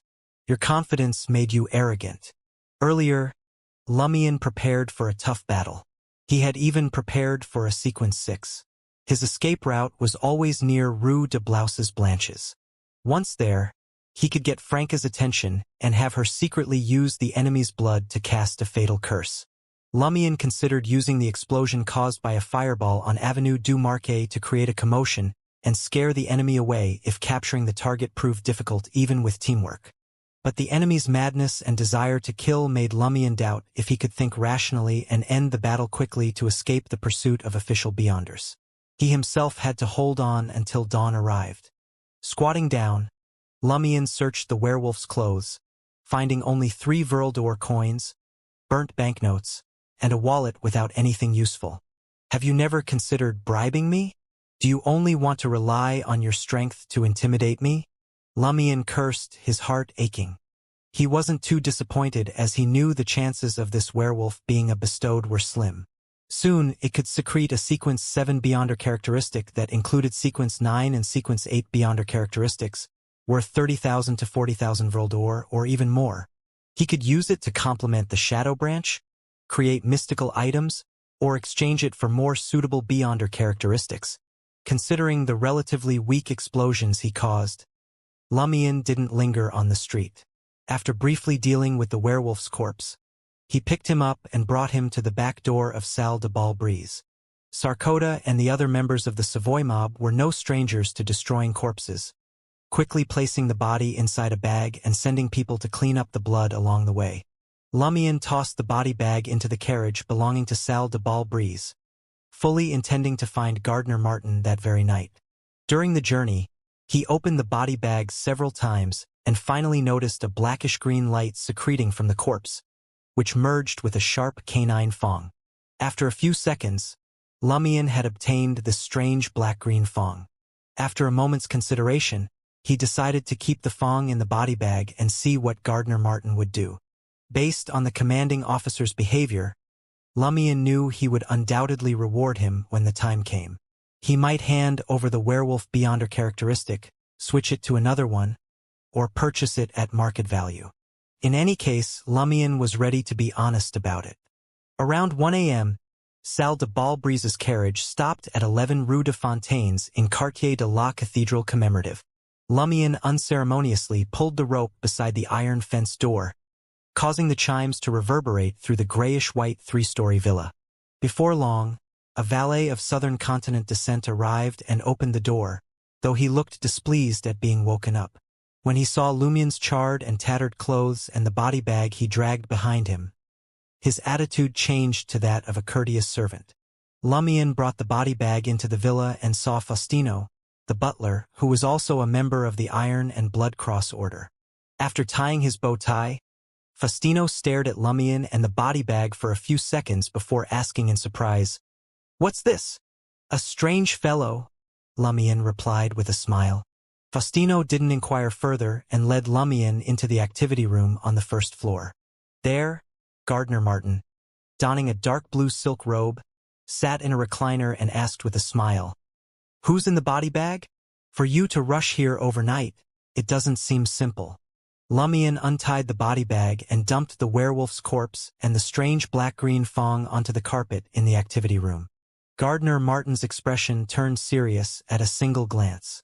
"A werewolf," Lumion chuckled. "He came to me to inquire about the identity of the boss of our Savoy mob. He even wanted to control me and turn me into a puppet." Gardner Martin nodded slowly and said, And then, Lumion raised his eyebrows and replied with a smile, "Then I killed him." Upon hearing this, Faustino, the butler standing beside the commanding officer, glanced at the werewolf's corpse on the ground and then at Lumion, whose clothes were clearly charred and torn. His expression was no longer calm and composed. Gardner Martin's eyes narrowed. After a few seconds of silence, he sighed and said, "Unfortunately, you don't know how to channel spirits. We missed out on a lot of information." Lumion wanted to say, "Perhaps I need a mystical item that can channel spirits," but he was worried that it would take up a portion of the reward and cause the Shadow Branch to lose its match. Gardner Martin continued, "I'll arrange for follow-up investigations and responses. Don't worry about this for the time being. I'll inform you when you need to carry out your mission." "What's he up to? He doesn't seem simple." Lumion glanced at the werewolf's corpse and deliberately expressed his confusion. Gardner Martin shook his head. "I can't be sure yet." He then looked at Lumion and asked with a smile, "Do you want this werewolf thong or something else? What are the choices?" Lumion didn't hold back. Gardner Martin was well accustomed to Lumion's straightforwardness. He gave a slight nod and said, "If you want a quick trade, I have 3 items of equal value to the werewolf thong. The first is the Shadow Bracelet, a mystical item that lets you conceal yourself within larger shadows. It can summon a shadow servant with a few special abilities and can bring shadows to life to restrain targets to some extent. It's a foreboding item. More than a third of those who've used it have gone mad, while another third mysteriously disappeared without it, never to be seen again. Many of those who remain seem fine, but they often complain of tinnitus and hallucinate sounds. In recent years, unless there are special circumstances, no one has dared to use this mystical item." Lumion expressed his confusion through his gaze. "Then why are you offering it to me? Do I look like a lunatic or an idiot to you?" Gardner Martin smiled and explained, "I'm one of the few people who hasn't encountered problems with the Shadow Bracelet. I know a way to weaken its negative effects, but I can only tell you if you choose it." "When did you start hallucinating that there's nothing wrong with you?" Lumion suppressed his concerns and held his tongue. He thought that Gardner Martin, who had been corrupted by the abnormality at 13 Avenue du Marquet, might not be any better than those who had gone mad or disappeared mysteriously. According to Madame Magician's description of corruption, the person standing before him might not be the same Gardner Martin as before. Gardner Martin glanced at Lumion and smiled. "Actually, there's no need to be so reserved in front of me. That won't make you seem like a hunter who hasn't advanced to sequence 6. If you say something that might provoke me, I'll probably just respond with sarcasm. Look, isn't Albus still alive and well?" "Yes, CO sir," Lumion replied, not revealing the secrets that couldn't be disclosed to the Iron and Blood Cross Order. Gardner Martin got up from his recliner and continued. The second item is a Beyonder characteristic left behind by a spirit medium. Do you know what Beyonder characteristics are? Lumion answered calmly. Killing a Beyonder creature will yield one of the main ingredients for concocting a potion. Killing a Beyonder will definitely yield the corresponding items, just like the transparent golden red ball from Hammer 8 and this werewolf Fong. I believe these are Beyonder characteristics. They all correspond to a potion. There's no need to gather additional main ingredients, right? Gardner Martin nodded approvingly. That's right. Your judgment is accurate. Gardner Martin didn't go into detail about the law of Beyonder characteristics' indestructibility, as if he believed it involved many secrets Lumion couldn't grasp at the moment. With his hands clasped behind his back, Gardner Martin paced in front of the unlit fireplace. Spirit medium. From its name, you can roughly guess the abilities of the mystical item created from it. Of course, what you obtain depends on an artisan's ability. If I'm not mistaken, it should be an Eye of Death, allowing one to disguise as a zombie and endure the effects of decay, cold, death, and other auras. It can also identify the weaknesses of undead creatures and directly communicate with natural spirits and various undead creatures in the real world, using them for various magical effects. If you're lucky enough, you might even have all of those abilities. Try not to carry this Beyonder characteristic with you. Otherwise, you'll become the target of surrounding natural spirits and undead creatures. You'll never know when you might suffer a bizarre attack. Impressive as it sounds, it's somewhat similar to a contractee, relying on other creatures to gain strength. Lumion pondered for a few seconds and asked, "And the third?" Gardner Martin settled back into his recliner. It's also a Beyonder characteristic. If you carry it, you'll find yourself rather lucky. This will be reflected in the details of various matters. The corresponding sequence name is Lucky One, but you have to remember that reveling in luck is often a precursor to disaster. Also, it might allow you to see things you shouldn't see. Sequence 7 of the Monster Pathway. Lumion recalled the contents of Aurora's grimoires. The Monster Pathway, also known as the Fate Pathway, was a pathway known for its high spiritual perception and close connection to fate. Lumion chuckled and said, "The Lucky One ultimately transformed into a Beyonder characteristic in an unlucky manner? What an ironic joke." Gardner Martin agreed. Don't underestimate bad luck, and don't rely on luck. Otherwise, you may also become a Beyonder characteristic. Very philosophical. Lumion took note of the words filled with experience and lessons learned. He carefully recalled Gardner Martin's introduction and realized that he wasn't stingy with information about the corresponding sequences. Merely the descriptions of the abilities of a spirit medium and Lucky One could fetch a good price at many mystical gatherings. Gardner Martin pointed at the blackish-green Fong on the ground. It's a werewolf Beyonder characteristic. Once transformed into a mystical item, it should provide powerful self-healing abilities, allow transformation into a werewolf, and grant a short burst of power at the expense of rationality. But, as you saw, werewolves are always affected by killing and bloodlust. During the full moon or blood moon, there's the latent danger of losing your mind and control. Have you decided which item to choose? If you choose the Beyonder characteristics, I can help you contact an artisan and assist with the production fee. It's the reward you deserve for your contribution tonight. Is the artisan you're hiring a saint? How will you react if you discover that I'm hiding a shadow branch? Lumion wondered, seriously considering his options. First, he eliminated the shadow bracelet, suspected to be a mystical item of Mr. K's pathway. Mr. K might offer similar but better options in his rewards soon. Besides, the negative effects of the shadow bracelet were too perilous. Even if Gardner Martin claimed he could weaken them, Lumion didn't dare take the risk. Most importantly, such a risk was pointless. A spirit medium can compensate for my shortcomings, but it doesn't complement the shadow branch. I can't create a mystical item with the effect of lingering human ghost emotions. Yes, some characteristics overlap with a contractee. Lucky One can make the shadow branch always trigger suitable desires. The werewolf's rationality sacrifice and the influence of being murderous and bloodthirsty are quite compatible with the shadow branch. I wonder what kind of mystical item it would produce. After careful consideration that spanned a few minutes, Lumion made his decision. I want Lucky One. The main reason he gave up the werewolf beyonder characteristic was its potential negative effect of losing rationality. Others might find ways to reduce the impact, using it only when facing enemies or avoiding certain lunar phases. But Lumion couldn't take that risk.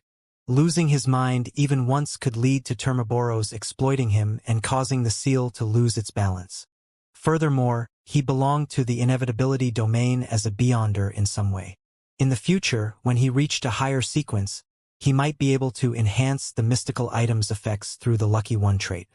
As for seeing things he shouldn't, Lumion already had the mystery-prying glasses, so having something similar didn't bother him. Gardner Martin seemed surprised. He had expected Lumion to choose between the spirit medium beyonder characteristic and shadow bracelet. However, he quickly composed himself and didn't inquire further. With a smile, he said, Humans are obsessed with good luck.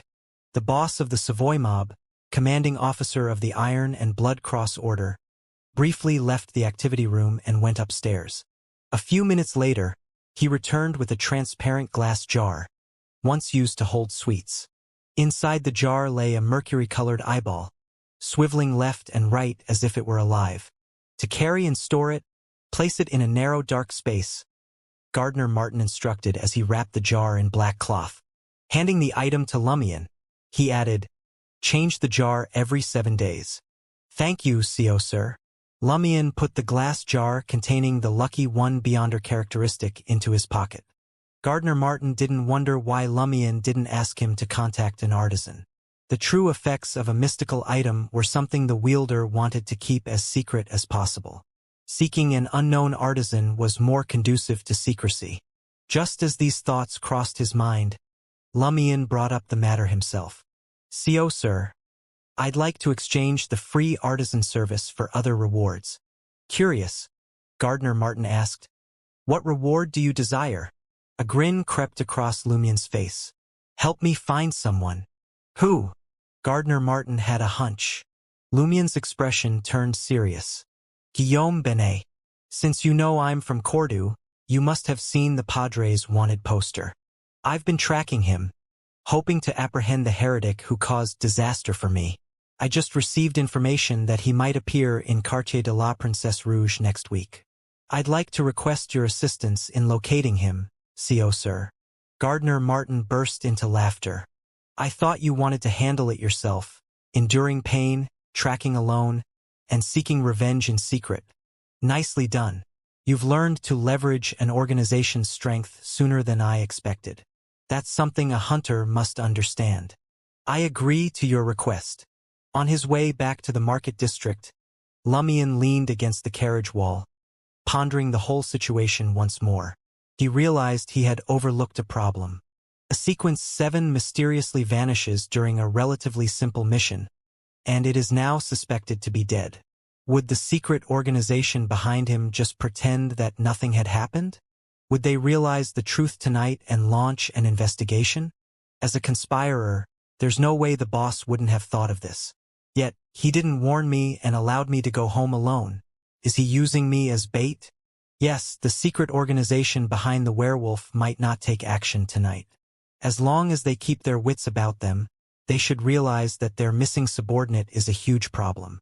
It seems the Savoy mob is not as simple as it appears. If I were in their shoes, I'd hold back for a while until further events unfold. Then, I'd use the chaos to figure out the true situation of the Savoy mob. Of course, if they have an angel's protection and can get him to temporarily descend upon Salle de Balbrise, they can do whatever they want. Now that I think about it, although that werewolf was arrogant, he wasn't that stupid or reckless. He's just average. He must have captured some ordinary members of the Savoy mob beforehand and roughly figured out the situation of the few leaders before targeting the leader who recently joined the Savoy mob. Me. Logically speaking, I wouldn't have been involved in the Savoy mob's core matters. I wouldn't know many secrets, and I won't cause too many implications. Furthermore, ordinary members of the Savoy mob don't know that I've advanced to pyromaniac. Judging from my recent combat records, that fellow believes he can easily handle me. In close combat, a werewolf with stronger self-healing abilities, faster speed, greater strength, and nimble reactions. Possessing claws equivalent to Beyonder weapons is far superior to a provoker. By the time Lumion returned to Salle de Balbrise, he had already sorted out the situation. He touched Mr. K's finger in his pocket and entered the room on the second floor, seemingly oblivious. He washed up and went to bed.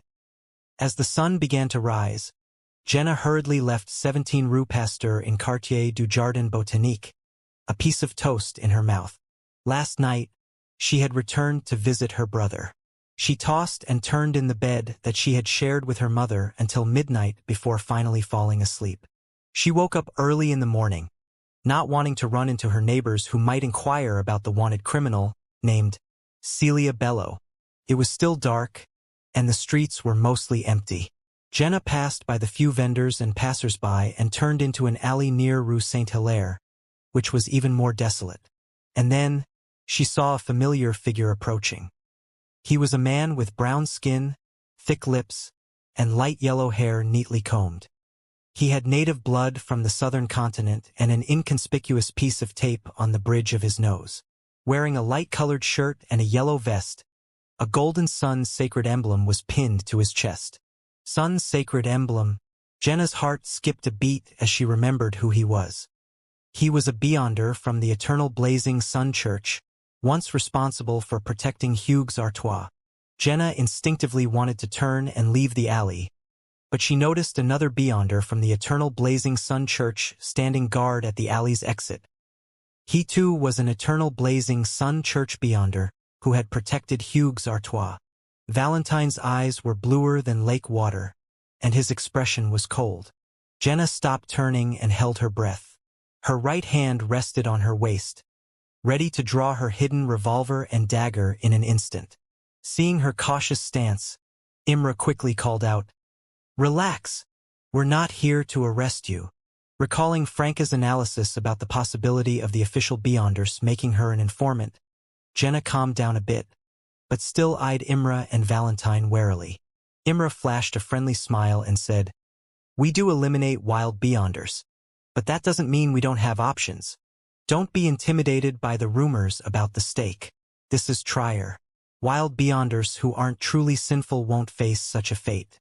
Of course, similar cases happen in other provinces, villages, small cities, and towns." Jenna grew more certain of the official Beyonders' intentions. She feigned inexperience and asked, "What do you want from me?" Imra smiled. "We hope you can cooperate with us. In fact, if we hadn't deliberately let you go, you would have been arrested long ago." Jenna pondered for a moment, thinking about how she managed to lead a peaceful life after assassinating Hugues Artois. After a while, she asked hesitantly, "Cooperate?" Imra smiled and nodded. "Let me introduce myself. I'm Imra, a purifier of the Eternal Blazing Sun Church's Inquisition. This is my colleague Valentine. Not every wild Beyonder earns our goodwill and the chance to cooperate. We've looked into your situation and confirmed that you're also a believer of God and haven't committed any serious offenses. Moreover, after gaining superpowers, you restrained yourself and didn't misuse your abilities, except for assassinating Hugues Artois. We understand your hatred and your choice. After all, he's a heretic who deserves death. Anyone has the right to purify him on behalf of God. You must know that if we hadn't arranged it and deliberately turned a blind eye to your actions, you wouldn't have escaped from the Member of Parliament's office." Jenna nodded slowly, showing that she had realized it later. Imra continued, "Because you're a believer who inherently stays true to yourself and doesn't abuse your abilities, we want to invite you to be our informant and provide us with corresponding intel. Don't worry, we won't force you to betray your friends. We just want you to keep an eye out for anything that might bring disaster to the Market District and Trier. Stay true to myself and refrain from abusing my abilities. I used to be like that in the past, barely so in the present, but will I be in the future?" Jenna thought, mocking herself. She wanted to tell them that they had arrived too late, and she was no longer the same person. After a moment's hesitation, she said, "I also live in the Market District. I'd be glad to help resolve any issues that might harm this place through you." She tactfully expressed her willingness to cooperate. At that moment, Jenna felt inspired and blurted out, I discovered something 2 days ago. What? Imra glanced at his teammate Valentine in surprise. They hadn't expected their newly hired informant to provide intel right away. Jenna recounted how she'd attended a mysterious gathering where she heard about the disappearance of the Deep Valley Cloister's gatekeeper.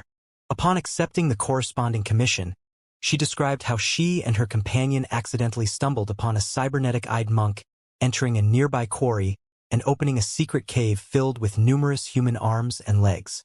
Throughout the process, she kept her companion's identity and name, as well as the time and location of the mysticism gathering, hidden. Imra and Valentine were a mix of joy and solemnity. They were delighted by the unexpected gain, but the peculiarity of the situation also troubled them. Very good. That's the kind of cooperation we need, Imra praised Jenna after she finished speaking. Valentine nodded reluctantly. It wasn't that he didn't see the need for such an informant. The incident with Hugues Artois had changed his perception of wild beyonders significantly. However, he was a bit emotional as Imra could have convinced Celia Bello alone. Yet he insisted on involving Valentine. After praising the morning sun, he could have gone home to rest and enjoy breakfast with his family. Nevertheless, Imra's reasoning was sound. According to the rules, it was best to have 2 purifiers present when developing informants, especially beyonders who belong to a few pathways like Demoness. Imra explained that over the years, many purifiers had fallen into the trap of being seduced while developing demonesses as informants or pursuing them. This led them to fall in love, betray the church, and lose control amid the torment of faith. Hence, having 2 purifiers to supervise each other in such cases was essential. Though Jenna was still an assassin and had plenty to go before qualifying as a true demoness of pleasure, one couldn't be careless about such matters, especially with a rare female assassin. After the praise, Imra added, "Cooperation means both sides can benefit from this matter. We'll reward you accordingly based on the intel you provide. You can choose from money, materials, knowledge, weapons, and more." Jenna hesitated for a moment before asking, "Will there be a reward for what I just said?" "What do you want?" Imra inquired. "The main ingredient of the instigator potion," Jenna replied without hesitation, having already received the potion formula from Franca. Imra wasn't surprised. He nodded and said, "We'll discuss it after we verify the authenticity and importance of this intel." "All right," Jenna replied, not too disappointed as she didn't hold out much hope. Imra produced an ordinary-looking piece of white paper with a few simple clauses written on it, outlining what he had just said. The terms didn't demand Jenna's faith to be constantly with the eternal blazing sun, but they required her not to believe in an evil god. Being experienced, Jenna read the terms over and over again until she confirmed that there were no issues, and then she readily signed her real name. She watched Imra take out a fountain pen made of pure gold and sign his name. He then quickly wrote a few bright red words in the notary position. A sun-like glow briefly enveloped the contract before vanishing. After bidding farewell to Imra and Valentine, Jenna headed towards Rue de Blouses Blanches. Apartment 601, 3 Rue de Blouses Blanches. Lumion roused Franca from her sleep at the crack of dawn and faced her wrathful expression as he recounted the werewolf incident. Franca swiftly focused her mind and mumbled contemplatively, "If there's a follow-up investigation, the one you'll face will either be zombie or wraith. I'm more inclined to believe the latter." "Ha!" Lumion was bewildered. Franca explained matter-of-factly, "They are Sequence 6 and Sequence 5 of the prisoner pathway." Lumion sighed, still puzzled, and commented, "You seem to know this pathway quite well." "Of course." Franca chuckled. "In the whole world, besides a few prisoner pathway beyonders, the rest belong to 2 factions. One is the Southern Continent's terrorist organization, the Rose School of Thought, that I mentioned earlier, and the other is—" At this point, she paused, teasing Lumion deliberately. After a few seconds, she revealed, "Mr. Fool's Church." "Mr. Fool's Church?" Lumion was both surprised and unsurprised by the answer. He hadn't expected the Church of the Fool to have a large number of beyonders from the prisoner pathway, but he figured that, according to the Bible's description, it wasn't too surprising for anyone from any pathway to appear. Franca smiled and began to explain in detail. Actually, the prisoner pathway beyonders of the Rose School of Thought and the prisoner pathway beyonders of the Church of the Fool were originally one.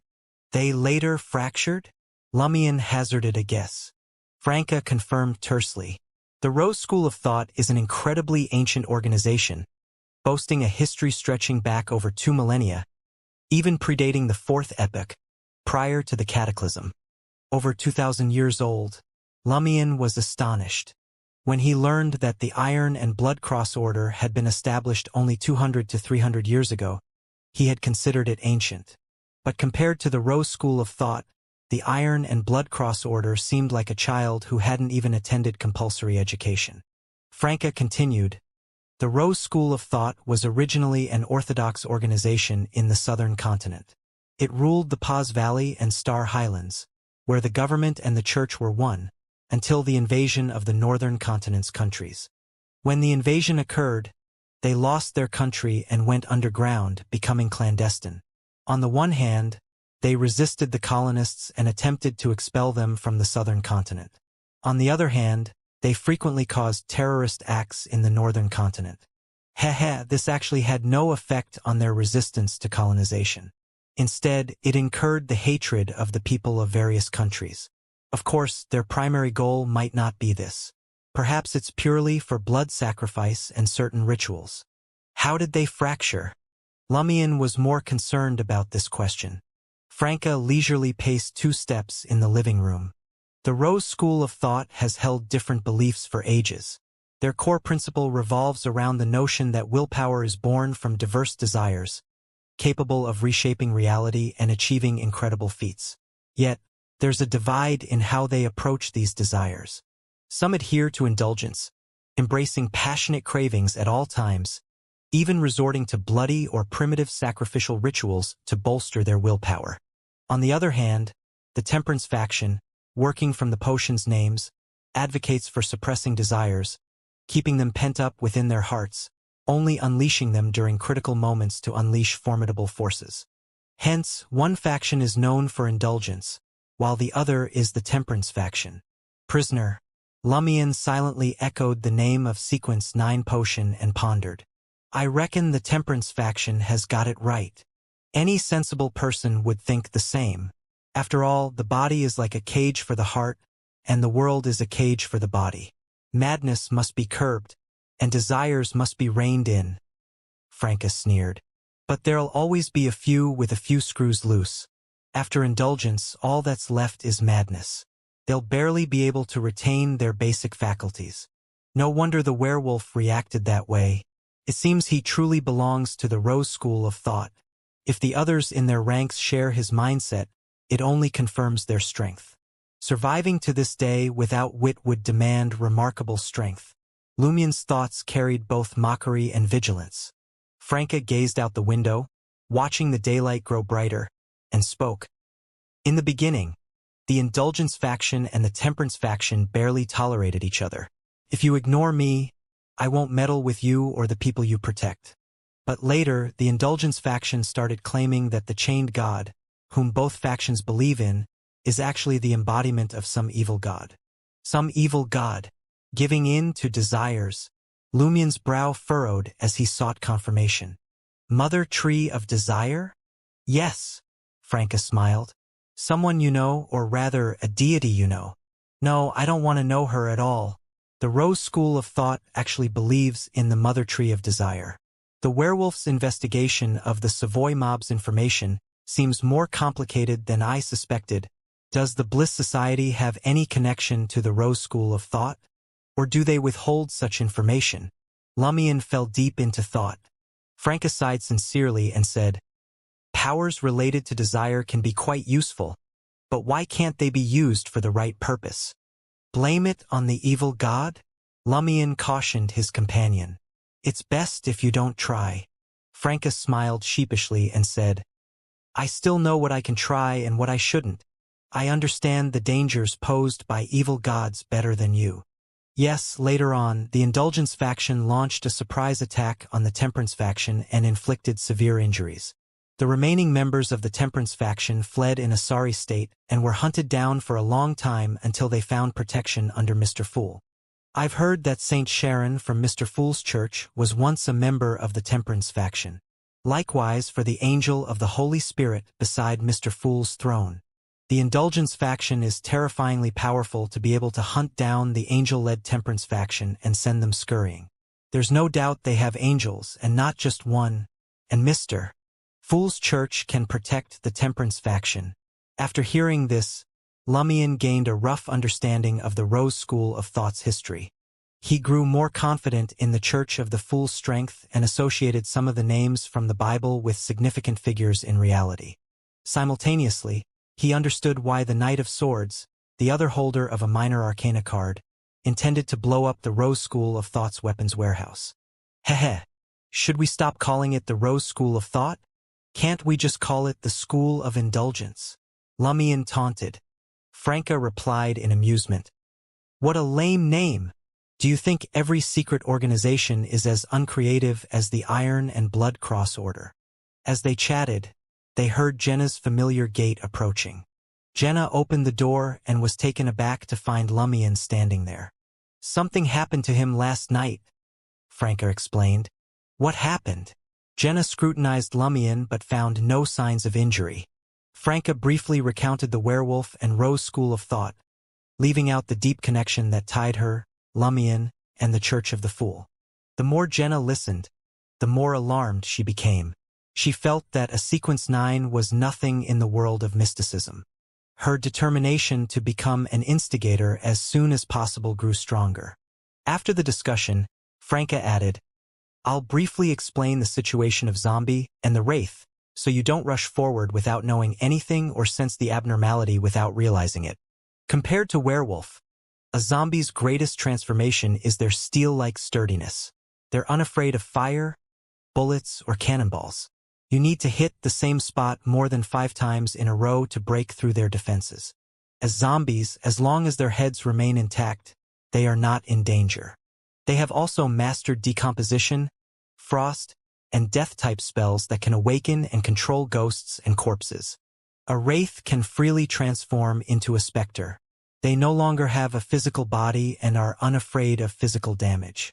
Their spellcasting abilities are significantly improved. They can even forcefully possess you, taking control of your body and making you kill yourself. After entering the wraith state, they can traverse different mirrors and use them to conceal themselves.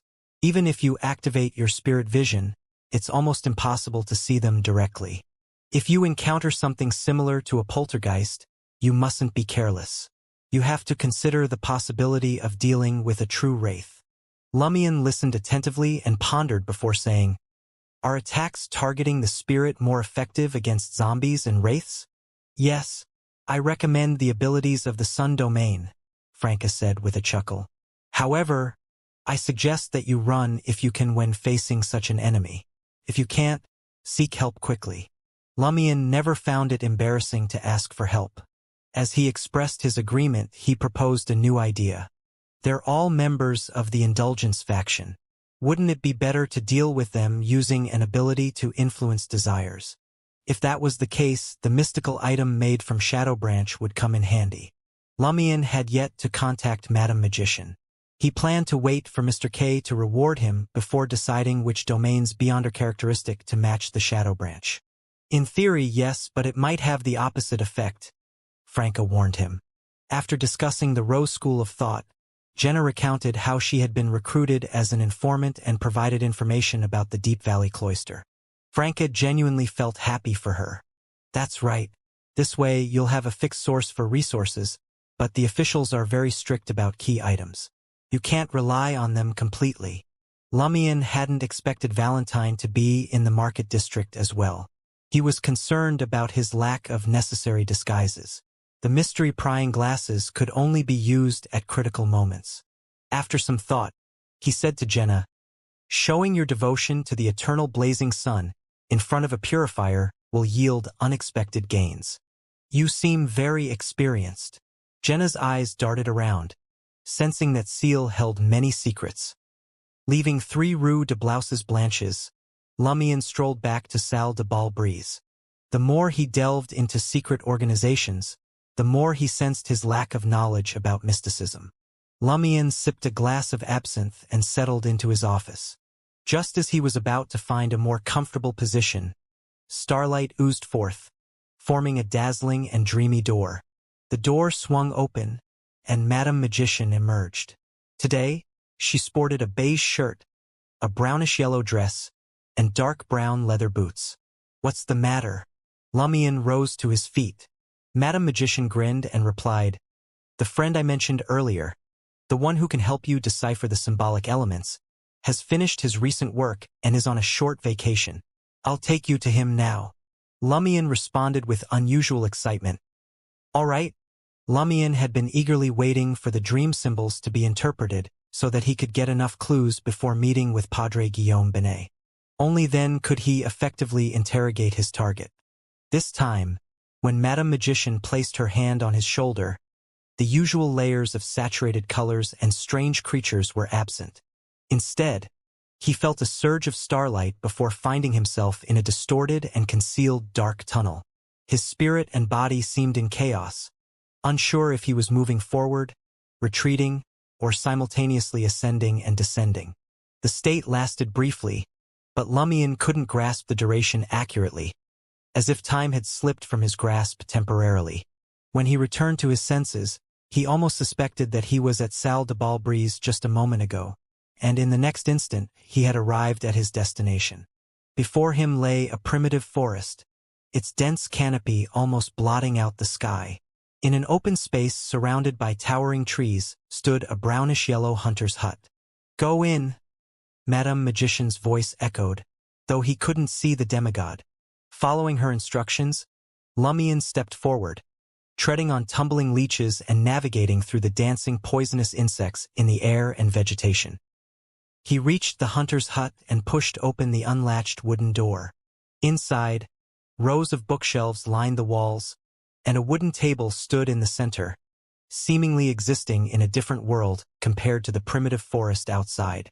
A figure sat behind the table, dressed in a white shirt and an open black coat, appearing somewhat obscured by a thick fog. Lumion could barely make out the clothes, facial features, and gender of the person, but not his face clearly. "Have a seat," the figure spoke with a slightly magnetic and ethereal voice. "Hello," Lumion greeted with a polite bow before taking a seat. "May I know how I should address you?" The figure pondered for a moment and replied, "Think of me as a poet." "Poet?" Lumion didn't fully grasp the significance of the code name, but he still chose to show respect. "Hello, Mr. Poet." The poet gave a small nod and said, "Magician has already shared the entire dream and related information with me, but I'd still like to hear you recount it in detail." Addressing her directly as Magician, is he also a member of the Tarot Club? A holder of a major arcana card? Lumion sized up the poet opposite him with a guess. In the dense fog's outline he got a clearer impression. His black hair was longer than usual, giving him an artistic appearance. His eyes were emerald green, not sharp but captivating. He had a slim face and a relaxed posture. The combination of these elements and the thick fog made the poet seem like he emerged from a dream. "All right," Lumion replied. He recounted Cordu's nightmare, supplemented by the various traces found in the ruins and the vast amount of information he gathered over the past month. Compared to before, his emotions were still stirred by recalling these matters, but not as intensely. Throughout the entire process, he only took a single deep breath. As he spoke, Lumion noticed the poet, leaning back in his chair, clasping his hands between his chest and abdomen. The poet's green eyes were much clearer than before. In the next second, Lumion noticed strange insects crawling in and out of the other party's eye sockets. The insects switched between translucency and opaqueness, as if carrying rings on their backs. Such a scene nearly made Lumion forget to continue his recount. It was like facing the headless monster created by Supervisor Olsen. He couldn't help but feel shocked. He composed himself and forced himself to ignore the strange insects wriggling into his eyes, expressing everything he wanted to say. After his words trailed off, the poet fell silent for a moment before continuing. It's truly a dream filled with symbolic meaning. Let's start with the simplest part, the deceased warlock in the tomb. Doesn't it symbolize Aurora becoming inevitability's blessed and ultimately dying?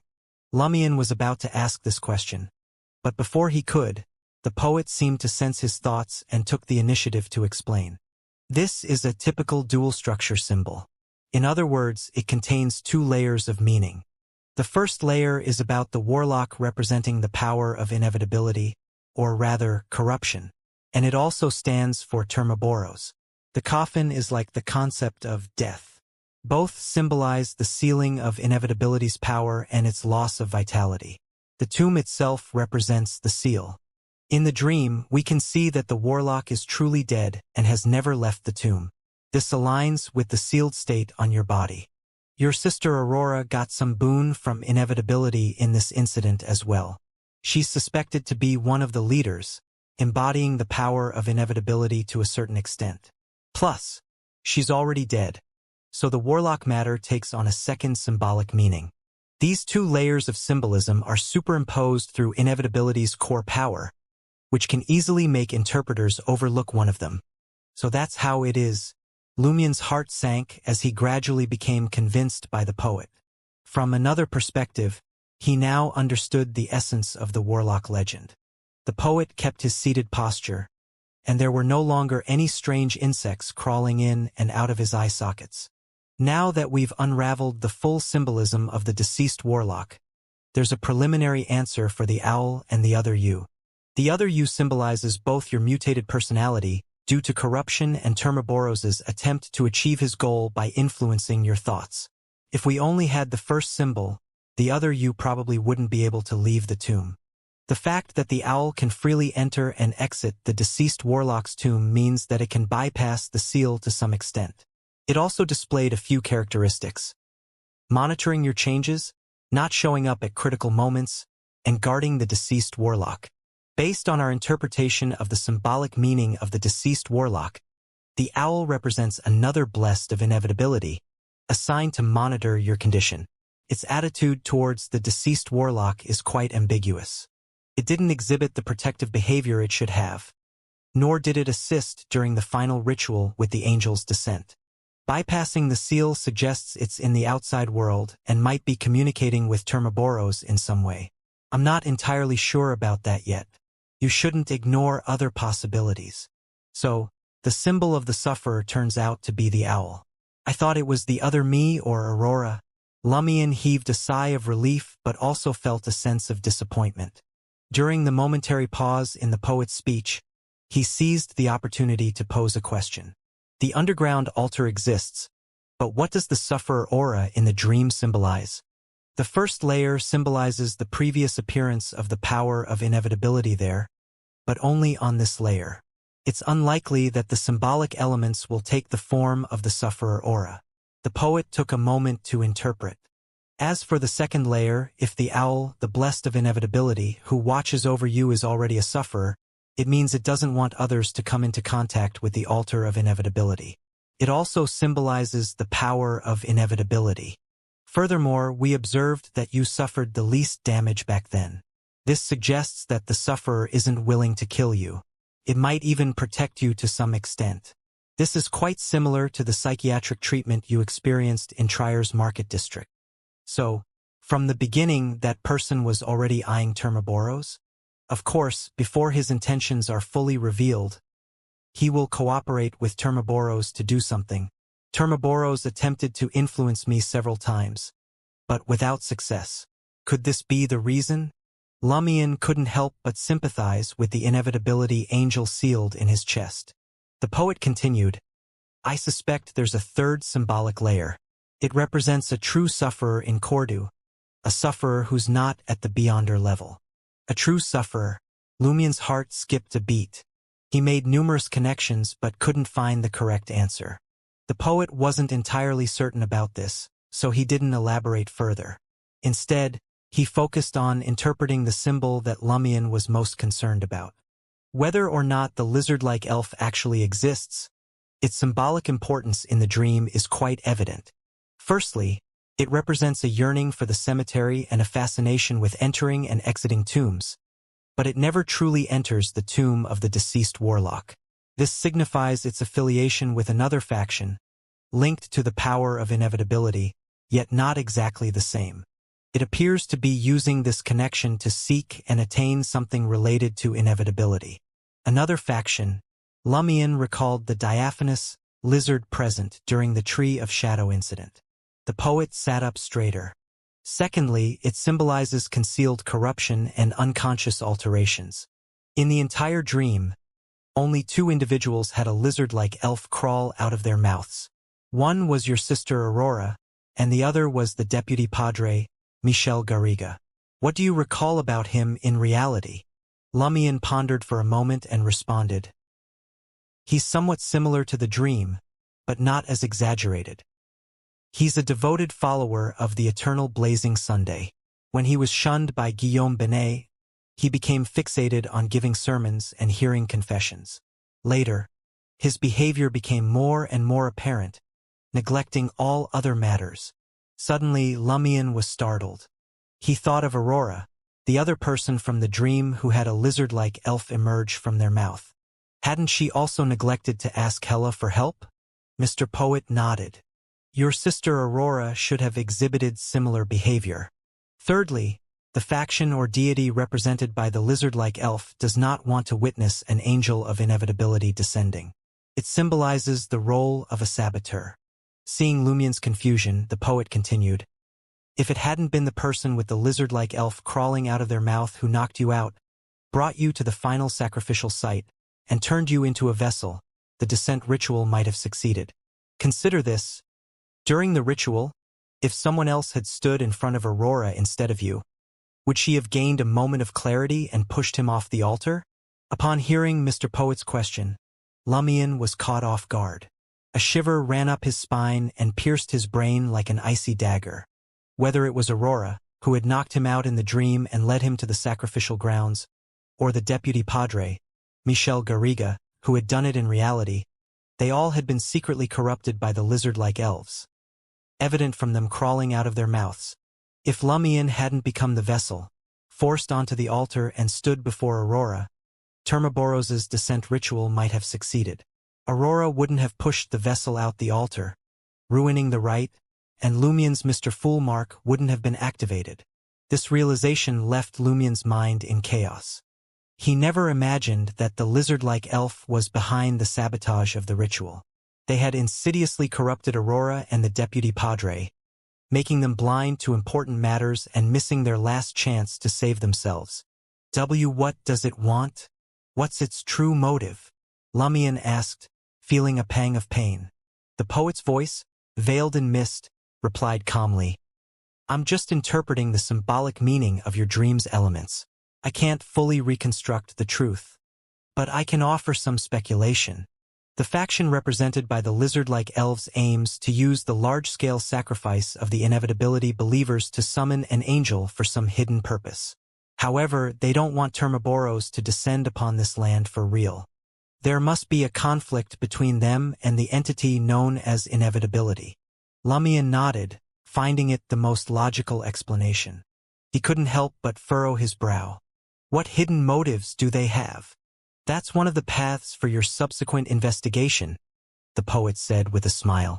Decryption isn't divination or prophecy. You need enough information for deduction. You can't make wild guesses. Lumion nodded slightly, eager to catch the padre, Guillaume Binet. The poet leaned forward, placing his elbows on the wooden table, hands still clasped together. I've already deciphered the more crucial symbolic elements. There's only one left. Your dream itself holds a strong symbolic meaning. The dream itself? Lumion pondered for a few seconds but couldn't grasp the specific symbolism. The poet's voice deepened, no longer abnormally ethereal but more magnetic. It symbolizes protection. Back then, due to intense emotional upheavals, your mind was on the verge of collapse, and you fell into a deep slumber. If not for the comfort and hope brought about by the dream of reality, perhaps you would have collapsed completely. Driven by your self-destructive tendencies, you would have acted irrationally until your death. Moreover, we can confirm that you don't have the ability to produce a dream of reality. nor can you draw investigators into that dream. The sealed Termaboros can't do it either. In other words, the dream of reality is a result of external interference. We haven't grasped the specific abilities of the high-sequence beyonder of the inevitability pathway. We can't determine if it was done by the inevitability blessed symbolized by the owl or if it was influenced by other factions. Given the previous interpretation and the situation in reality, all of them have sufficient motives. In short, besides the entity known as inevitability, no one else wants to see Termaboros truly descend upon the land. Lumion instantly recalled the area around the blood-colored mountain peak in Cordu's ruins that induced slumber. Before he could bring up the subject, the poet added, "Considering that the area that forces others into sleep is around the sacrificial ground and not the house where you sleep, I'm inclined to believe that it's influenced by other factions. Their main purpose is to disrupt the ritual, and pacifying you just comes with it. If it was done by the inevitability blessed symbolized by the owl, the location of the abnormal area would be completely opposite. The faction represented by the lizard-like elf did it, or someone else did. Is there another faction?" The more Lumion understood the situation, the more he realized that the truth of the Cordu disaster was far more complicated than he had expected. He fell silent, taking a moment to gather his thoughts before speaking. "What's the significance of the empty baby cradle in the administrator's castle?" The poet took a few seconds to contemplate and then replied, "It's a rather minor symbol. It represents the child of the Great Mother. Based on the information you provided, it seems that the child might have entered our world secretly during the final sacrificial ritual, aided by another blood-related son hidden by Madame Pualis. It then left Cordu unnoticed, leaving behind the empty cradle. The spawn of the Great Mother," Lumion hissed to himself, realizing the seriousness of the situation was on par with Termaboros's descent. Inevitability's faction had taken a significant risk and worked tirelessly for nearly a year, all for the sake of obtaining a sealed angel. Ultimately, it served the Great Mother's purpose. With those thoughts, Lumion let go of his worries. The saints and angels of the Tarot Club and the Church of the Fool would undoubtedly handle this matter. It was beyond the concerns of someone like him, a mere sequence 7. Besides, this issue primarily revolved around the sacrificial ritual and had little to do with the truth behind the Cordu disaster. Lumion's main focus was tracking down and capturing the Padre, Guillaume Benet. He then inquired, "Why was the entire Cordu village destroyed, while only my home remained intact?" The poet pondered for a moment and answered, "I believe it symbolizes Aurora's nostalgia, reluctance, and regret. After the ritual, she should have regained some clarity. In the midst of the fusion of the villagers' flesh and blood, she instinctively protected the building that represented her beautiful past life. Of course, it's possible she also leveraged other forces interfering with the ritual. Nostalgia, reluctance, the beautiful life of the past." Lumion fell silent, lost in thought. Observing this, the poet unclasped his hands and said, "I've deciphered all the symbolic elements of your dream. Thank you, Mr. Poet." Lumion stood up and, following the Church of the Fool's customs, pressed his hand to his chest and bowed slightly. For a moment, his mind turned adrift, seeing the poet, the wooden table, the surrounding bookshelves, walls, the primitive forest outside, and all kinds of insects fade away like a dream, returning to deep darkness. In an instant, the darkness vanished, and Lumion found himself standing at the edge of a marketplace. In the distance, there were white buildings with dark black or earthy yellow bell towers and spires. Nearby, cloud-like tents and herds of cows, sheep, and horses were scattered around. Most of the people passing through the market had dark skin, as if they were exposed to the sun every day. Among them, men wore felt hats and dark red or sky blue robes, while women wore colorful multi-layered gowns. A chilling wind howled as Lumion gazed at the snow-covered mountain peak in the distance, momentarily lost in his thoughts. His conversation with the poet and what he had just experienced felt like a vivid dream. No, it was a dream. That's why he couldn't see Mr. Poet clearly. I didn't realize I was dreaming at all. When did the dream start? It felt eerily similar to the dream I had in the ruins of Cordu. Could it be that Mr. Poet's divine path has the power to make others have vivid dreams? And could the abnormal area around the blood-colored mountain be related to similar abilities? Lumion was shocked at first, but then numerous thoughts rushed through his mind. Just then, Madame Magician appeared before him, wearing a beige shirt, a brownish-yellow dress, and dark brown leather boots. "Do you want to go back to Salle de Balbrise now?" the Major Arcana card holder asked. Lumion casually asked, "Where are we?" Madame Magician gazed at the azure sky and pure white clouds and replied, "We're in Star Highlands Rapis, once a significant city in the Highlands Kingdom, also known as the City of White." Star Highlands. Lumion recalled the Rose School of Thought and recounted the werewolf attack and Gardner Martin's arrangements to Madame Magician. Finally, he asked, "Did the Rose School of Thought enter the Market District because of the Tree of Shadow? And didn't they gather detailed information about me from the Bliss Society?" Madame Magician chuckled. "You should have asked these questions earlier. The gentleman who helped you decipher the dream symbols is an expert at dealing with the Rose School of Thought. All right, I'll ask him for you now." With that, she vanished in front of Lumion. A few minutes later, she reappeared in the same position, unnoticed by the people passing through the market. Madame Magician smiled at Lumion and said, "Based on that gentleman's experience, although the Mother Tree of Desire and its worshipping organizations show clear purpose, sufficient decisiveness, accurate foresight of the future, and excellent planning on a higher level and at the macro scale, when it comes to specific events they often appear chaotic, disorderly, and even mad. It reflects the nature of the evil god itself. In simpler terms, the organizations worshipping the Mother Tree of Desire don't cooperate or communicate well. They sometimes act erratically and unpredictably. It's a common situation. However, in the past year or two, that gentleman noticed some rudimentary cooperation among these organizations. Some members of the devil families are even involved." Devil families? Lumion had never heard of such a term.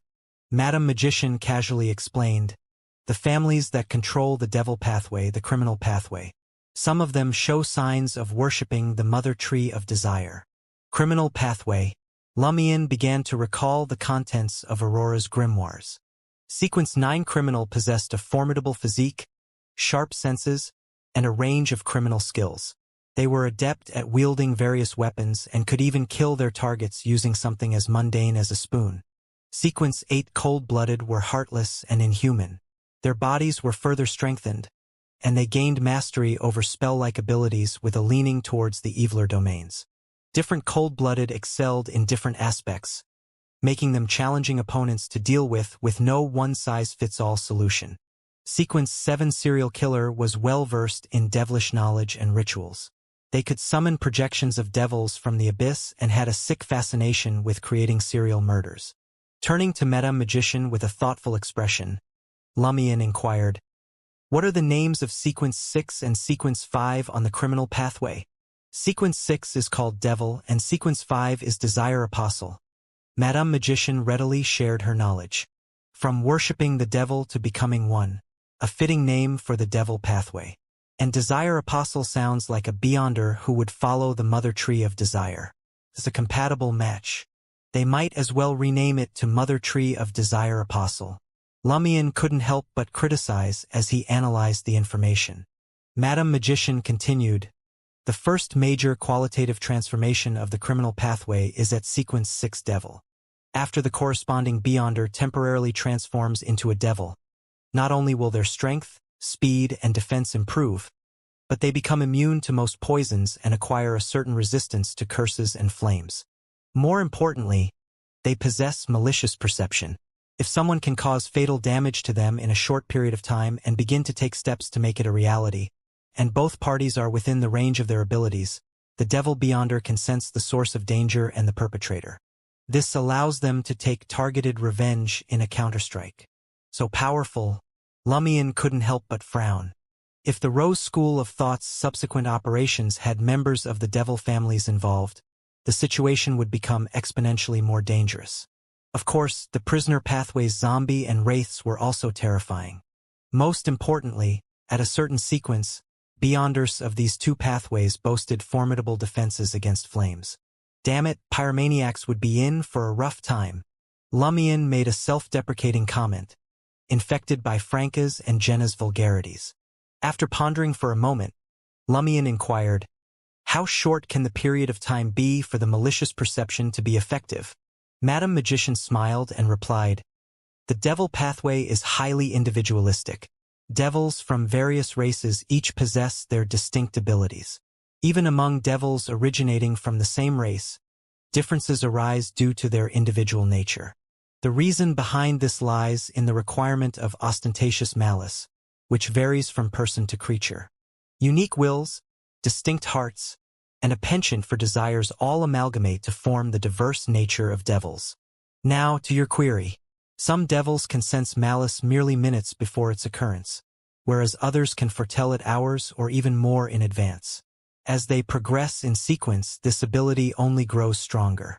The range of this ability's influence can span a few kilometers, an entire market district, or perhaps even encompass the whole of Trier. Furthermore, devils wield an array of spells involving flames, poison, and filth. The more Lumion listened, the more serious he grew. Devils were truly powerful, just like zombies countering pyromaniacs, who were experts in fire spells and close combat. After briefly explaining the Desire Apostle's abilities, Madame Magician comforted him with a smile. Don't worry too much. Even if the Rose School of Thought takes action in the future, their target will most likely be Gardner Martin. You'll just be along for the ride. The Iron and Blood Cross Order, being a secret organization, has enough strength to resist the Rose School of Thought even if the Devil families send someone to participate. If the Bliss Society and the Rose School of Thought share intelligence, you may become their primary target, but they won't launch a fatal attack on you paradoxically. They fear releasing an inevitability angel like Termaboros. As long as you pay more attention to abnormalities and suspected conspiracies around you, you'll have enough time and opportunity to seek help. Upon hearing this, Lumion retorted, if the Rose School of Thought sends an angel to capture me, how will I have time to seek help? Madame Magician chuckled. Do you think Trier is a public washroom where an angel can descend and snatch someone away easily? If it weren't for the alternate space of the Tree of Shadow with the Permetha world enveloping it, that brainless abomination wouldn't have been able to descend its power. So, remember to avoid such places and live under the sun in Trier. Lumion heaved a sigh of relief and asked in confusion, Abomination! Could it be the power summoned by Susanna Mattis? Madame Magician's expression turned odd. Yes, Abomination, the child of the chained god whom the Mother Tree of Desire worshippers and the Rose School of Thought originally worshipped. He's a Sequence 1 angel and the current leader of the Rose School of Thought. I won't tell you his real name. This guy is covered in curses. If you say his real name often, you might become a frog that needs a prince's kiss to recover. Or worse. Why a prince? Lumion had read the Intis Fairy Tales collection published 2 years ago and remembered that the protagonist of the story was a princess. Why else would it be called a curse? Madame Magician wore a matter-of-fact expression. Lumion was speechless. He asked, the spawn of the Mother Tree of Desire are angels, already roaming our world. And to descend, the child of the Great Mother requires a ritual. Is one more special than the other? They're equally special, said Madame Magician, her expression taking an odd turn once more. The crux of the matter is that it wasn't the Mother Tree of Desire who gave birth to the abomination, but a high-ranking existence in our world known as the Chained God. Lumion's heart filled with trauma as he immediately thought of Louis Lund, Administrator Beast, and his valets. Can the Mother Tree of Desire impregnate creatures of all races and genders through the barrier? Lumion asked with a hint of fear in his voice. Madame Magician shook her head. She doesn't have authority in that regard. That belongs to the Great Mother. However, if you're enticed by her and end up interacting with the power she has descended or the aura that seeped into our world, she has plenty of ways to impregnate you. Furthermore, the Chained God pathway, the Prisoner pathway, is rather special and has a close connection to the Mother Tree of Desire. If it weren't for Mr. Fool's protection, the Temperance faction members would have more or less been influenced by her in the past year or two. Lamia nodded, then brought up the issue of the Indulgence faction and the Temperance faction. I believe the Temperance faction's philosophy is correct, but why can the Indulgence faction still grow and possess such strength? Is it because there's no fear of losing control when they are already crazy? Madam Magician chuckled and responded, the Temperance faction's philosophy is correct, but it doesn't mean that the Indulgence faction's viewpoint is necessarily erroneous. You have to remember that acting based on the potion's name is like tarot cards. There's a difference between the upright and reversed position. And even if we act in the upright manner, the acting principles summarized by different people will vary according to their unique minds and experiences. After all, we're just acting. Our goal is to deceive the mental imprint left behind by that entity and digest the potion bit by bit. It would be troublesome if we were to completely align with him. Lumion nodded in understanding. So, the phrase "remember that you're only acting" not only prevents us from losing ourselves to avoid mental problems, but also helps avoid such problems altogether? That's right, Madam Magician affirmed. Lumion then steered the conversation back to matters pertaining to the Mother Tree of Desire. Mr. Poet mentioned that there are multiple organizations that worship the Mother Tree of Desire. Poet. Madame Magician's lips curled up slightly. They're all relatively small organizations that haven't formed a large cult. They're far inferior to the Rose School of Thought and the Few Devil families, but they're relatively hidden. Currently, we are aware of 3. One is the Bliss Society, the other is the Naturism sect, and the third is the Tree Worship sect. After pondering the matter for a while, Lumion finally brought up the idea of crafting a mystical item using the Shadow Branch. Madam, once I receive the reward from Mr. K, I'd like your help in finding a saint-level artisan to craft the item. Do you happen to know the price? Lumion inquired. Madam Magician grinned and replied, I haven't rewarded you yet for successfully joining the Iron and Blood Cross Order.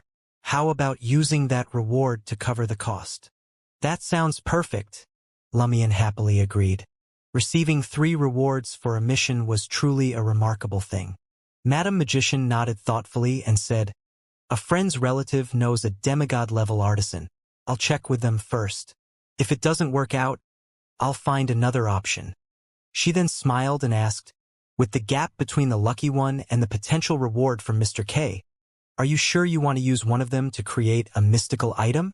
Lumion responded with certainty, I won't have any regrets. His approach had always been to utilize available resources as swiftly as possible.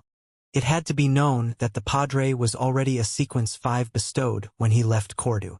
He might have even taken a potion to boost his abilities. Dealing with him on one's own was akin to embracing death for Lumion. He needed to make use of every available resource to enhance his skills quickly and gather more allies to increase his chances of success. During his early days as a wanderer, Lumion once stumbled upon a wild apple tree laden with fruit. He intended to wait for the apples to grow larger and less sour before figuring out how to pluck them. However, to his surprise a few days later, someone else had managed to harvest all the small and sour apples. This incident left a profound mark on Lumion, significantly influencing his approach to handling things. Madam Magician didn't say more and asked again, do you want to return to Salle de Balbrise now, or stay here until noon? Lumion had never left Intis, let alone come to the southern continent. Since he had nothing planned, he nodded and replied, I'd like to explore around a bit. Madame Magician gave a slight nod and vanished before him. Almost instantly, a bone-chilling wind swept through the crowd and struck Lumion. Having come from Trier in the summer, he couldn't help but shiver in the harsh Highlander winter. Accompanied by the cold breeze, the distant clamor of the market, a few hundred meters away, filled Lumion's ears, making him feel truly immersed in this world. Recalling how Madame Magician's arrival and disappearance had gone unnoticed by the surrounding people, Lumion quickly made a guess. Did she create a wall of spirituality or pull me into a separate alternate space? As these thoughts raced through Lumion's mind, he noticed that the passers-by looked at him with wariness and puzzlement. He was only wearing a thin shirt, a black vest, and thin pants, which were hardly suitable for the harsh winter. "What are you staring at? Haven't you seen someone acting cool?" Lumian muttered. Relying on Monk's endurance, he nonchalantly ventured into the market. The smell of fresh livestock dung, the sweet aroma of corn, and the tantalizing scent of roasted meat with spices filled his nostrils. Lumian surveyed the area and spotted numerous stalls selling various food items made primarily from corn. There were boiled whole corn, roasted corn with red sauce, corn chunks served in thick soup, roasted corn wrapped in beef and mutton, onions and potatoes, corn ground into a gooey paste and stuffed into various meat chunks, and corn spread into rough flatbread sprinkled with ingredients. After a moment of consideration, Lumian made his way through the cleared path among the marketers and arrived at a stall. The stall owner was a man in his 30s with dark and flushed skin, gaunt face, high cheekbones, and dark brown eyes. He had long greasy black hair and wore a black felt hat along with a dark red robe made of wool and other materials. Lumian pointed at the bubbling yellow corn paste in the iron-colored pot and asked in Intijan, "How much?" He had noticed that some folks here understood Intijan. The transactions were done using various metal currencies, including Vril d'Or. The stall owner seemed scared, and he replied in non-fluent Intijan with a hint of flattery, 5 kopit for 1 cup. A lick pretty cheap. Lumian glanced at the corn paste with mutton chunks and pulled out a brass coin with a Hornacis mountain range pattern on the front. The vendor breathed with relief and quickly produced a paper cup that didn't quite match the market style and technology. He filled it up generously, even adding a few extra meat chunks. As Lumian received the cup, warmth spread through his body. It was a wonderful experience to have something warm while enduring the biting wind. The even better experience was the warm corn paste flowing from his mouth into his esophagus and into his stomach, spreading warmth to every nook and cranny of his body. The corn paste, with its light sweetness and a hint of spiciness and pungency, perfectly complemented the beef and mutton cubes, neutralizing their gamey smell. It was peculiar and appetizing, a treat for his taste buds. Ignoring the cautious glances from the women and the fear and loathing from the man driving the cows and sheep, Lumian sipped his corn paste and made his way to the end of the market. Soon he entered the city of White, Rapis. He spotted the golden eternal blazing sun cathedral and the god of steam and machinery cathedral adorned with various industrial components. The white buildings, shops selling leather and fabrics, the Highland Import and Export Corporation, and the Rapis Mining Federation signs were all visible. Carriages pulled by long-haired cows and medium-sized horses filled the streets, accompanied by locals in robes and a few foreigners in formal attire. Lumian picked a shop called Highland Mystic Potion and entered like a tourist. The owner, an Intijan in his 40s, with typical black hair and blue eyes, wore a white shirt with floral patterns, thick cashmere clothes, and a dark blue coat with golden trim. Upon seeing Lumian, he greeted him warmly, "Good morning, dear compatriot." The man checked out Lumian's attire and asked with concern, "Did you encounter a bandit?" "I just arrived in Rapis. There was an accident on the way," Lumian replied, smiling with a Trier accent. The proprietor of the Mystic Potion nodded in understanding. The southern continent isn't all it's cracked up to be, but it's a paradise for adventurers. I arrived in West Balam 15 years ago in search of opportunities. Life only turned for the better when I found true opportunities in the City of White. By steam. With a sigh, he drew a triangular sacred emblem on his chest. By steam. Lumian responded with the same etiquette. The owner's smile grew warmer. "Brother, would you like some mummy powder?" "Real mummy powder." Lumian looked around the small shop and smiled. "Why don't you display the mummy in the window to prove its authenticity?" The boss smiled sheepishly and said, "That would upset the barbarians. Some buy mummy powder, but most can't accept mummies as commodities." Lumian deliberately said, "When I left Trier, there was a shortage of mummy powder. The price skyrocketed. Ever thought of transporting mummies back to Trier for sale?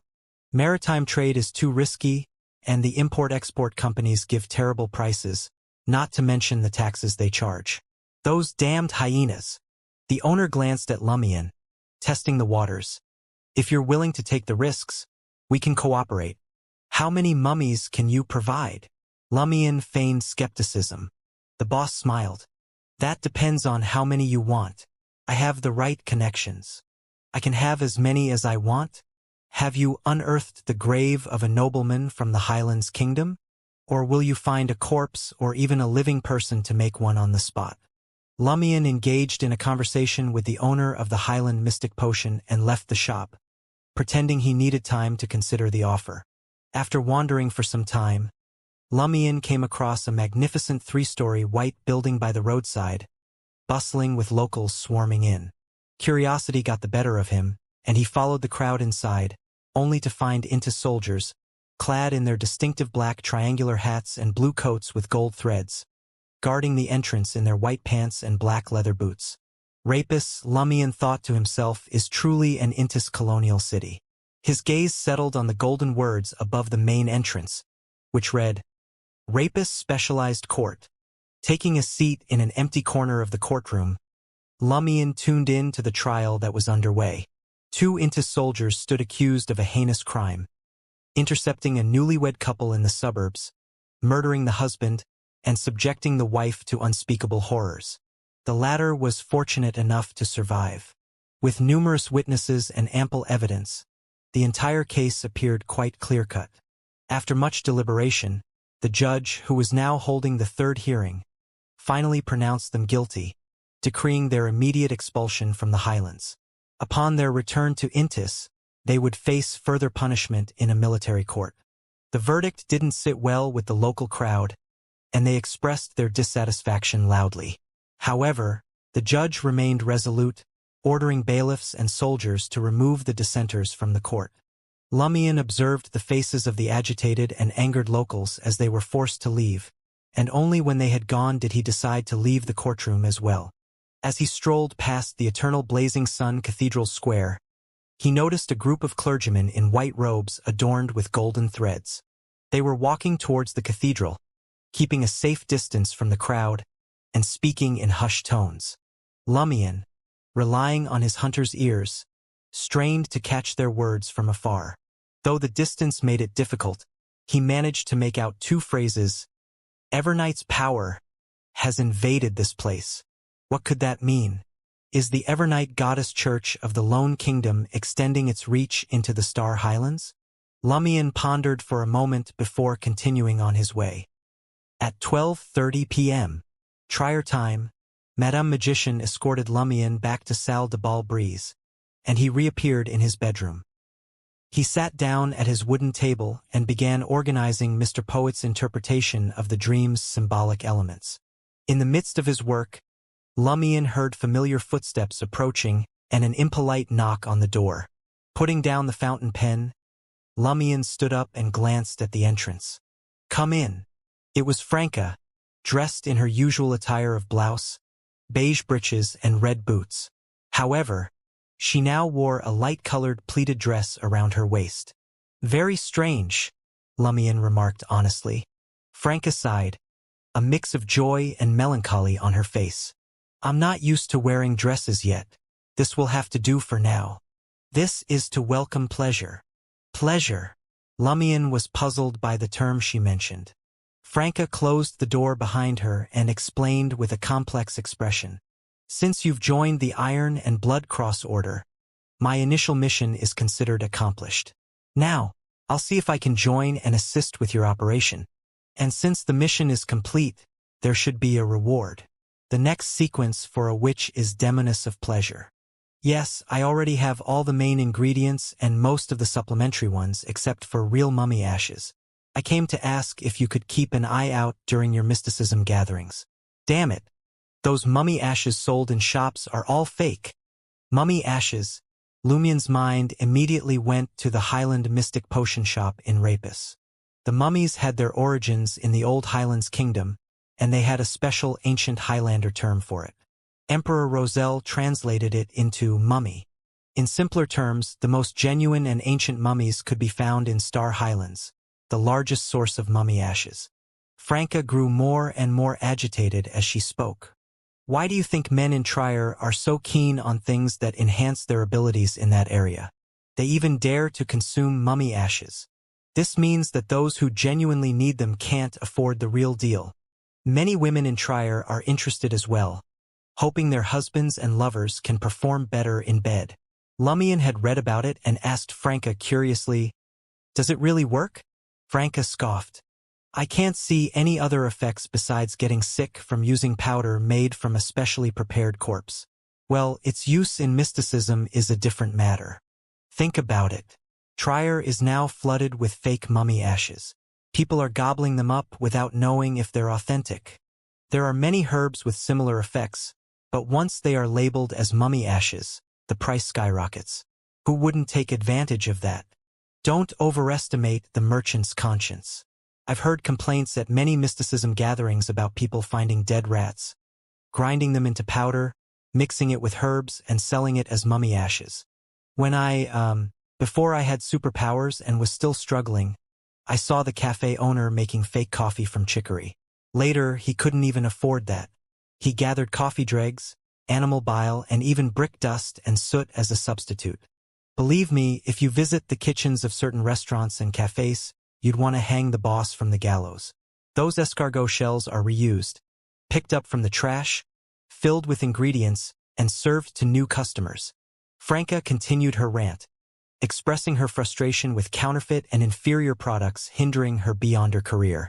After she finished speaking, Lumion asked with certainty, "Have you finished digesting your witch potion?" Franca's emotions returned to normal as she replied smugly, "That was a long time ago. Have you seen me act as a witch during this period of time?" Lumion changed the subject thoughtfully. "You seem to despise the Rose school of thought for their acts of terror in the northern continent. You even mock them for hindering the colonization resistance by the southern continent natives. I don't quite understand your logic. Shouldn't they resist and take revenge when bullied?" Franca walked to the window of Lumion's bedroom and gazed at the dock and depot concealed by buildings. Her gaze was unfocused as she said, "They should, if they wish to seek the adrenaline from exacting vengeance, for a moment of exhilaration. But if you want to lead the southern continent to expel the colonists, such actions will only have the opposite effect. A philosopher back home once said that no king should send troops out in anger. Resisting colonization is a serious and challenging matter. It's something that shouldn't become a wastebasket for venting one's emotions." Seeing Lumion's confusion, Franca pointed out the window. "There are many workers and laborers there. They work hard every day and sleep in bedbug-infested rooms. Are they colonists? Did they benefit from the colonies? True, their jobs may be a result of colonial trade, but will they lose their jobs without the colonies and normal trade? I don't think so. The most likely possibility is that they will still have a job that barely provides sustenance. It's the bosses who lose excessive profits. They have their own demands and a desire to change the current society. They often join Trier's citizens in various marches and protests, expressing deep dissatisfaction with the government. There are many similar people in Trier. Some of them have various reasons and even sympathize with the southern continent colonies. A philosopher king back home once said that we must distinguish between our friends and foes when carrying out deeds. The Rose school of thought's various terrorist acts will only pit those who sympathize with the colonists and those who are also resisting the government against them. It makes them the object of hatred that will be exploited by the rulers to bridge any internal conflicts. It will harm the people of the southern continent's resistance against colonization.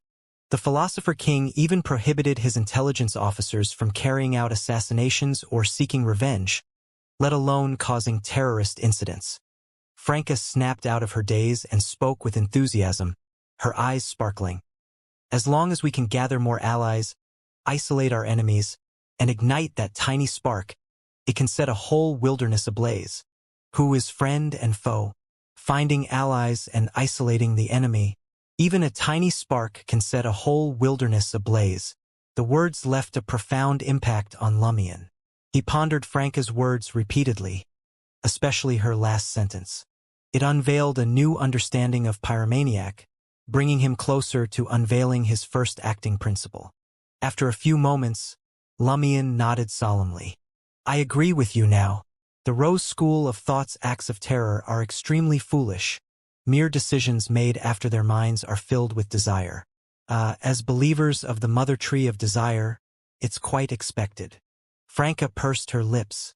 If the Rose School of Thought focused on assassinating colonial generals, members of parliament, and high-ranking government officials, as well as destroying battleships and arsenals, I wouldn't mock them.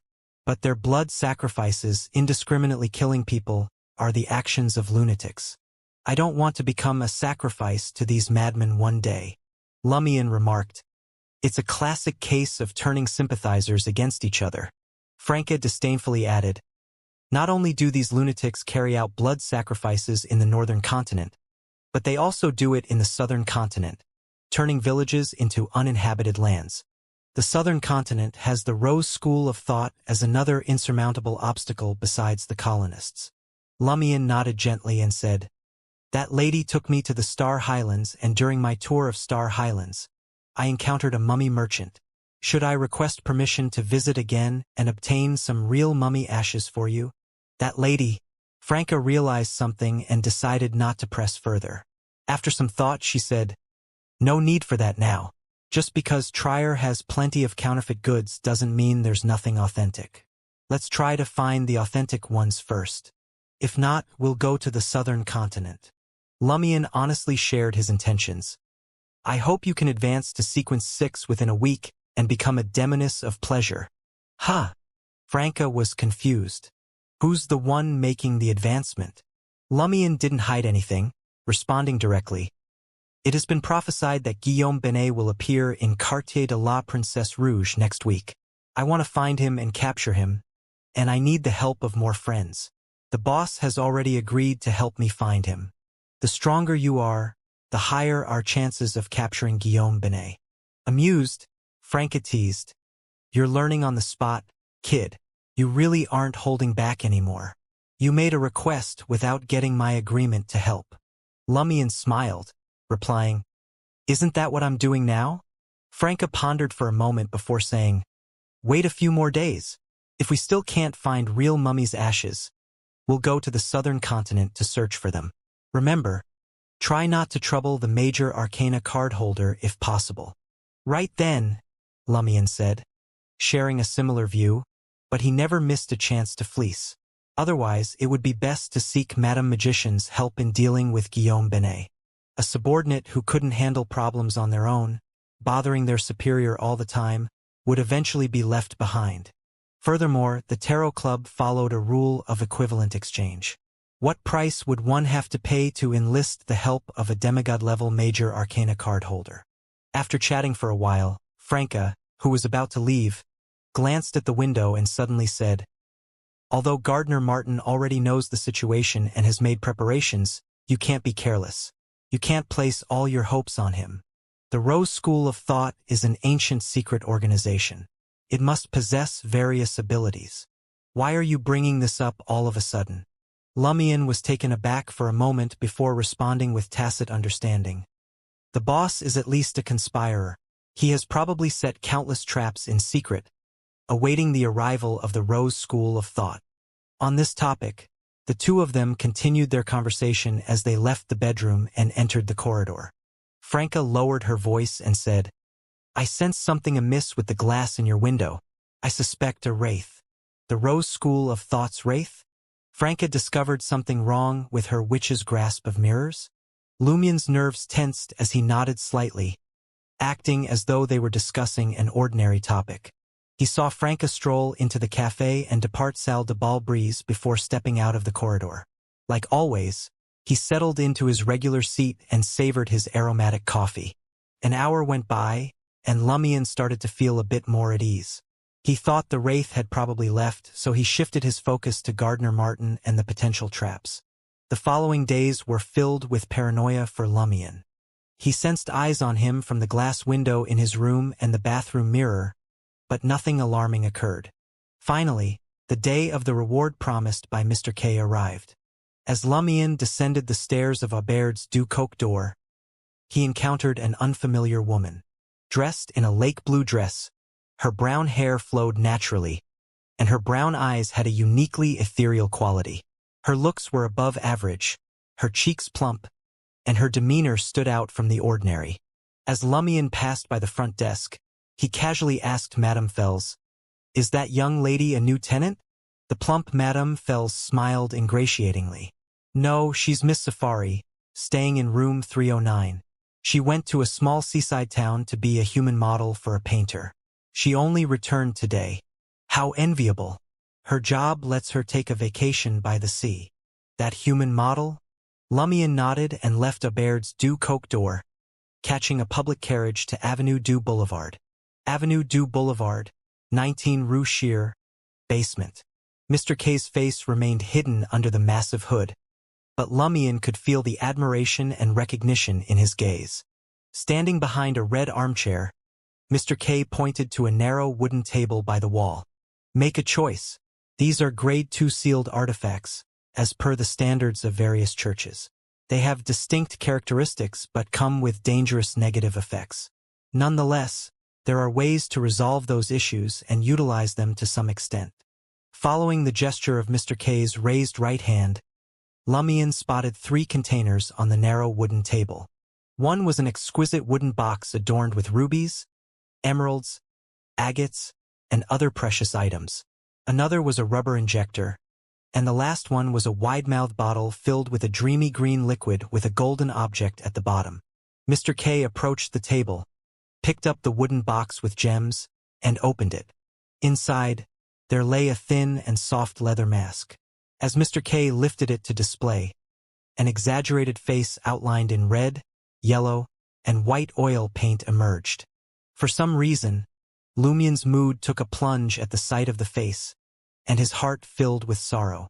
"It's called the clown mask," Mr. K introduced in a low, raspy voice. "Wearing it enables you to create paper figurine substitutes. You can ignite combustible objects within a 50-meter radius and leap between flames, allowing you to transfer wounds across your body and turn a fatal injury into a minor one. However, each wound can only be transferred once. It will also meld with your face, altering your appearance. This aspect is beyond your control, but it grants you strong expression control and sharp premonition for a short duration. To store it safely, you'll need a high-value container. Otherwise, it will continuously bring frustration, pain, and sorrow to those around it, gradually driving them insane until they break down. For Beyonders, this often means losing control. That's why you can't wear it for more than 10 minutes at a time. Additionally, you have to watch a comedic performance once a week.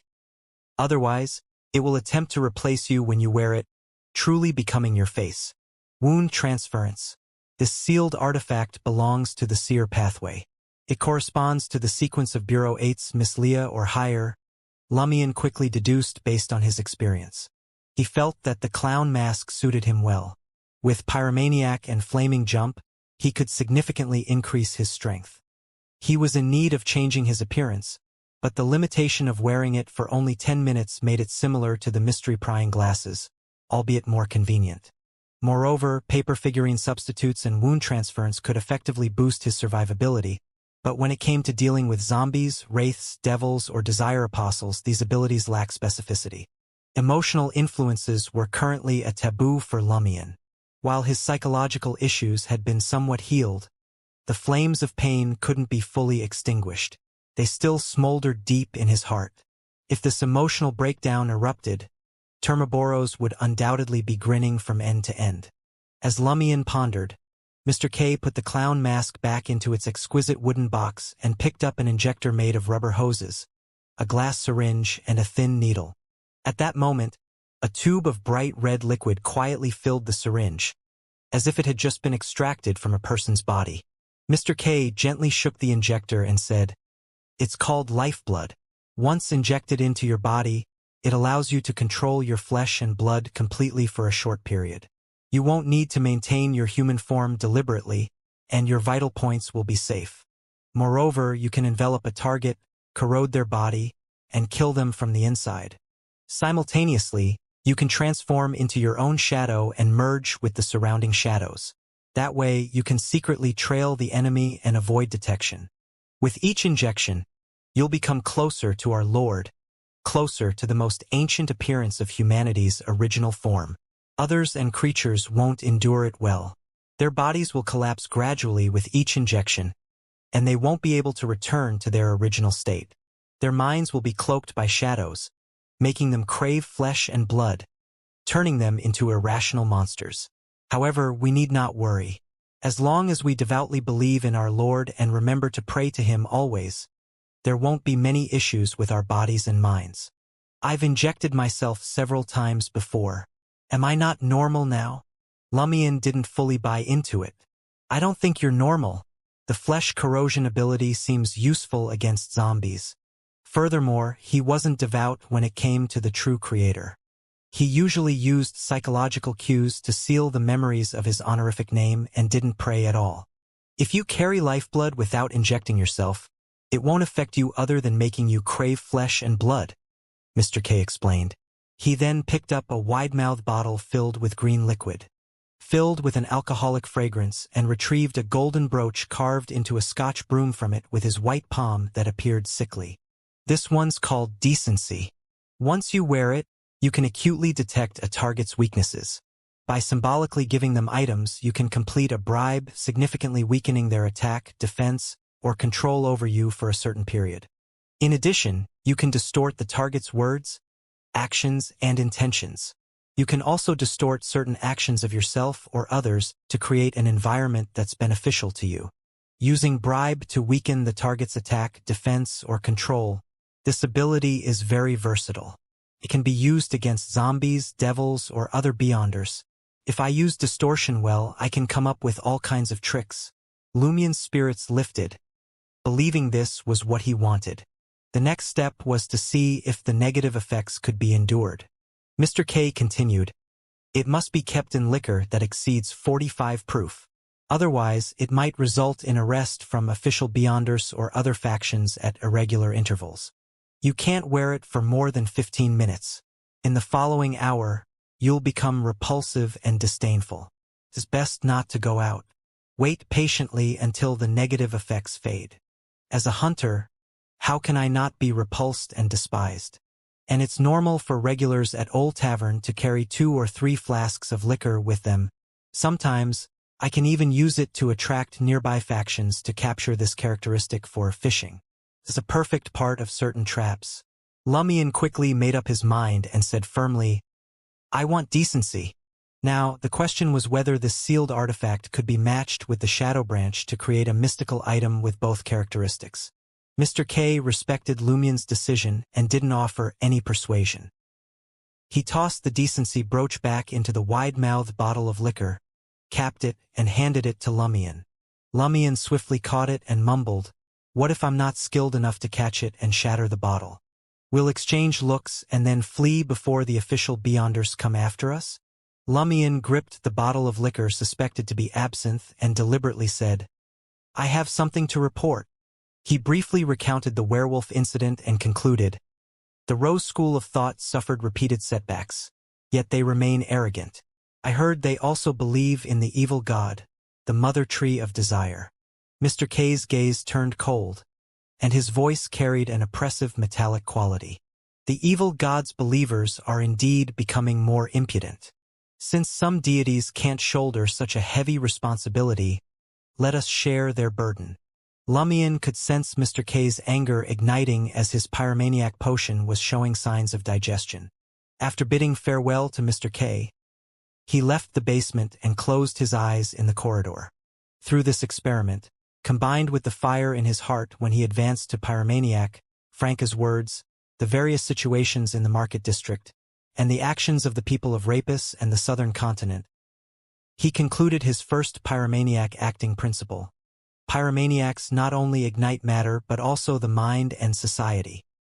In the market district, Aubaird's Du Coq d'Or, room 207, Lumion gazed at the enticing green liquor bottle, contemplating the need for sturdy military flasks to prevent it from breaking during a potential fight. Simultaneously, he made the final decision to utilize the Lucky One Beyonder characteristic and the Shadow Branch to create a mystical item. He felt that decency's powers didn't mesh well with the Shadow Branch, and its drawbacks were manageable. On the other hand, sealed artifacts offered decent effects and could be used independently. Without any hesitation, Lumion penned a letter, seeking Madame Magician's aid in locating a demigod-level artisan.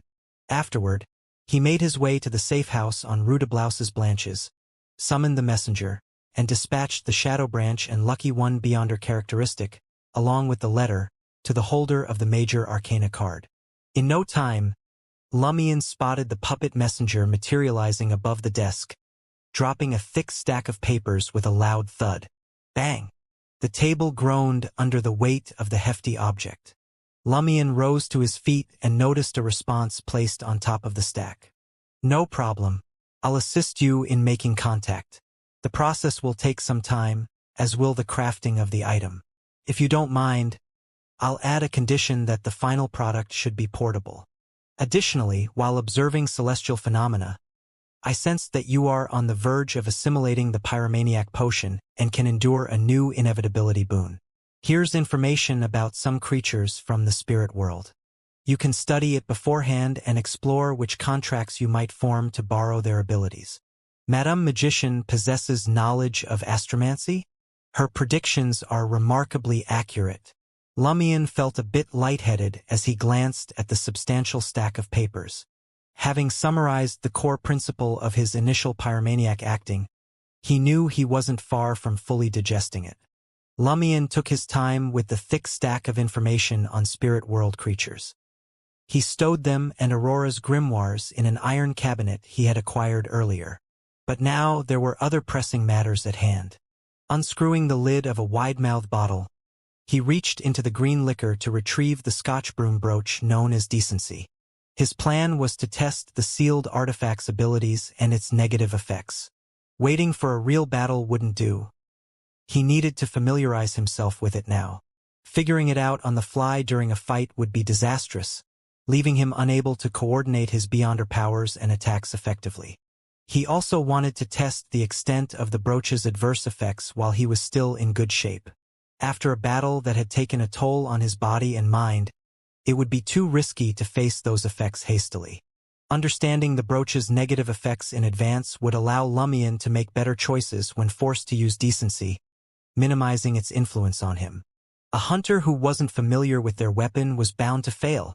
Lumion placed the Scotch broom brooch on the table before him, focusing his mind to sense its power.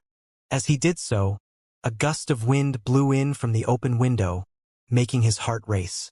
He quickly stood up, extended his right hand, and shut the window tight. The moment the window closed, the room fell eerily silent, as if it had been sealed off from the outside world. Lumion then walked over to the door, gently opening and closing it. It seemed like the safe house had turned into a secluded sanctuary. Seating himself again, Lumion exuded an aura that could provoke disgust and hatred in small animals. This was an application of provocation. Almost instantly, a rat appeared from nowhere, snarling and attacking him with its claws. Without much effort, Lumion flicked his index finger and thumb, and a crimson spark shot out, incinerating the rat as it squealed in pain. The rat desperately tried to escape while suffering the scorching pain, but the invisible force sealed all exits, leaving it trapped. It lacked the ability to open a door. Lumion nodded with satisfaction, using the rat to test the other abilities of the Decency brooch. The test lasted for about 12 to 13 minutes, but Lumion couldn't be sure without a pocket watch. He decided to proceed with caution and removed the Decency brooch, throwing it into a container of green liquor. Then, with another small crimson fireball, he ended the rat's life, filling the room with the smell of roasted fat. After stowing away the container, Lumion left the safe house, ready to test the brooch's repellent effect on others. The gas street lamps were already lit as he stepped out, and he immediately noticed the glares of pedestrians and vendors around him. It felt as if they despised him deeply, wanting to attack him with knives, bottles of alcohol, or even an iron pot filled with food. However, Lion Seal's trademark golden and black hair seemed to deter them from acting on their impulses. This effect is equivalent to a large-scale provocation. However, it's not within my control. Lumion assessed roughly, realizing that he couldn't fully control it. Under the unfriendly gazes, he walked along the roadside and made his way towards Avenue du Marquet. At that moment, Two police officers dressed in black uniforms, their shoulders adorned with silver epaulets, and armed with revolvers strolled by the area. Catching sight of Lumion, they immediately pointed at him and bellowed, "Halt right there! Routine inspection. The effects are truly potent." Lumion didn't waste a breath and swiftly turned on his heels, dashing away. "Stop!" the two officers shouted, drawing their revolvers and taking aim at Lumion. He skillfully evaded a pedestrian's sneaky attempt to trip him, making a sharp turn into an alleyway blocked by a barricade. Without glancing back, he hurried into underground Trier. He hadn't brought his carbide lamp, nor did he possess night vision. However, as a pyromaniac, he could conjure light in any environment. Crimson fireballs materialized above Lumion's head and on his shoulders, illuminating his path. Easily outpacing the police officers, he made his way toward another underground Trier entrance near Rue de Blouses Blanches. As he walked, Lumion abruptly twisted his body, narrowly avoiding a black shadow that lunged from a corner. It was a snake-like creature with bluish-black scales. The creature reared up, flicking its bright red forked tongue in an aggressive stance, challenging Lumion. It doesn't only arouse disgust and disdain from humans. They need to see or make contact with me to be influenced. Lumion sighed and shook his head, allowing one of the fireballs to shoot out and reduce the venomous snake into 3 charred pieces, emitting a burnt fragrance. Having already gauged the strength and reach of the negative effects, he decided not to take any more risks. He found a nearby empty cave, extinguished the fireballs, and sat in the darkness, quietly waiting for the effects to wear off. After what seemed like an hour, he stood up and conjured 3 crimson fireballs above his head, left shoulder, and right shoulder to illuminate the tunnel ahead. In no time, Lumion found himself at an exit near Rue de Blouses Blanches. There, he spotted a figure with a carbide lamp emerging from a nearby tunnel. With a grin, Lumion raised his right hand in a wave. Well, look who's wandering in underground Trier like a rat." It was Jenna. As she caught sight of Lumion, her brow furrowed. "Did you use provocation on me? Why are you so irritating?" Lumion replied vaguely, "Something like that." Jenna couldn't hide her annoyance and blurted, "Damn it! Why did you use provocation on me?" "Not bad. You didn't come over to beat me up. That means you still treat me as a friend. That's probably how strong the negative effects are when they're about to disappear." He smiled and explained, "I encountered something that left me tainted with a dreadful aura, but it will soon fade away." Shifting gears, Lumion examined Jenna, who wore a light white shirt and a faded yellow dress. Her hair cascaded down her back, and she wore a small sun's sacred emblem around her neck. "What brings you to underground Trier?" Jenna, now looking more like a college student in Quartier de la Cathedral commemorative, pursed her lips and replied, "Meeting the 2 purifiers. I wanted to show my devotion to God as you suggested.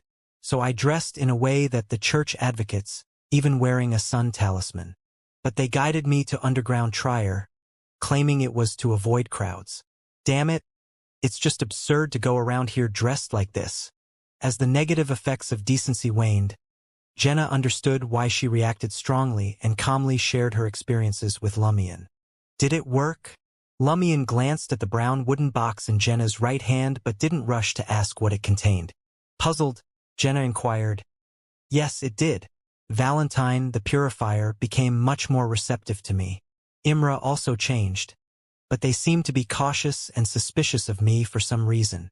Maybe they think you're trying to ingratiate yourself and have ulterior motives," Lumion speculated, attempting to analyze the purifier's mindset. He pointed at the wooden box Jenna was carrying with his chin. "Is that their reward for you?" Jenna couldn't help but smile. "Exactly. They verified the information about Deep Valley Quarry and acknowledged its importance. As compensation, they gave me 2 main ingredients and 1 supplementary ingredient for the instigator potion. I'll collect the rest myself. Franca probably has the rest of the supplementary ingredients." Lumion mused. "The main ingredient for a Sequence 8 potion isn't cheap, it's precious, you know.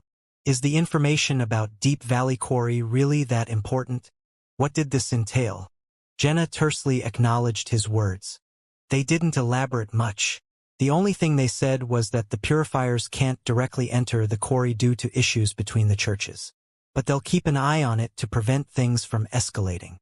They also want me to keep contacting the client to get more information from him. Apparently, part of the main ingredients for the potion is an advance payment, Jenna explained. Lumion nodded approvingly. Makes sense. Jenna sighed. I'm such a degenerate. Why do you say that?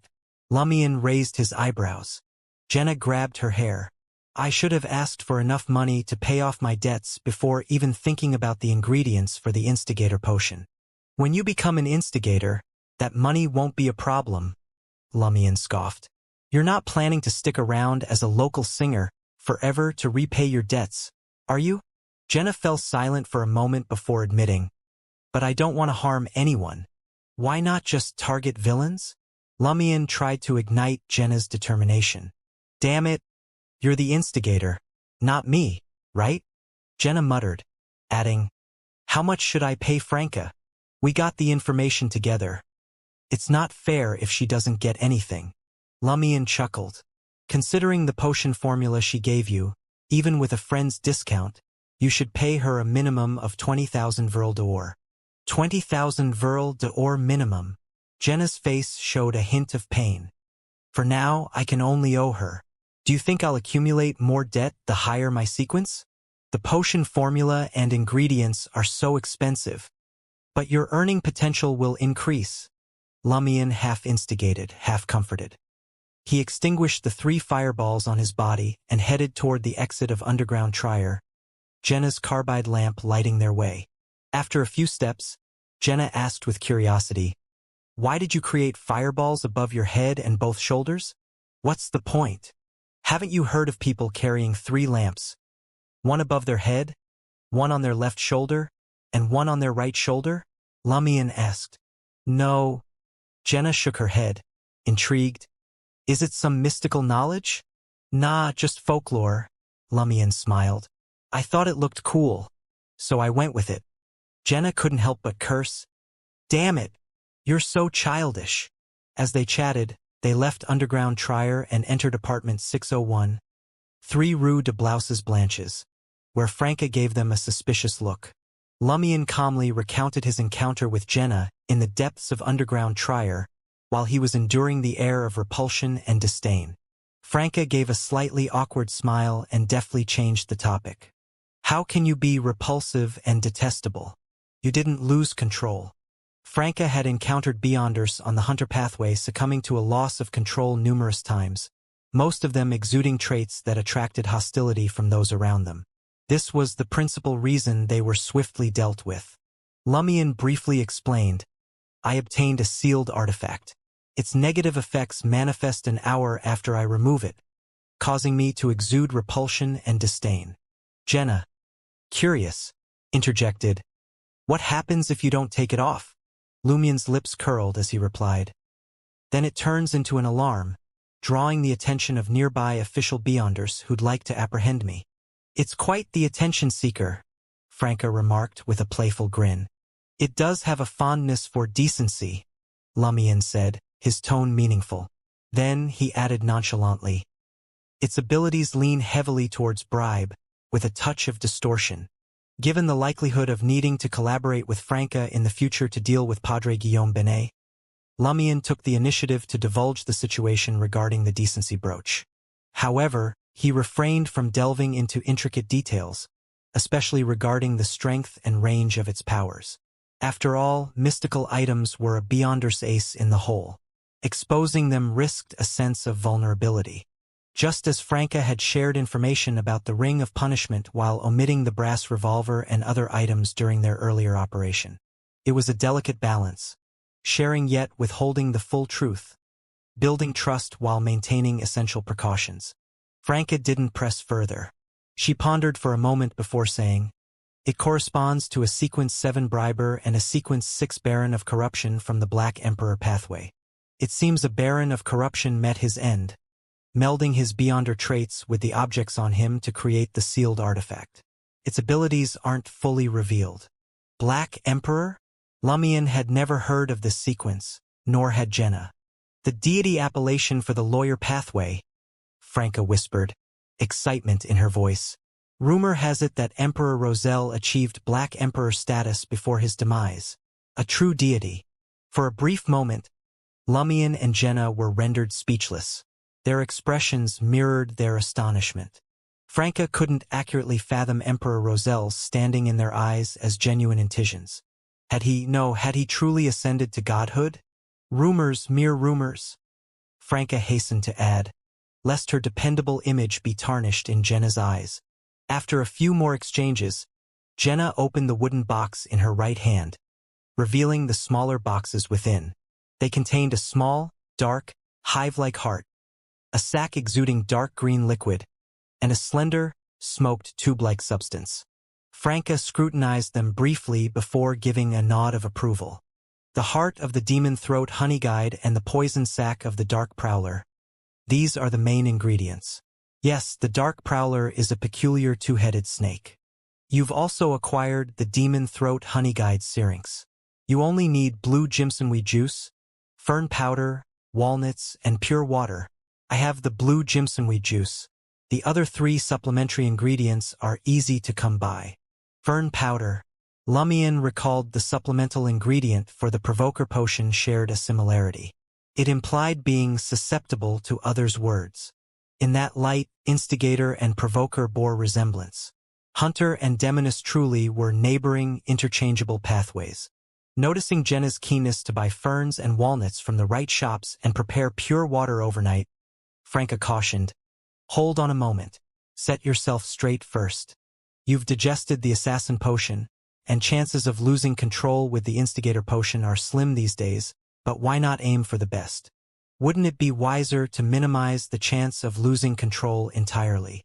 Lumion scratched his chin and added, I'm curious what kind of monster an instigator would end up as after losing control.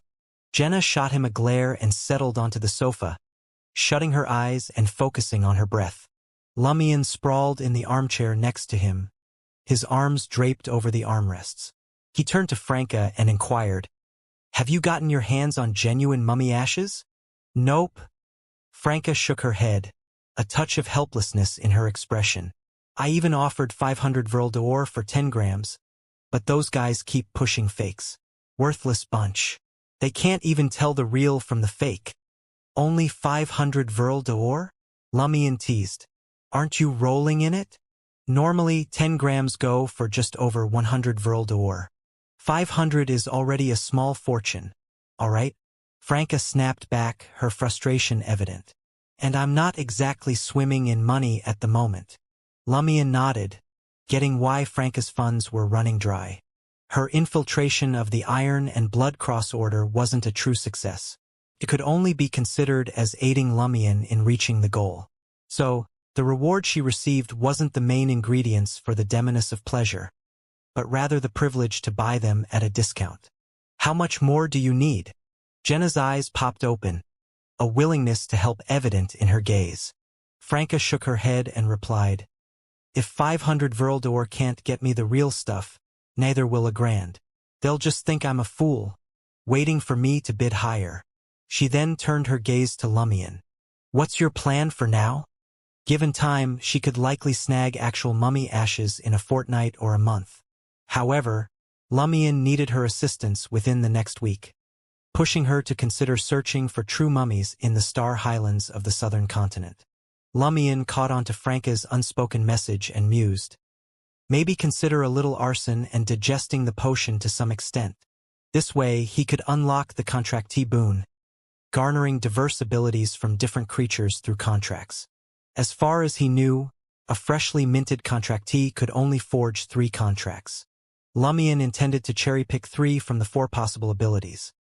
Ones that impacted the spirit body or psyche, basic teleportation skills, a moderate level of disguise, and an ability akin to invisibility or shadow blending. The final choice hinged on the information on creatures from the spirit realm. Maybe the willing creatures suitable for a contract with Lumion didn't wield matching skills.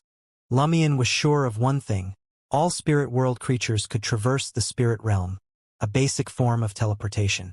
The variance lay in swiftness. If he struck a pact with white paper, perhaps he'd manage only 10 to 20 meters per jump. Not the optimal choice for traversing to the southern continent. Exhaustion would likely make him lose control long before he arrived there. Arson, what's your thinking?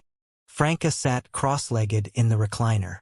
Lumion recounted the acting principle he had deduced about the pyromaniac. Franca shared her insight based on her own experiences. Upright acting is incitement, and inverted acting is instigation. They can all help you digest the potion. Wouldn't that be easy? Go down to the docks tomorrow and incite the dockworkers into a strike. The rallying cry will be for better pay. Lumion shook his head slowly. If I can rally them into a strike, and there's a good chance it'll get them some benefits or help them achieve their goals, I'll give it a shot. But if it's only going to bring disaster upon them, I'm not so keen on it. I can't stand exploiting others without benefiting them and causing harm instead, unless there's no other way. Then anyone can be sacrificed. Once there was this guy who always said that we could only grab more and have enough food if we united.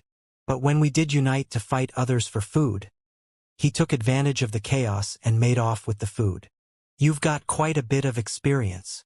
Franca studied Lumion anew, feeling that he wasn't just as simple as Muggle's brother. Jenna had been through similar situations. Franca sighed and said, as expected, you're quite the instigator in the upright sense. I'd be the same if I were you. Though I can put up a tough front, truth be told, haha, I can't bring myself to do it. Lumion regarded her thoughtfully and spoke. I find you a bit paradoxical. Sometimes you're seasoned, well-informed, and have a knack for analyzing things. Other times you're foolish, innocent, and naive. Lumion had only encountered such a contradictory disposition in one other person. His sister Aurora. Stirred by Lumion's string of words, Franca blurted out, "Are you trying to provoke me? How am I foolish or naive?" At this, she caught Jenna's disapproving glance. Ahem. Franca cleared her throat and went on. It's because I have this core kindness and certain expectations for the world. Even after seeing how harsh life can be, I still cherish life. Most in my group are like that. Only a few are resilient, brilliant, and agile. They seem to never be daunted by hardships or moral dilemmas. The curly-haired Baboons Research Society? Why do they have such similarities? Lumion nodded, choosing not to probe further. With Jenna's plan to gather the remaining supplemental ingredients the following day to advance as an instigator, Lumion swiftly departed from Rue de Blouses Blanches and returned to Aubaird's Du Coq d'Or. As he made his way up the stairs, Lumion caught sight of Anthony Reed, the information broker, coming down with a suitcase. Moving out? Lumion inquired. That's right. Anthony Reed, still donning his military green camouflage, gave a slight nod. Lumion chuckled and remarked, Didn't you mention some unfinished business in the market district? The lead's gone cold. Anthony Reed let out a soft sigh. Gone cold? Suddenly, Lumion recalled having seen a parliamentary election poster in the other man's room. He prodded. Because Hugues Artois is dead? Upon hearing Lumion's question, Anthony Reed, his round face slightly pudgy and his skin with a slight sheen, fixed his dark brown eyes on him for a moment before responding. I'm not sure what you're getting at. The information broker's emotions appeared steady, and his expression seemed unaffected. It was almost as if Hugues Artois' demise hadn't affected him in the least. Lumion's grin widened, and he didn't press further. Pointing toward the lower level, he suggested, Let me buy you a drink.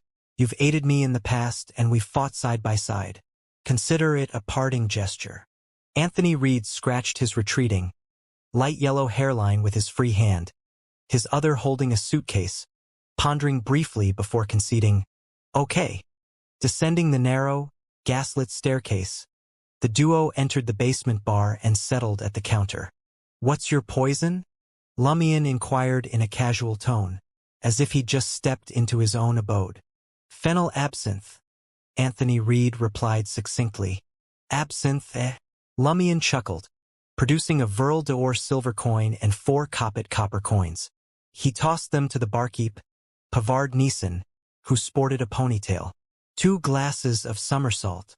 Somersault was bar parlance, signifying a double serving of fennel absinthe and a measure of Little Mummy. The latter took 7 licks, while the former required 12. Pavard Neeson deftly flipped over standard cups and filled them with a dreamy green liquid for Lumian and Anthony Reed. As Lumian took a sip, he savored the familiar bitterness and revitalization. He observed Pavard Neeson, whose dark brown beard framed his lips, muttering in a low, ingratiating tone. "Seal, got any of them peculiar drugs?"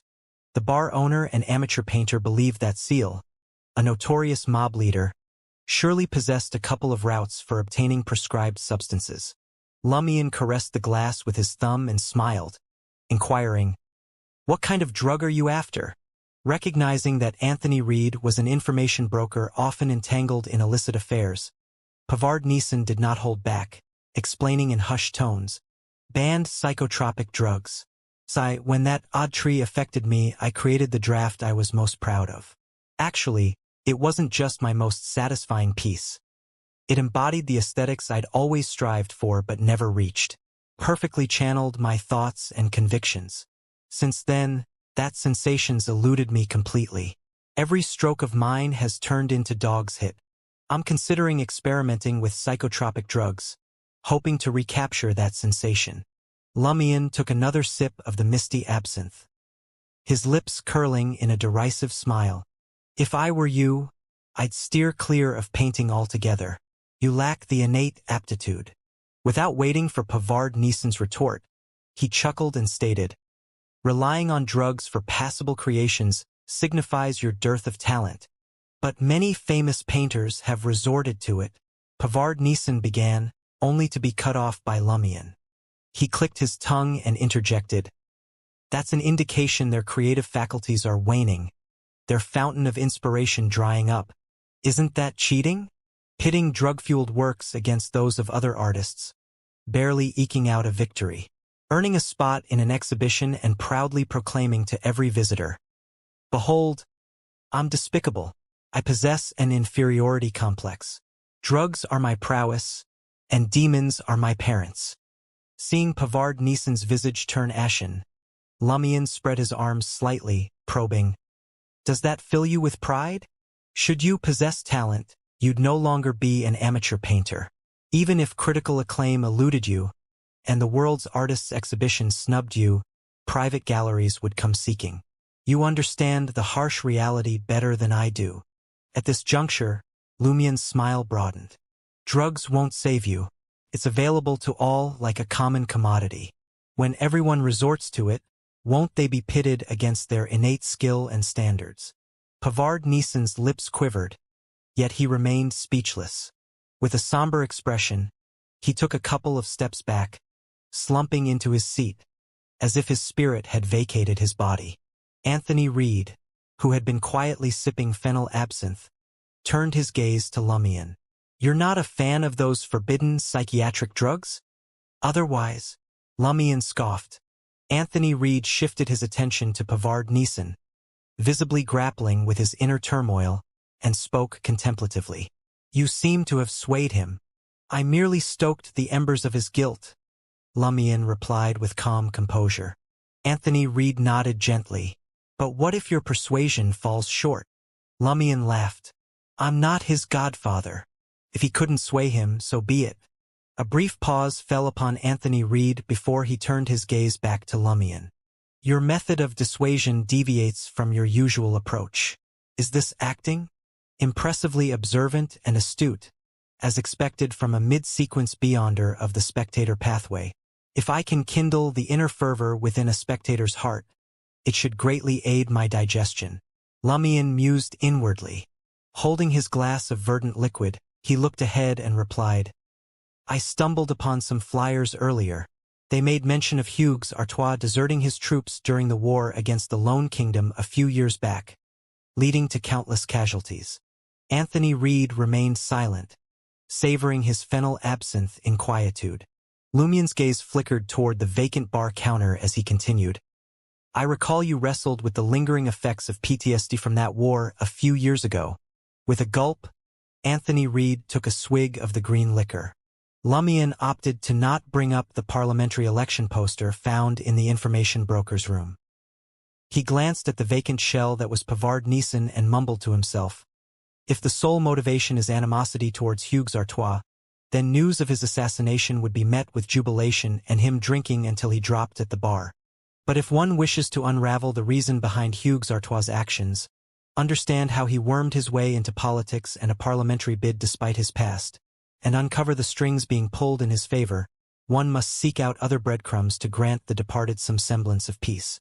The official Beyonders should be on this case, but they labor under too many constraints.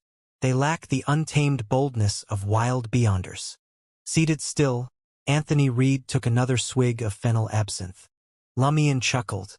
It's indeed a vexing conundrum. The hurdles are countless, and the perils are real. Surrender becomes a tempting option for everyone.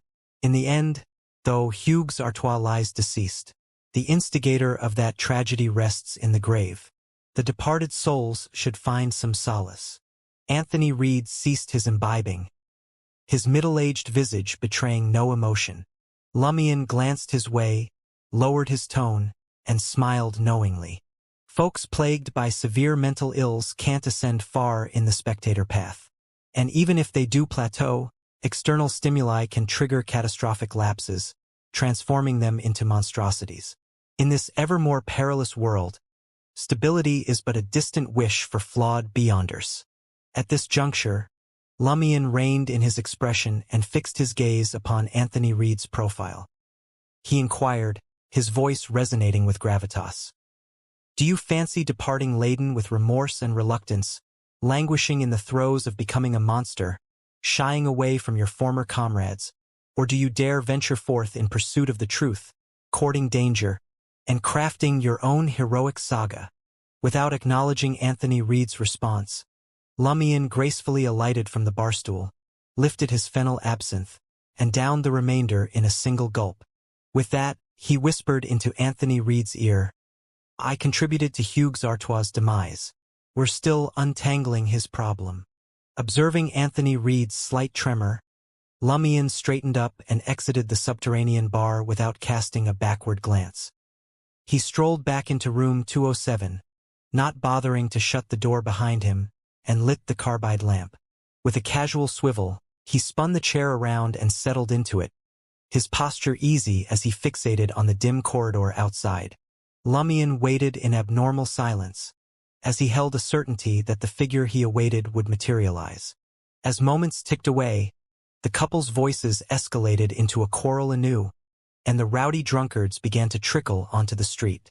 The soft patter of hesitant steps drew near room 207, each sound echoing the uncertainty. A sly grin played upon Lumian's lips, and he reclined in the chair, his gaze steady on the door. Before too long, Anthony Reed stepped into view, garbed in a military green shirt and matching pants, capped off by tall leather boots. His hair lay cropped and thin. Standing within the circle of light cast by the carbide lamp, he regarded Lumian seated at the wooden table, a smirk adorning his lips. His features danced in a contorted display. In a rich timbre he intoned, I know you're trying to provoke me. I know you're acting. But you're correct. Anthony Reed, middle-aged and weathered, raised his right hand and pressed it to his chest, his expression one of fierce resolve. Over these past few years, my heart has been seared by anguish and righteous anger. A knowing smile graced Lumian's face as he shut his eyes momentarily, sensing the pyromaniac potion digesting a little. He rose from his seat and addressed Anthony Reed, saying, Truth wields the mightiest power of persuasion. Anthony Reed felt a weight lift after speaking, the inner conflict and confusion subsiding. He ventured into room 207, the door clicking shut behind him. His eyes swept over the surroundings in a swift assessment. Did you truly eliminate Hugues Artois? How deep did your investigation penetrate? Celia Bello, the one who assassinated Hugues Artois, is a friend of mine. It was I who first unearthed the heretic cults supporting Hugues Artois. Lumian responded in a matter-of-fact tone before extending a sincere apology. My earlier words held a deceit, and for that, I'm sorry. Anthony Reed was taken aback. Which statement? A mischievous grin curved Lumien's lips. Actually, we haven't even embarked on the trail to uncover the people and forces behind Hugues Artois. The plump, middle-aged Anthony Reed found himself taken aback. But after a brief moment, he grinned in a self-deprecating way and uttered, I was so rattled that I couldn't even judge the authenticity of that sentence. As anticipated, a spectator must take a seat in the audience. Lumien remained calmly seated, his smile unwavering. No, it's not that simple. Why did I leap off the barstool? Why did I murmur into your ear from behind? My aim was to shield you from my subtle expressions and involuntary body language. In those moments, your emotions were already stirred, blurring your ability to decipher my true intent. A short pause followed Anthony Reed's contemplative silence. Then he spoke, That's one reason. Another lies in your characteristic demeanor. I don't know if you've caught on, but you tend to put on a bit of a show, appear nonchalant, or in modern terms, act cool.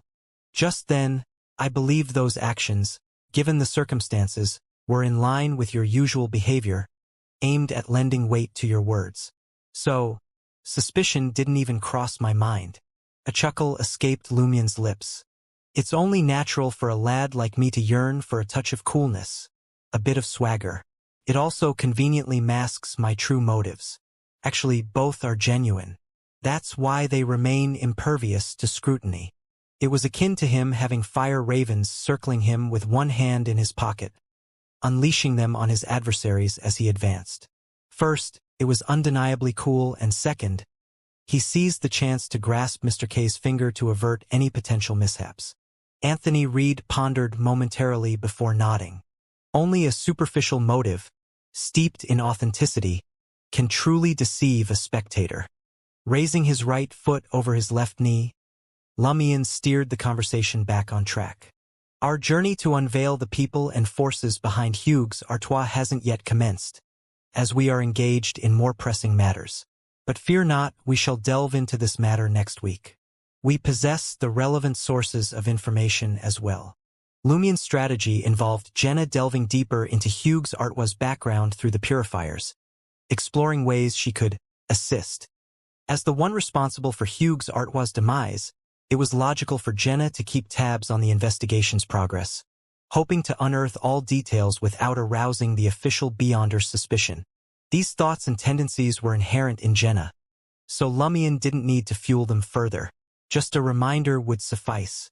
In due course, the purifiers could subtly guide Jenna and her companions toward actions they might find inconvenient. This would undeniably supply Anthony Reed's investigation with invaluable leads.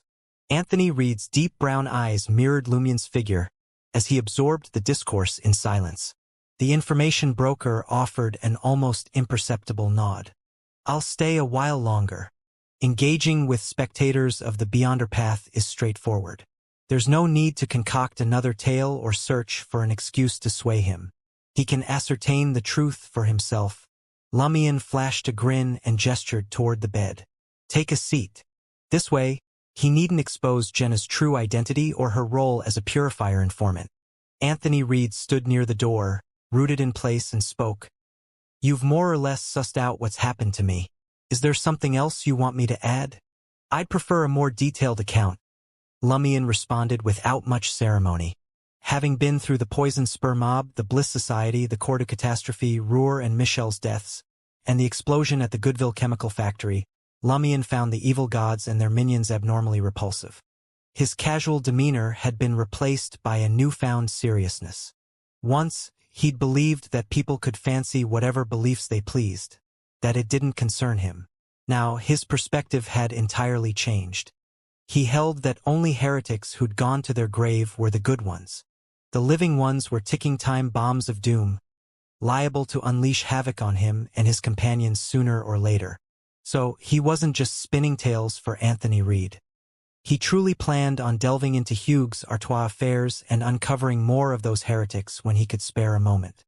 Moreover, this could endear him to Mr. K and the Aurora Order. Of course, it did seem quite odd for a wanted mob leader to be lending a hand to the authorities in taking down cultists. Anthony Reed's expression darkened as he said, Towards the end of the war with the Lone Kingdom, my comrades and I were stationed at a vital route in the northern foothills of the Hornacis mountain range. Our commanding officer was Major Hugues Artois. We were split into 3 companies, each at different positions. We were to prevent small Lone Kingdom Beyonder teams from crossing the treacherous path and attacking us from the rear, as well as defend against direct assaults. That night, gunshots and cannon fire suddenly shattered my sleep. I watched as my comrades were torn apart, one by one, from behind, their heads exploding, bodies rent asunder. The earth became a sea of blood. At this point, Anthony Reed's breath quickened, as if he was reliving the trauma. He paused for a moment before continuing. In the midst of that war, I had a fortuitous encounter that pushed my sequence upward. I never reported it to Hugues Artois. Using my newfound abilities, I managed to break through the encirclement with 4 wounded comrades and retreated. 2 of them were gravely hurt and were left behind on the mountain path forever. I can still see their pained and angry gazes. At first, I thought maybe one of the other positions had been compromised, or that Lone's airships had dropped troops behind us under cover of darkness. But later, I realized that the reason was that Hugues Artois' company had chosen to retreat without informing us, after encountering only a probing attack. Lumion pondered for a moment before replying. When Hugues Artois ordered the retreat, didn't those soldiers question it? Didn't they try to get word to the other 2 positions? Hugues Artois was our commanding officer, and he knew how to give rousing speeches. Plus, he had a warrant supposedly signed by General Philip, Anthony Reed said, his expression grim. The soldiers back then assumed he had already passed on orders to the other positions. I still can't wrap my head around why he'd sacrifice us. It wouldn't have taken much time or caused him any harm. Maybe he was overwhelmed and forgot, Lumion suggested, not out to defend the late Hugues Artois, merely offering a possible explanation. Anthony Reed shook his head. He wasn't a green recruit on his first battlefield. He had proven his mettle in prior fights, showed his leadership under duress. Lumion didn't delve further, allowing Anthony Reed to continue. Once we found out the truth, the 3 of us fought to bring Hugues Artois to military court, but it was futile. They'd simply tell us that imagination wasn't evidence. Helpless, we watched Hugues Artois shift into politics after the war and rise through the ranks. My other 2 comrades were frail to start with. They passed away burdened by fury and pain. When Hugues Artois threw his hat in the ring for the Enlightenment Party in the Market District's parliamentary election, I ended up here. Lumion nodded slightly and inquired, being an information broker, that's to hide your true identity? No, I've been scraping by as an information broker for a few years now, Anthony Reed replied with a wry smile. Plus, this cover helps me dig deeper into Hugues Artois dealings. Any breakthroughs? Lumion asked naturally. Anthony Reed's expression darkened as he answered. Hugues Artois' foray into politics seems unremarkable. He rode General Philip's coattails and climbed the ladder. His eloquence caught the eye of several senior Enlightenment Party MPs, and he forged ties with a handful of ex-noble families. Is General Philip a concern? Lumion queried, straightforward as ever. Anthony Reed sighed slowly, his voice heavy. The general met his end before I could investigate him. Official word is illness took him. Lumion posed a few more questions before saying, I'll catch up with you when I've got more to share. Sure. Anthony Reed understood Lumion's sincerity. After departing Abaird's Du Coq d'Or, Lumion made his way back to the safe house on Rue de Blouses Blanches. He swung open the iron cabinet, retrieving a hefty stack of information concerning the denizens of the spirit world. Within the assortment, he discovered a notebook labeled Sights in the Spirit World.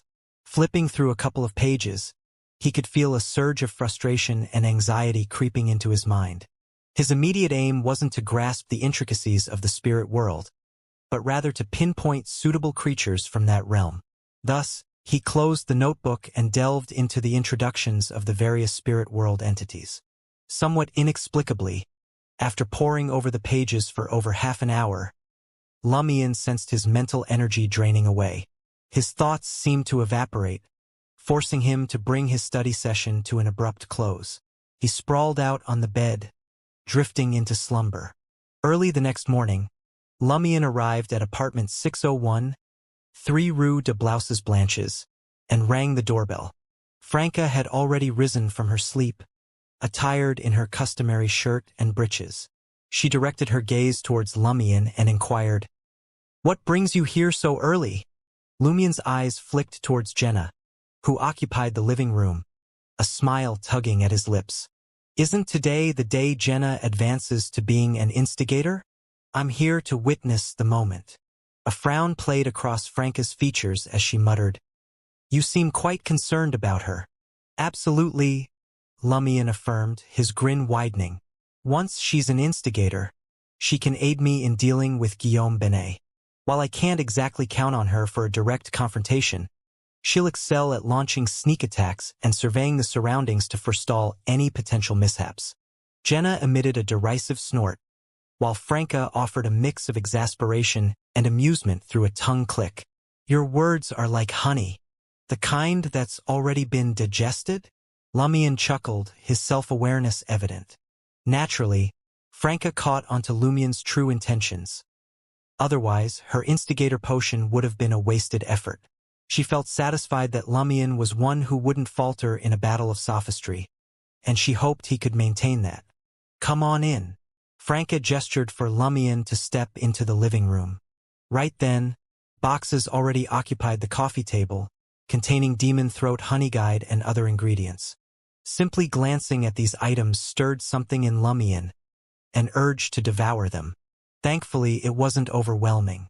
It was more like hungry folks eyeing a chef grilling lamb. Jenna's focus had returned to the ingredients. Gazing at the white porcelain broth bowl with its dual handles and cover, she found it absurd that she was going to consume it the same way she had consumed the assassin potion. How was this potion concoction? It seemed more like cocktail mixing or broth preparation. Mysticism was nowhere to be found. Jenna inhaled deeply, then poured 100 milliliters of pure water into the broth bowl using a measuring cylinder. She added the demon throat honey guide and the dark prowler poison sac. Amidst the bubbling sounds, the two main ingredients fused in the pure water, a manifestation of the law of beyonder characteristics convergence. Lumion observed closely, holding his words. Franca carefully unsheathed a ritual dagger and conjured a wall of spirituality around the living room. The hive-like heart and the dark green poison sac began to dissolve simultaneously, coloring the pure water in the white porcelain bowl with a gleaming black hue. Jenna then added the syrinx of the demon throat honey guide, 5 drops of blue jimsonweed juice, and 10 grams of fern powder. Finally, she tossed in an unpeeled walnut. Watching the walnut disappear as if swallowed by crimson molten steel, Jenna couldn't help but feel a shiver of fear. Can this thing really be drunk? Not bad. It's exactly like the instigator potion I brewed before, Franca commended with an easy smile. Of course it's the same. Concocting a potion is that simple, Lumion thought to himself. Franca waved her hand, her confidence unwavering, and continued, "No need to fret. Downing a sequence 8 potion directly won't trouble you. Plus, you've already digested the assassin potion." Infected by her confidence, Jenna's expression gradually turned resolute. "Oh, you're employing instigation, are you? Is this an upright approach for an instigator?" Lumion grasped Franca's intentions, yet he didn't call her out. Jenna steeled herself and composed her mind. She picked up the double-handled broth bowl and lifted it to her lips. Gazing at the obsidian potion fizzing with tiny bubbles, as though harboring hidden desires and ill intent, she tilted her head back and poured the contents from the porcelain bowl into her mouth. An acute pain coursed from her mouth down to her esophagus, radiating to her brain and other parts of her body. The pain jolted her awake, memories of the explosion at Goodville Chemical Factory flashing through her mind. She gained fresh insights, a better understanding of the true intentions and thoughts of those involved. She sensed malevolent thoughts that had either come to fruition or were waiting to be acted upon. Soon, Jenna's heart was filled with rage, loathing, and a desire to obliterate those individuals and matters. She felt an urge to cease holding back and unleash her emotions. Recalling Franca's repeated warnings, she resisted letting her hatred, anger, and desires take the reins. She clenched her fists, standing still. Her shadow seemed to deepen, and her brownish-yellow hair appeared to lengthen. In a little over 10 seconds, the pain gradually receded, and Jenna reconnected with her body. It's indeed quite easy. Most of the reason why I'm feeling half-dead after gulping down potions at a low sequence is due to inevitability's corruption. Lumion sighed. Jenna swiftly gathered her thoughts and stretched her limbs, examining the changes in her body. Oh, my body's definitely gotten stronger. And I've got this new ability, instigation. It's actually pretty great. Instigation is more than just an ability. It lets me feel what others are feeling, emotions, desires, even malice. It sharpens my thinking and analytical skills. I'll have to use this to my advantage. Can't have Seal always making fun of my smarts and performance. Even if I don't speak, using instigation actively will make me seem more reliable and approachable. It'll help folks around me think better of me. With the instigation ability and some clever talk, I can plant certain thoughts or desires in someone's mind, making them choose to act the way I want. After a quick adjustment, Jenna confirmed that her combat skills hadn't improved significantly, but she could be much more valuable in other situations. How'd it go? Told you there wouldn't be any trouble, Franca said with a grin, her satisfaction not hidden at all. Jenna's blue eyes still had traces of black threads in them. She let out a relieved breath and replied, I was a bit worried earlier. That's just the way it is at low sequences. You'll need to be careful when you move up to sequence 7, Franca reminded Jenna, ensuring she didn't underestimate the risks of a potion. Jenna nodded and said to Franca, I owe you 30,000 Vril d'Or, including this time. I'll pay you back in installments. She included the assassin potion from earlier. Franca had discussed this with Jenna the night before. She had intended to treat it as a gift. After all, she could continue selling the potion formula and information about the Deep Valley Quarry. However, seeing Jenna's determination, she decided to accept it after some thought. With a smile, she replied at that moment, No need to rush. Take your time repaying. You could even stretch it into a 20 or 30-year loan. Lumion couldn't help but click his tongue and turn to Jenna. Has the compensation from the Goodville chemical factory come through? Imra and Valentine told me the legal process is done. Once the auction wraps up, the assets will be distributed, perhaps in 2 weeks. Jenna didn't quite grasp why Lumion was suddenly bringing this up. Julian and I should get around 6,000 Vril d'Or. We'll split it evenly after settling our debts. Honestly, I don't really want it, but he won't agree for sure. Lumion nodded and inquired further. And what about your father's compensation? Because of the Goodville chemical factory explosion, the court's given its final say, but the factory owner's dragging his feet. Ugh. Is he trying to move his assets out before he pays up? Jenna's tone carried a hint of anger as she spoke about it. A chuckle escaped Lumion's lips. How about this? We pay a visit to the families waiting for compensation soon. You instigate them and I'll incite them. We alternate. Gather them at the factory owner's place and demand what's owed to them. It helps them and gives us a chance to digest the potion. The factory owner's got a bunch of armed guards and he's got ties to the police. What if they hurt the people just asking for their dues? They're already going through so much. Jenna expressed her concern. Lumion arched an eyebrow and replied, The court has made its decision. They've got every right to seek their compensation. If anyone dares to fire shots, I promise they won't shoot again. Don't worry, with us around, they'll be safe. Besides, you can give the heads up to the purifiers. They'll understand. Jenna was convinced, her thoughts racing. Damn it, you're inciting me. While she grumbled, she accepted Lumion's idea and decided to gather information as soon as possible to figure out where the factory owner was now residing. Simultaneously, another thought crossed her mind. Now that I'm an instigator, I need to interact with the entrustee. It's a task from the purifiers. Franca, when's the next meetup? Franca said indignantly, Next weekend. Reaching out to the entrustee is risky business. The purifiers are kind of taking advantage of your lack of knowledge by only advancing you one ingredient for the instigator potion. If it were me, I'd demand a better deal. Habitual instigation. Lumion chuckled inwardly. As Franca and Jenna tidied up the coffee table, Lumion remained seated in an armchair, looking all repulsive. After a while, Jenna approached him, her body lowering. Lumion turned his head in surprise. With a confident smirk, Jenna adjusted her hair. I can safely say that you didn't just show up to watch me drink that potion for dealing with Guillaume Binet. Her grin was playful and teasing. Though she wasn't wearing makeup, it brought Lumion back to their first meeting when she was an underground singer at Salle de Bal Brise. Before Lumion could respond, Jenna straightened up and strolled toward the bathroom, leaving behind a casual question. Is it really so hard to admit that we're friends and you care about your friends? On his way back to Salle de Bal Brise, Lumion mulled over his role as pyromaniac. He was teetering on the edge of taking the first step towards digesting the potion. His hunger for more acting chances was insatiable. Though I must set aflame minds and society, I cannot overlook the elemental act of kindling substances and fulfilling fire's symbolic essence. Who would be a suitable candidate for burning?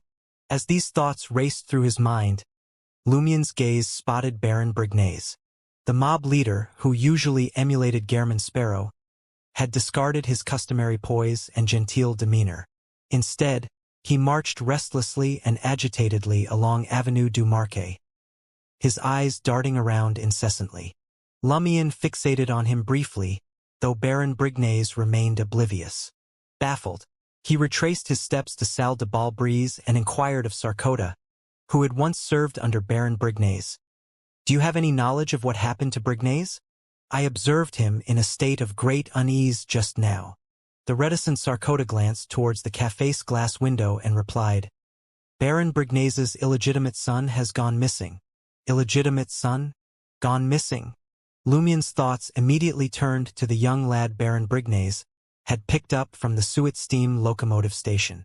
How did he go missing? Lumion asked, puzzled. Baron Brignaise wasn't just a mob leader, he was a beyonder, too. As long as he was attentive, how could he allow his child to disappear? Moreover, who in the market district would dare to snatch his child? Sarkota shook his head. He didn't provide details. Could it be the machinations of the Rose School of Thought, striving to expose the truth about the Savoy mob from Baron Brignaise? With recent events woven into the mix, Lumion had some unconfirmed theories. After a brief pause of thought, he inquired, Do you know what Brignaise's illegitimate son looks like? Sarkota nodded. The Baron's underlings came by with a portrait that resembles a photograph. A portrait that resembles a photograph. Had he invoked ritualistic magic? Lumion's memory recalled the contents of Aurora's grimoires. Gazing at the brilliant sunlight streaming through the window, he turned to Sarkota. Gather some men and aid Brignaise. Regardless of whether the child was ensnared by the Rose School of Thought or had truly gone missing, if they couldn't locate him soon, the outcome would be grim. At his age, even without additional complications, his fate as a street urchin wouldn't be kind. Understood. Sarkota refrained from inquiring why his boss had decided to lend a hand to Baron Brignaise. After all, it wasn't yet noon, and Salle de Bal Brise had just commenced operations. The real hustle and bustle didn't kick in until 3 or 4 in the afternoon. Apart from the janitors and kitchen staff, most folks had time aplenty. Lumion ordered a glass of ice water topped with sugar-infused alcohol and stood on the café's balcony, observing the mobsters interrogating vagrants along Avenue du Marquet. After a while, Rat Christo appeared. The diminutive smuggling chief emerged from an alley, trailed by 7 or 8 dogs of varying hues and breeds, and entered the diagonally opposite alley. Before long, he drew nearer to Salle de Bal Brise. At this sight, Lumion finished the remaining alcohol, placed the glass on the railing, and leaped from the second floor to the street. Christo, his 2 rat-like whiskers wiggling, approached with a sycophantic grin. Good morning, Seal. Are you aiding Brignaise in locating his illegitimate son? Lumion inquired directly, Christo nodded gently. Indeed. He personally reached out to me for assistance.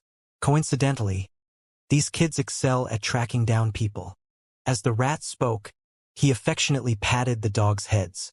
They alternated between gathering and dispersing, following a distinct scent.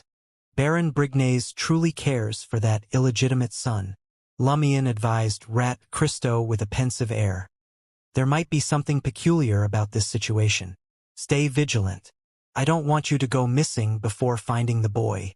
The Rose school of thought being responsible for abducting the boy was always one of the possibilities. Christo was taken aback, pondered for a moment, and remarked, "There's indeed something amiss. In recent years, we've never heard of Brignaise having such a son. Moreover, he holds him in high regard. Why would the boy vanish? A sudden appearance of an illegitimate child?" Lumion's intuition suggested this might be more intricate than he presumed. After contemplating briefly, Christo gratefully said, "Seal, your intellect surpasses mine. Don't you possess medicine to enhance your mind?" Lumion inquired, half jesting and half curious. As Christo allowed the dogs to nuzzle his trousers, he sheepishly smiled and replied, "Indeed, but they're short-term solutions. Their effects are middling, nowhere near the potency of a potion. Damn it, excessive consumption can lead to complications." Lumion shifted the conversation, asking, "Do you possess authentic mummy ashes?" Christo assumed an enigmatic expression. "How much do you require? I can provide you with the best version. That little minx Jenna often frequents Franca. She's a tricky one. Just days ago, Franca inquired if I had genuine mummy ashes. TSK, even the boss is having trouble." Seal also had numerous dancers and actresses as mistresses. Despite his youth, he still relied on medicine. "I mean true mummy ashes." Lumion stroked his chin. "I don't." Christo shook his head. "That stuff is ineffective, and I don't know who propagated the falsehood. But I do have a concoction that can satisfy all your paramours. It's composed of various herbs. I merely claim mummy ashes as the primary ingredient." "Did Franca buy it?" Lumion inquired with a grin.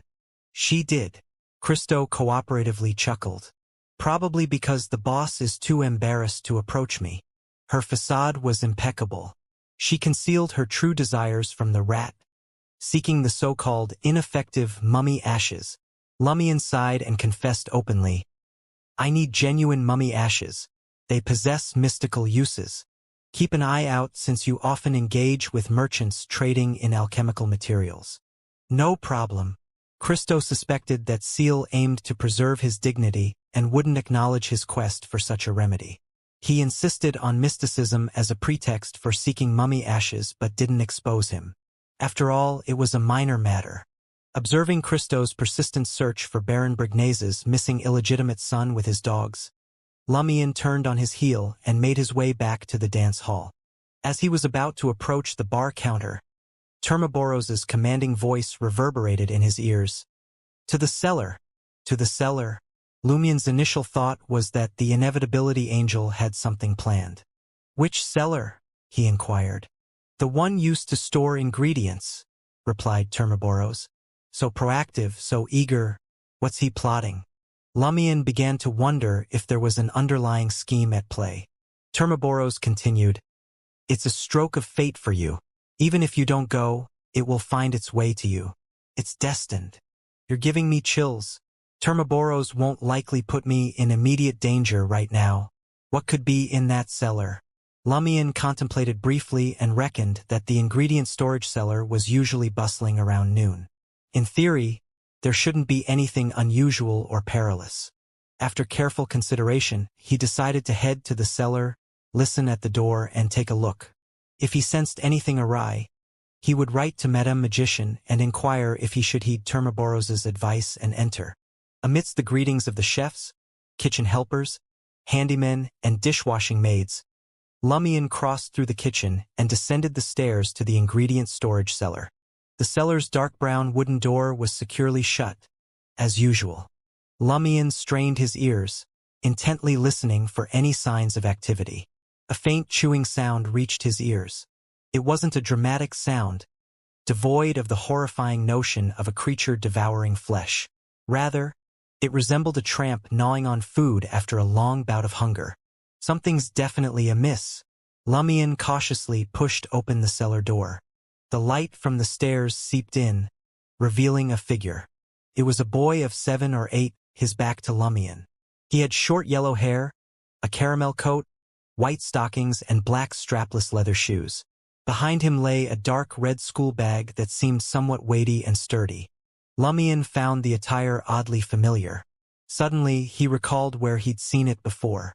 Baron Brignase's illegitimate son. So, his disappearance led him to hiding in the ingredient cellar of Salle de Balbrise? Lumion had intended to take a quick glance before shutting the door and leaving to pen a letter to Madame Magician at Aubaird's du Coq d'Or.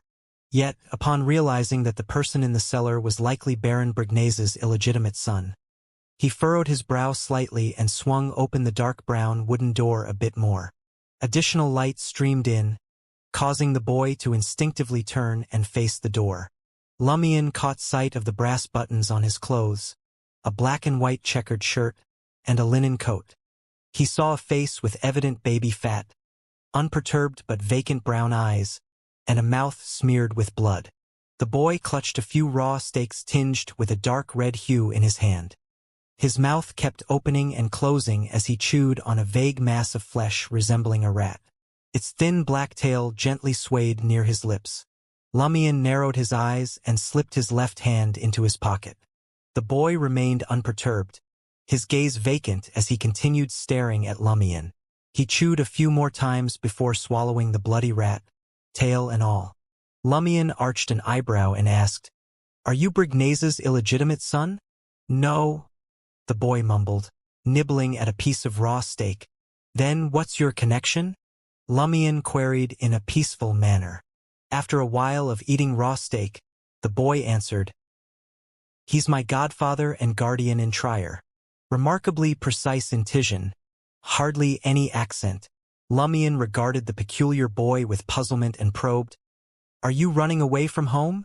"Yes," the boy replied, blood staining his mouth as he continued nibbling on the raw steak.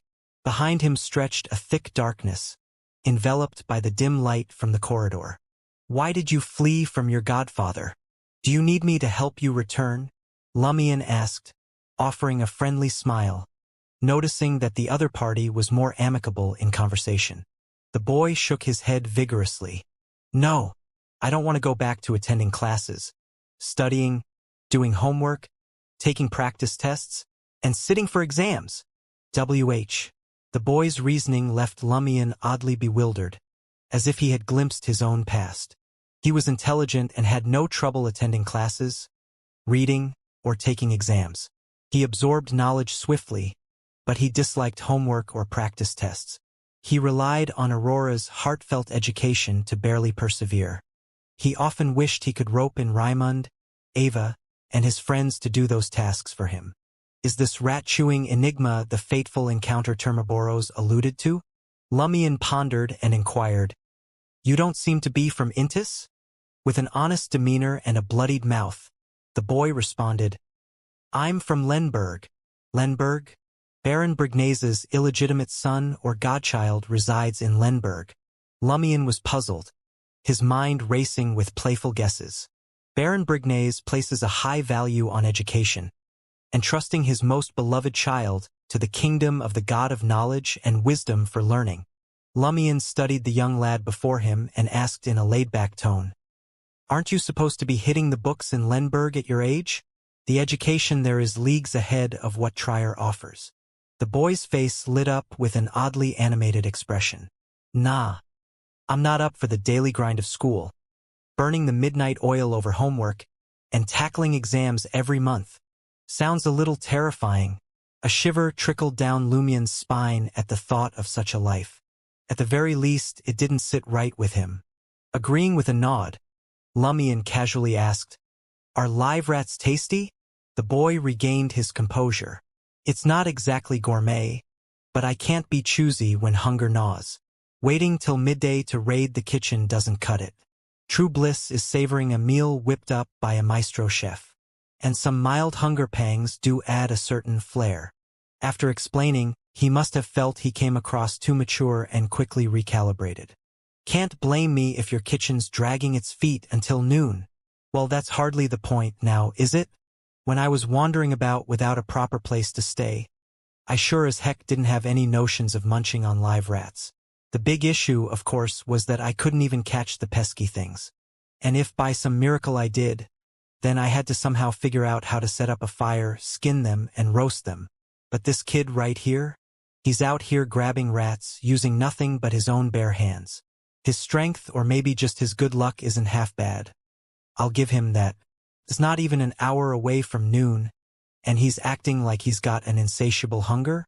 The more Lumion looked at him, the more he was convinced there was something peculiar about this little lad. Amused, he inquired, "Brignaise didn't bother to feed you, then? Need me to escort you to the police headquarters so you can lodge a complaint about his child abuse?" "Well, aside from pestering me about my studies, he's all right. He makes sure I have a proper meal every 2 hours. On top of that, he whips up cakes, biscuits, roasted meat, and pies for those midnight hunger pangs." A subtle lick of the lips revealed the boy's longing. "Are you a pig?"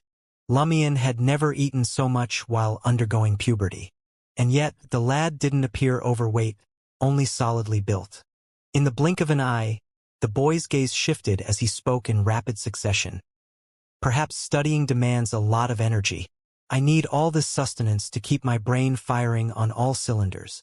Is there no saying about how trying to explain is just a cover-up in Lenberg's education? Your elaborate justification makes me wonder if your appetite is problematic. All this eating hasn't exactly made you a genius, has it?" Lumion grinned and quipped, "If Brignaise wasn't intentionally starving you, why resort to raw rats and steak?" In a frustrated tone, the boy retorted, "I managed to slip away without breakfast or morning tea today, and yet you're so famished that you're downing raw rats? If you go hungry for another half day or so, will you start eyeing pedestrians on the street?" With a fluid motion, Lumion produced an iron-gray military flask from his shirt pocket. His left hand slid into his trouser pocket, deftly unscrewing the cap of the flask before tucking it away. Lumion raised the iron-gray metal flask, breathing in the fragrance with a satisfied grin. He inquired, his voice light, "Fancy a sip?" Gulp.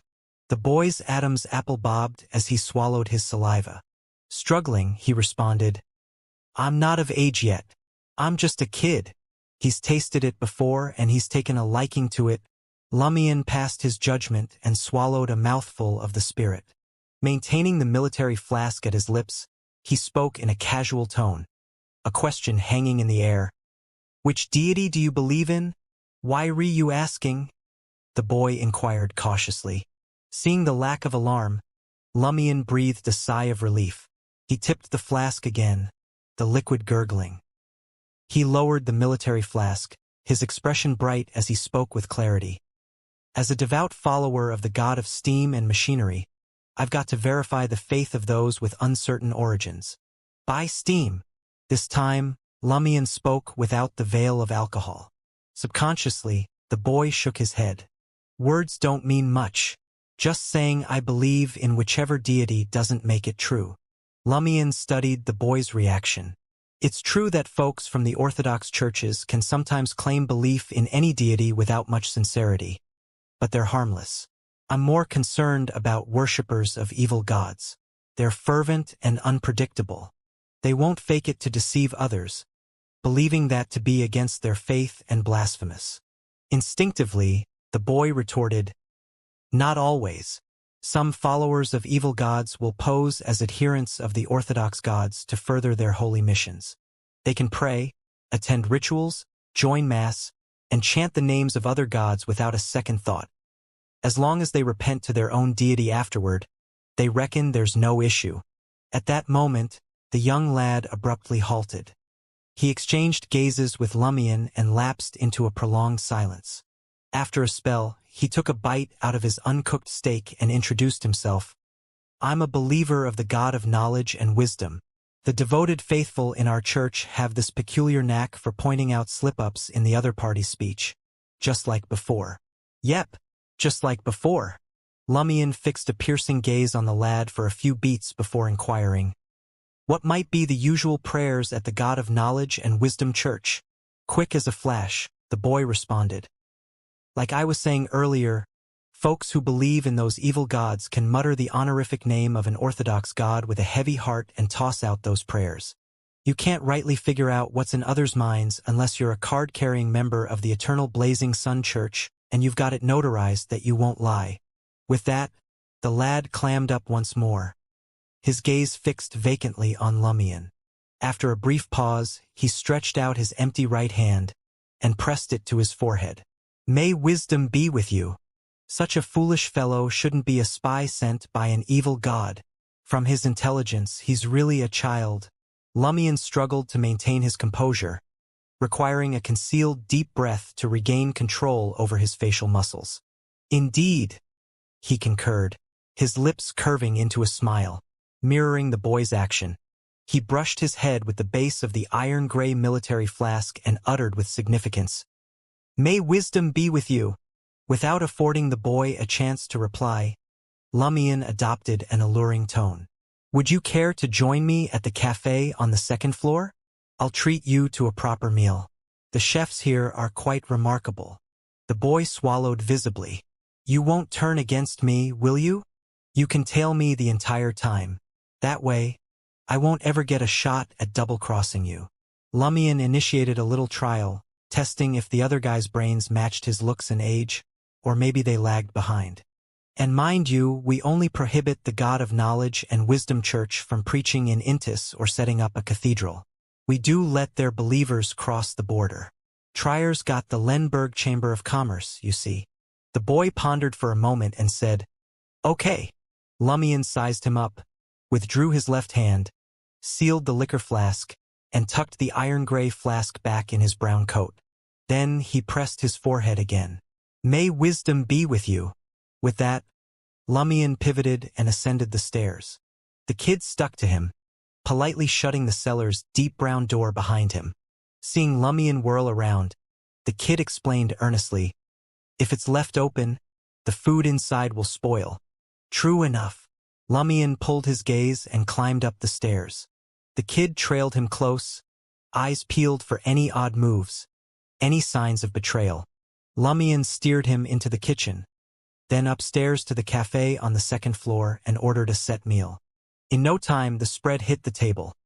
Fried veal steak, grilled eel, roasted leg of lamb, chicken pie, red wine, and cream. Lumion settled in, watching the kid wolfing down like he was bottomless. Every now and then, he tossed a comment. Veal is crisped good, but the meat is nothing special. Sweet sauce masks the eel's fishiness, but it makes it greasy. Leg of lamb is roasted just right, crispy outside, tender inside. Spices are off a touch, though. Too much fennel. Just eat. Why are you so talkative? Lumion silently watched the boy eat the table full of food with a satisfied expression. 15 minutes later, Baron Brignaise walked in from the second-floor entrance, donning a half-top hat with a diamond ring shining. The boy turned in surprise and glanced back at Lumion. Lumion smiled and said, Did you think I'm the only one here who knows you? The boy was startled as he fell silent. Baron Brignaise walked up to Lumion and said with unconcealed relaxation, Appreciate it, Seal. Just so happened to catch him skulking around in the cellar, munching on something. Lumion responded, his voice warm and friendly. Baron Brignaise gave him a sidelong glance before shifting his attention to the boy. Time to head back, Ludwig. Ludwig, the young boy, remained silent. Swiftly, he polished off the last remnants of his meal and rose from his seat. Seal will catch up. Baron Brignaise directed a nod at Lumion.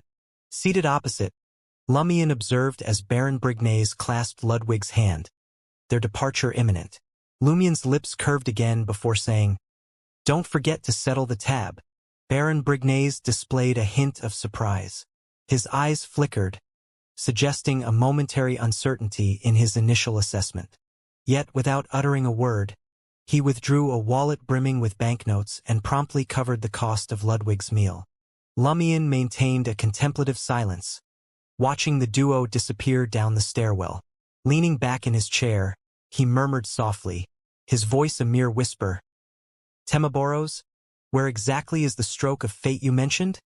Though Lumion maintained a cautious skepticism toward Temaboros, his curiosity about the enigmatic stroke of fate continued to gnaw at him.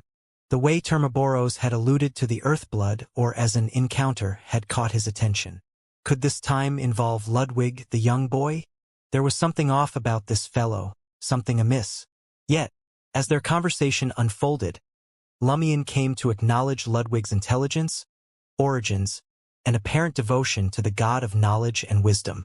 Despite this interaction, Lumion found himself gaining no true insights or foresight. It was unlike his understanding of the Earth-Blood Or's potential, which hinged on specific conditions of going underground, finding the right area to encounter something. Once again, Temaboros's powerful voice reverberated through Lumion. The moment will reveal itself. Can't you people make yourself clear? Lumion's frustration surged, his blood boiling in his veins. I'm unlike what you consider people, Temaboros responded, straightforwardly. I'm a mythical creature. Lumion was left speechless, taken aback. He forced a scoff and retorted. I doubt even your sealed form can truly grasp fate's threads. Each time your answers are mired in vagueness. What sets you apart from amateurs in the divination club? If you possess the power, reveal clearly where my next opportunity lies. Temaboros responded with a deep tone. Tonight, at 11 p.m., Wrist Docks, Warehouse 3. Huh? Surprise coursed through Lumion. Temaboros's hint was unexpected. Yet, within his astonishment, puzzlement persisted. Inevitability's angel is that kind? As a high-ranking alms monk, he shouldn't have been provoked so easily to interpret my fate. Could there be an ulterior motive? Regardless, I'll consult Madame Magician's insight first. Lumion decided swiftly. He rose, departed Salle de Balbrise, and embarked on a journey to Rue de Blouses Blanches. Executing a simple act of arson, he could initiate the initial potion digestion step and contemplate gaining a contractee boon. Despite his anxiety, Lumion refused to lower his guard against Temaboros. Within Rue de Blouses Blanches, in the safe house, Lumion meticulously documented the particulars regarding Ludwig and Temaboros's clue. Subsequently, he conducted a ritual, summoning the doll-like messenger. As Lumion awaited Madame Magician's response, he delved into a trove of information concerning spirit world creatures. Reading the descriptions of certain knowledge consumed a substantial amount of his spirituality. Some even induced dizziness, nausea, frustration, headache, a burning sensation, and illusions. Similar to Aurora's grimoire's portrayal of profound knowledge about deities and high-level creatures, this information is fraught with intense corruption and perilous ramifications. If all the knowledge that pursues humans bear such attributes, it's genuinely chilling. The prospect of losing oneself upon hearing it or succumbing to immediate demise is unsettling. Thus, Lumion punctuated his reading to safeguard his mental well-being from plummeting to precarious thresholds. After poring through descriptions of approximately 30 to 40 spirit world creatures, Lumion stumbled upon a figure he recognized. Rabbit of Knowledge. Weak spirit world creature. Friendly to humans and possesses an innate thirst for knowledge. Their summons are rarely declined. Diverse experiences yield distinct rabbits of knowledge. Shared traits include mastery of various languages, spoken and written communication skills, and adept reading capabilities. Extracting salient information from extensive knowledge is their forte, and their transcription speed outpaces even mechanical typewriters. Drawback: limited communication finesse and inflexible thinking. Some rabbits of knowledge have been tainted by anomalous knowledge, evolving into significant hazards. To summon, restrict choices to the friendly and weak. So, it goes by the name Rabbit of Knowledge. Summoning this entity in the future should be more targeted, yet its abilities and attributes are of limited value. If I had gone as per Aurora's vision of university enrollment, I would benefit from its multilingual proficiency and strong reading skills. Noteworthy, the text omits mention of its speed within the spirit realm, implying its negligible worth in that aspect. It moves sluggishly, drains spirituality. Lumion lowered the document, massaged his temples, and embarked on his third respite. During this juncture, the messenger bore Madame Magician's response. I share curiosity regarding what encounter the lad named Ludwig would bring. His appearance in Trier intrigues me. Motivations remain nebulous. Vigilance is prudent. His existence carries intrigue. Proceed. The window of acting presents itself to me as well. Can't you people make things clear? Lumion's lips twitched, absorbing the succinct message. However, a nuanced sense emerged that Madame Magician's opening sentence wasn't an immediate response. It resonated more as a condensed echo of her contemplations. In essence, Madame Magician, imbued with her astromancy prowess, struggled to glean Ludwig's fate. Her perceptions seemed clouded, suggesting she only harbored conjectures. The obscurity surrounding Ludwig's destiny, evident in her inability to perceive it, spoke volumes. At 10:50 p.m., at Wrist Docks, outside Warehouse 3, Lumion took cover in the shadows, poised to seize the much-anticipated opening for action. Soon enough, two silhouettes approached Warehouse 3, drawing within a mere 5 to 6 meters of Lumion. One of them spoke hushedly, riddled with concern. Hector, the accountants arrive tomorrow for an audit. How do we address this? Shall I hire a thief to pilfer the account records? What purpose would that serve? The moment they inspect the warehouse, suspicion will arise. Our remaining stock barely equals 1/10 of the required amount. Hector's tone escalated, simmering with intensity. If we're to proceed, we ought to do so comprehensively by reducing the warehouse to ashes. This way, any discrepancies would remain concealed. I see. Listening closely, Lumion deduced his cue to act. As his companion wavered, Hector interjected. Fires are commonplace in Trier, normalized in everyone's mind. Moreover, igniting them ourselves isn't necessary. The market district swarms with miscreants and rogues. Once the time is ripe, we can entice them to vacate Trier with a handsome fee. Honoré, we can't wait any longer. You must decide now. Honoré paused, then spoke resolutely. Agreed. We'll locate Guy and recruit him into our plan. The duo conducted a swift survey of the warehouse's surroundings before departing for the docks, en route to rendezvous with their comrade, Guy. After a brief trek, the sky abruptly reddened, casting an incandescent hue across the scene. Simultaneously, the crackle of flames resounded. Honoré and Hector instinctively spun around, bearing witness to an inferno emerging. Vermilion flames surged, fierce and ravenous, soaring to engulf the structure. Fire! Fire! Hector mumbled, a glint of realization dawning. Indeed, fire. Praise the sun. It's a fire. Honoré exhibited a similar reaction, his right hand tracing a triangular sacred emblem over his chest, lips moving in muted invocation. Yet, within the momentary elation, disquiet brewed within Honoré's senses. Trepidation tinted his voice as he discerned. The warehouse isn't aflame. It's our office. Positioned meters away from the warehouse was their office, a modest gray two-story edifice. The expanse separating it from the warehouse remained empty, devoid of combustible material. Hector's visage contorted in terror. Clenching his jaw, he spoke with grim resolve. We must set fire to the warehouse now. Even as the words left his lips, an explosion erupted from the locus of crimson flames. Though not seismic, the detonation garnered the attention of dock workers and firefighters. Fire! Fire! The clamor resounded as responders converged.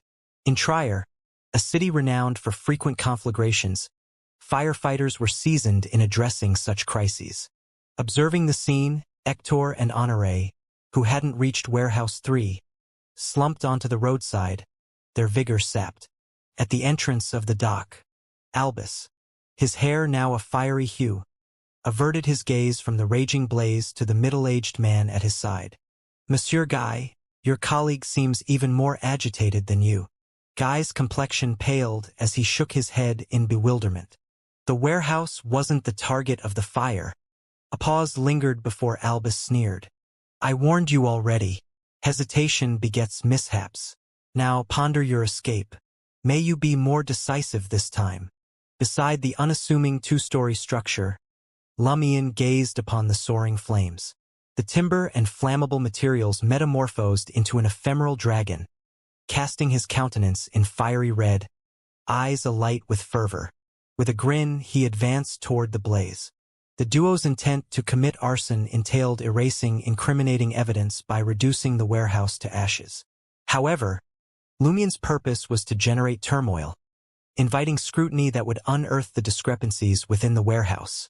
Such was the duty of a responsible citizen. A mantle of flames enveloped Lumion, adhering to his attire obediently, merely a hair's breadth from ignition. Donning the flaming cloak, Lumion marched into the roaring blaze. Fire coalesced with fire, repelling smoke. Effortlessly traversing the structure, Lumion exited on the opposite end of the dock. Following the arson, Lumion acquired a rudimentary mastery over the potion's powers. He tamed it, dispelling the burning sensation on his skin and the trepidation in his heart. While his potion digestion remained incomplete, Lumion had already adapted to his present state, giving him the capacity to receive an additional inevitability boon.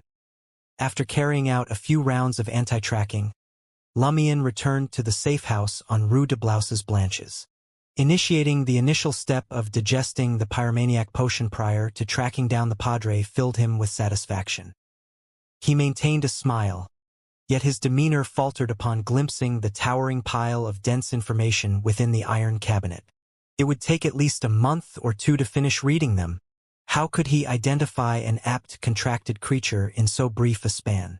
Lumion stood before the iron cabinet, his mind immersed in contemplation. With just a handful of days remaining until the date designated by the prophecy spell, Lumion earnestly aspired to secure contractee status, thereby attaining 3 distinctive abilities. This enhancement was imperative prior to pursuing Guillaume Binet. The augmentation would tip the odds in his favor. Relying solely on Pyromaniac, even in collaboration with Franca, now a demoness of pleasure, and the support of Anthony Reed and Jenna, prevailing against the Padre's uncanny abilities remained tenuous. Victory might be attainable, but apprehending the adversary without incurring losses was a near impossible endeavor, except if he enlisted the assistance of the Aurora Order Oracle via Mr. K's finger. This assessment solely considered Guillaume Binet as Lumion's adversary. If the Padre had other confederates, alongside a cohort of bestowers or beyonders, and if he had grown mightier than his state upon departing Cordu, Lumion's undertaking wouldn't assure triumph, even with Mr. K. Lumion's aspiration was to pinpoint the Padre's whereabouts and engineer a snare, drawing him out. Such an approach would markedly simplify the process. Nevertheless, Lumion needed to bolster his strength substantially. Otherwise, the fishing operation would entail dire jeopardy. As Lumion perused the stack of dense information concerning spirit world entities, his mind whirled, seeking avenues to locate a suitable contract partner within a constrained time frame. Should I designate a time frame for reading and strive to cover as much ground as feasible? Then, my selection must derive from my existing familiarity? This proposition falls short of my expectations. It risks bypassing the most fitting opportunity. Although the circumstances aren't optimal, I must reconcile with reality. Perfection remains elusive. I must confront my own limitations head-on. Son of a sow, it hasn't reached a juncture necessitating blind acceptance. For now, I'll withhold any definitive moves until I ascertain the Padre's whereabouts next week. I'll bide my time. Following the completion of this information assimilation, a comprehensive strategy will crystallize, right?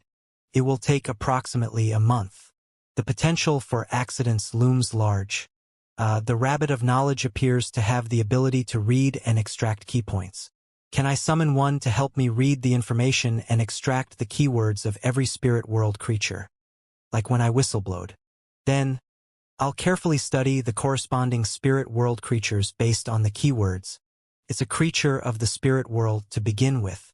Having come into contact with such knowledge, it will definitely be less affected than me and can last longer. Lumion gradually grew excited. The more he thought about it, the more he felt that it was feasible to ask the Rabbit of Knowledge to help him do the reading and write a brief summary. He swiftly perfected the corresponding plan. That rabbit is quite stupid and silly. I have to design a table in advance and list the page number, strength, whether it's friendly, brief description of abilities, and points of characteristics. I'll let it fill in the columns in step and order. Unfortunately, a person can only summon one Rabbit of Knowledge at a time. Otherwise, if I had 10 or 20, I will be able to complete the summary on spirit world creatures before dawn. If one person can only summon one, what about having more than one person? I can have Franca, Jenna, and Anthony read summon one each for me. Rabbits can read quickly, extract essential points, and fill out summaries. Humans can do the same. Franca, Jenna, and Anthony can help browse through the information and quickly extract keywords from the columns. I'll contribute knowledge, and they contribute labor, spirituality, and time. Lumion's eyes grew brighter and brighter. He felt that if he pushed this plan forward, even with frequent breaks to mentally recover and the time to summon a Rabbit of Knowledge again, he should be able to produce a summary on the spirit world creatures in 12 hours. When the time came, he would browse through the summaries that wouldn't affect his mind and select 20 to 30 suitable ones. He would read the raw information in a targeted fashion and make a final decision. The only problem now was that the information on these spirit world creatures had been provided by Madame Magician. Lumion hadn't exchanged it using contributions or money. He believed that before sharing with others, he had to obtain the approval of the Major Arcana card holder. This was basic respect. Lumion sprang into action without hesitation.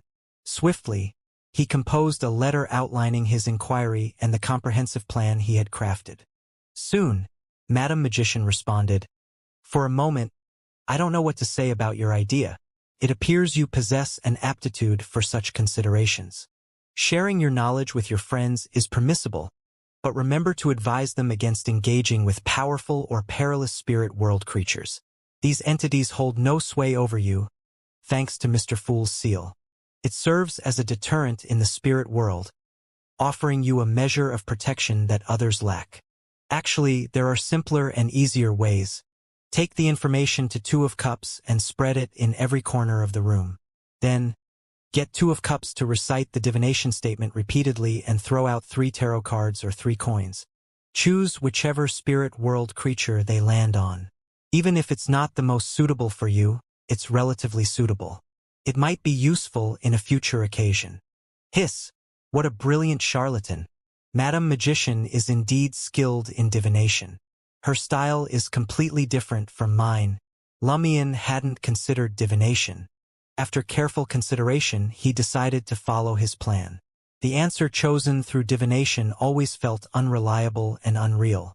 He subconsciously didn't want to rely on it. By relying on his own intelligence and abilities to filter them out, he would feel more confident and convinced. Unless there was no other way, Lumion hoped to finish reading the information before making a choice. He burned Madame Magician's reply and carefully wrote up the form. For the time being, he only made 5 copies.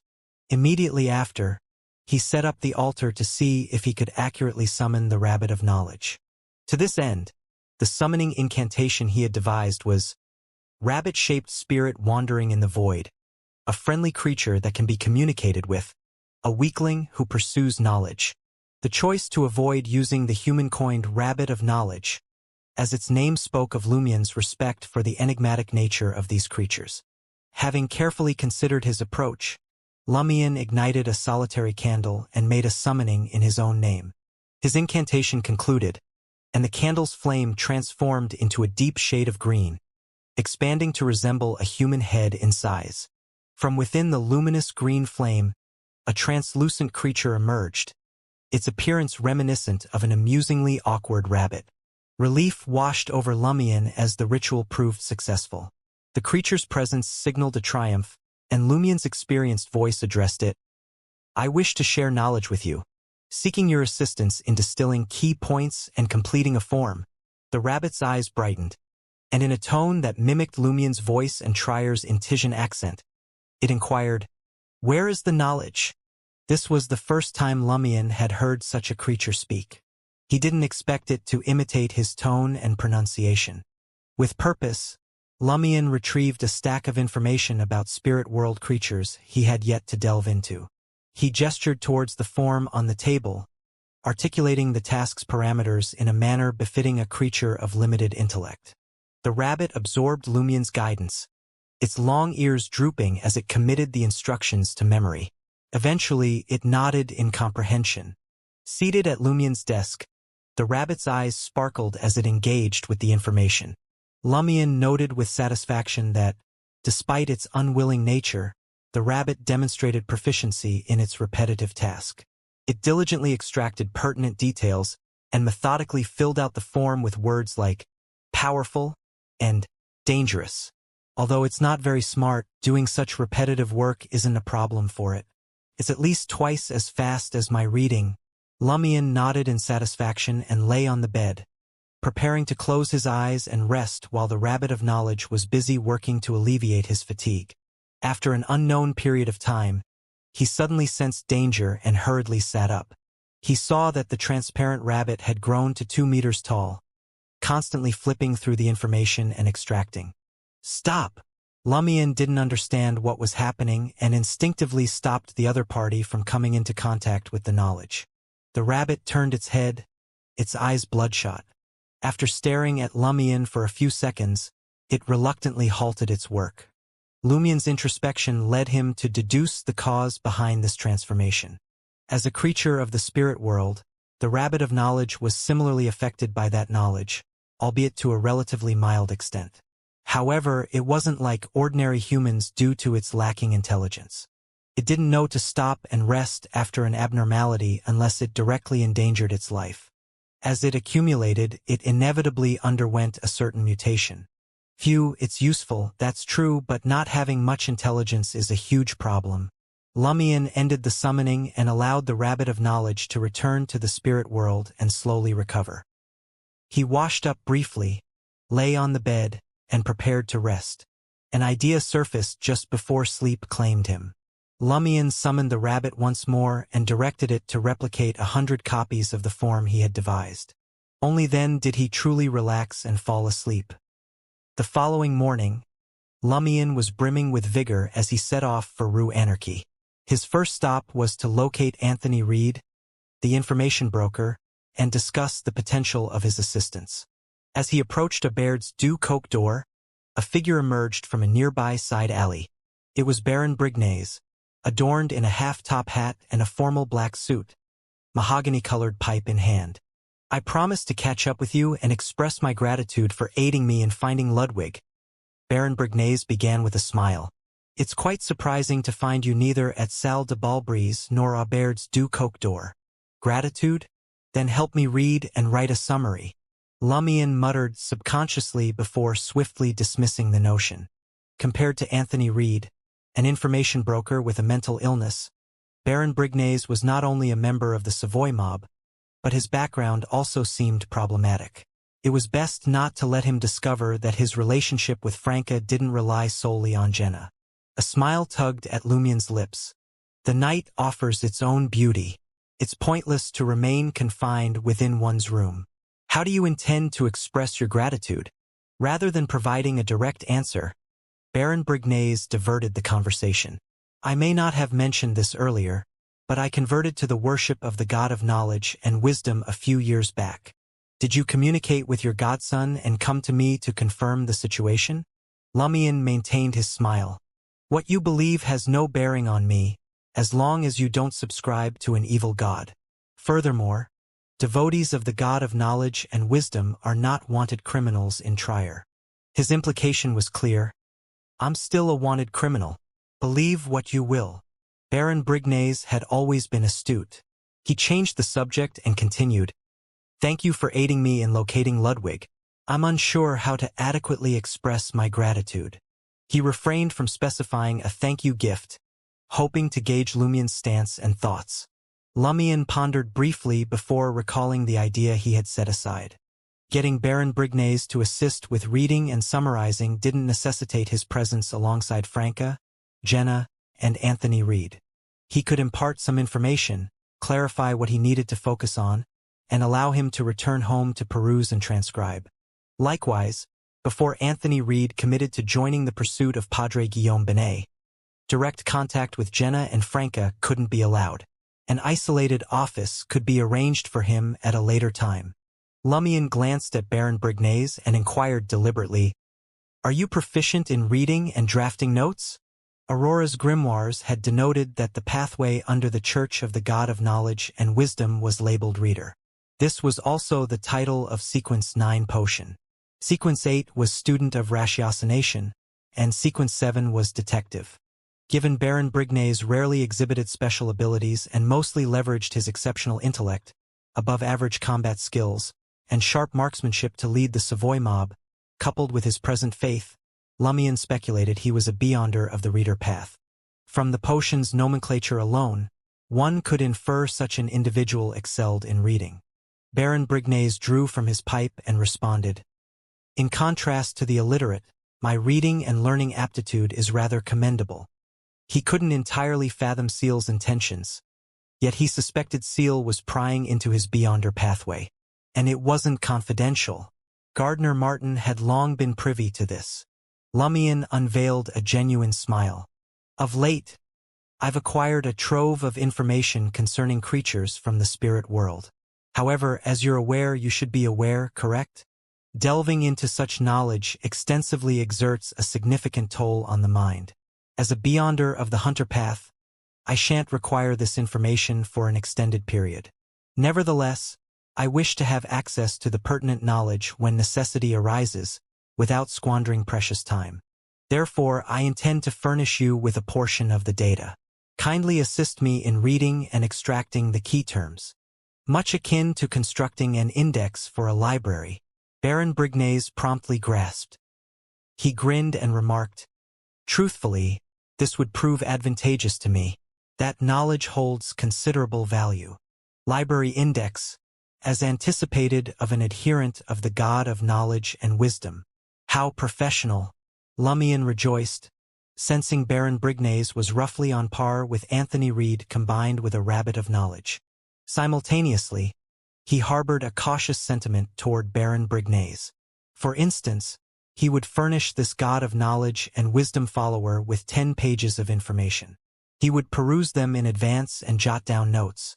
Subsequently, he would cross-reference them with the index submitted by Baron Brignaise to discern any deliberate omissions or alterations. Of course, this was Lumien's unrefined approach. He could alternatively beseech Franca to verify via divination, but the potential for interference still existed. Lumien slid his hands into his pockets and surveyed Baron Brignaise, akin to an artisan observing a laborer. He beamed and uttered, "I'm indifferent to who benefits, as long as I accomplish my objective." Baron Brignaise nodded faintly, refraining from further commentary. He solely apprised Lumien of his whereabouts the following morning and requested the information to be conveyed there. Abaird's du Coq d'Or, room 305. Facing Anthony Reed, Lumien eased back and reiterated his words to Baron Brignaise. Concluding, he voiced, "This knowledge serves as your compensation. Furthermore, I shall impart to you the knowledge of ritualistic magic. You'll be able to summon a unique spirit world creature to peruse the information alongside you and distill the essential points. How does that proposition strike you? Are you inclined to accept this assignment?" Anthony Reed's deep brown eyes mirrored Lumien's form as he contemplated and responded, "You're pressed for time. This matter bears added weight for you. Carries great significance." Lumien had no intention of concealing this. He seized the opportunity and conveyed, "I'm confronted with the need to face a formidable adversary soon, and I seek to secure a fitting contracted creature. When the moment arrives, I might extend you an invitation, primarily in a supportive role. You can consider whether to agree and what form of compensation you desire." There's no rush for an answer. Think over it for the next 2 days. You're paving the way for me to be mentally prepared and foster appropriate expectations. Anthony Reed deciphered Lumien's thoughts. Instantly, Lumien felt a twinge of embarrassment, but he was never one to blush easily. He maintained a composed smile and articulated, "Can you not tell that being honest will put your life in danger?" Anthony Reed offered a slight nod, affirming certain aspects prior to committing to aid in perusing the information and crafting the summary. On the second floor of Salle de Balbrise, in the room adjacent to Lumien's quarters, Lumien surveyed Anthony Reed and the Rabbit of Knowledge, seated in tandem, diligently sifting through the information and completing forms. He subtly nodded in relief. Once more, he reiterated the caution not to delve deeply into the spirit world creature knowledge marked as powerful and dangerous. Exiting the room, he entered the office at the corridor's end. Franca cozied up in Lumien's armchair, her red-booted feet propped on the desk's edge. Baffled and intrigued, she inquired, "What exactly do you need our help with? Why are you being so mysterious?" Jenna settled into the chair across from her, turning her body as her gaze drifted to the door. Lumien nonchalantly shut the door and recounted the scenario, elucidating his need to secure a contracted creature prior to confronting the Padre. Wouldn't a simple divination suffice? Franca pondered as she acquiesced to Lumien's entreaty, while Jenna simmered with curiosity about the spirit world creatures. Before long, Franca gazed up at the trio of rabbits of knowledge and Jenna, as well as Lumien, each absorbed in their respective tasks of poring over documents. Amusement laced her voice as she quipped, "Why does this feel like a miniature workshop, and we're the toiling transcribers? Congratulations. Your instincts are on point," Lumien retorted in jest. "Am I not also perusing the information and completing forms?" Franca mulled it over and conceded. She resumed her labors. And so, they persisted until well past 10 p.m., punctuating their efforts with numerous breaks. Meals, siestas, catnaps to mitigate the strain. Brief reprieves preceded the summoning of the rabbits of knowledge once more. Intermittently, during his short intervals, Lumien observed Franca, Jenna, Anthony Reed, and the quartet of rabbits of knowledge. He remained vigilant to prevent them from becoming too engrossed and to detect any anomalies they might experience. Jenna reached her threshold first. Having newly ascended to instigator, she hadn't fully acclimated to the potion's effects and was grappling with containing the surge of power. Her state was less than optimal. Anthony Reed followed suit. His psychological scars ran deep, rendering him susceptible to certain deviations. Lumien, Franca, and the seventh set of rabbits of knowledge soldiered on till the end. Baron Brignaise concluded his task around 6 p.m. and delivered the documents and forms to the café. After dismissing the summons and seeing off the fatigued assistants, Lumien returned to the safe house on Rue de Blouses Blanches, arranging the forms in a neat stack. Perusing the papers briefly, he confirmed the general state of affairs. A sense of accomplishment swelled within him as he casually tossed the forms onto the table. The immediate selection wasn't on his agenda. His plan was to first establish a contractee status and sort out the specifics of the contract. Only afterward would he consult the index, thereby preventing the likelihood of stumbling upon a spirit world creature that matched his criteria in all respects but failed to meet the contract stipulations. Lumien rested for a spell before summoning a rabbit of knowledge and tasking it with duplicating 2 more forms. Storing the 3 indices separately, Lumien's weariness was palpable. The prospect of cleansing himself seemed distant as he tumbled onto the bed and surrendered to sleep. At 6 a.m., Lumien brimmed with vigor, showing no haste to descend underground, arrange an altar, and beseech for a boon. Instead, he engaged in his usual regimen, jogging, practicing boxing, and cultivating his mental equilibrium. By nearly 8 a.m., he stood before the doorway to room 207 at Aubaird's Du Coq d'Or, ingredients at the ready. After a brief internal debate, Lumien ultimately seized the carbide lamp, although he no longer required specialized illumination equipment. He was, in essence, a paragon of such abilities. His aspiration rested on his foe's initial assumption that he lacked night vision and was inept at generating light. In underground Trier, within the quarry cavern that had once borne witness to inevitability-linked rituals on several occasions. Lumion briefly tidied the dank, lightless setting, positioning a blood-infused candle upon the altar stone. Just as he concluded the sanctification of the ritual silver dagger and readied to cast a spiritual barrier, faint footfalls reached his ears. The sounds reverberated within the subterranean passage, seemingly not distant from the present mine.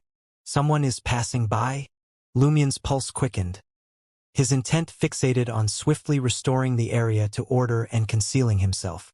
Yet, as he neared the altar before him and before he could extinguish the carbide lamp, soft footsteps drew close, manifesting at the cave entrance. Aware that concealment was futile, Lumion promptly swiveled around, one hand nestled in his pocket, his gaze converging on the source of the sound.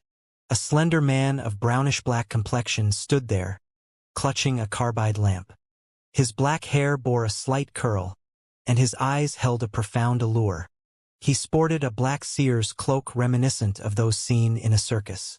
Manette, Lumion recognized the figure. He was an islander swindler who had duped Charlie and been hoodwinked by the con artists in Salle de Bal Unique. Manette, too, saw Lumion. A smirk tugged at the corners of his lips as he greeted with palpable cheer. What a coincidence! In tandem with his words, the swindler produced a crystalline monocle, inserting it into his right eye socket. What a coincidence! Lumion knew better than to consider it mere coincidence. Deep within the expansive underground of Trier, unexpected encounters were not uncommon.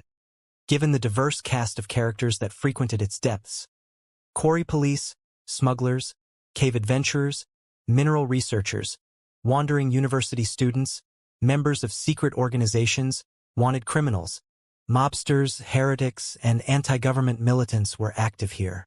However, the odds of stumbling upon familiar faces in such a dark domain were almost negligible. This wasn't like the time he had rescued Jenna. Lumion had doggedly followed the trail. Monette's presence, monocle affixed, roused Lumion's caution. He mustered a semblance of a smile and replied, "Indeed, what a coincidence." With one hand casually slipped into his pocket, Lumion played his role, pretending to secure the candles and materials on the stone surface. The intention was to convey that the ritual was complete and he could depart whenever he pleased. There was nothing of value to plunder or destroy. Manette adjusted his monocle and with a wave of his hand, offered a departing smile. "See you above ground." And just like that, he withdrew, his footsteps fading into the depths. Lumion was caught off guard. Is leaving just like that? Could it really have been a coincidence? Judging from Manette's familiarity with underground Trier, it is evident he has traversed these passages countless times. Yet, that level of familiarity should have taught him that barging into a well-lit spot amidst the darkness could easily trigger conflict. Common sense dictates that a stranger's presence in the quarry cave warrants cautious observation for any approach. The abrupt, nonchalant appearance seemed off. Does he truly possess that much confidence in his prowess? It can't be just to scare me. As Lumion's thoughts raced, he shifted his gaze from the cave entrance to the candles and materials neatly arranged on the rocks. The question arose whether to persist with the boon ritual. In that instant, the voice of Termaboros reverberated within him. "You'd best relocate." Lumion's senses tingled, catching a note of unease in Termaboros's tone. It was subtle, almost elusive, making Lumion doubt his judgment. This was the first time Lumion had perceived emotional fluctuations in this inevitability angel. In previous interactions, no matter how much Lumion goaded and prodded, Termaboros merely maintained silence. And yet, something about this encounter had stirred anxiety and apprehension within the angel. As his heart quickened, Lumion blurted out, "Is this person truly dangerous?" "He isn't inherently dangerous, but I sense a looming threat," Termaboros responded. This confirmed Lumion's guess. The angel had sensed a looming problem through the strings of fate, a predicament that could jeopardize his very essence. Why does a seemingly less formidable individual trigger such unease? What's his motive? Lumion pressed on. Termaboros reverted to his usual depth as he intoned. I'm sealed.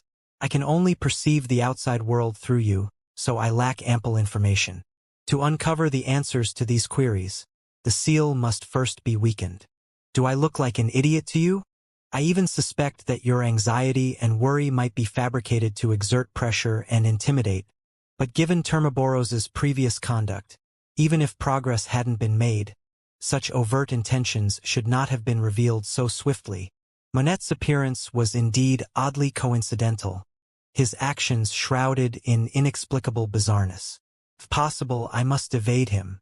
It's safer to assume he poses considerable danger rather than underestimate and expose myself. With a brisk pace, Lumion gathered his belongings, clutched the carbide lamp, and exited the quarry cave. Drawing upon the subterranean map meticulously memorized from Gardner Martin's records, Lumion navigated closer to Quartier de la Cathedral Commemorative, discreetly delving a few meters below ground level to stumble upon another somber, soundless quarry cave. He incorporated no fewer than 3 evasive maneuvers along the way to evade potential trackers. Exhaling a breath of relief, Lumion surveyed his surroundings and rested his carbide lamp upon the ground. On a moderately level rock, he arranged the candles and ritual components, ensuring their proper alignment. Abruptly, a flicker of motion in the shadows at the quarry's edge pricked his senses. Lumion's heart skipped a beat. Clasping the carbide lamp cautiously, he directed its beam toward the source. A bluish-yellow radiance pierced the obscurity, unveiling a black rat partially concealed by gravel. The rat made no effort to evade the light.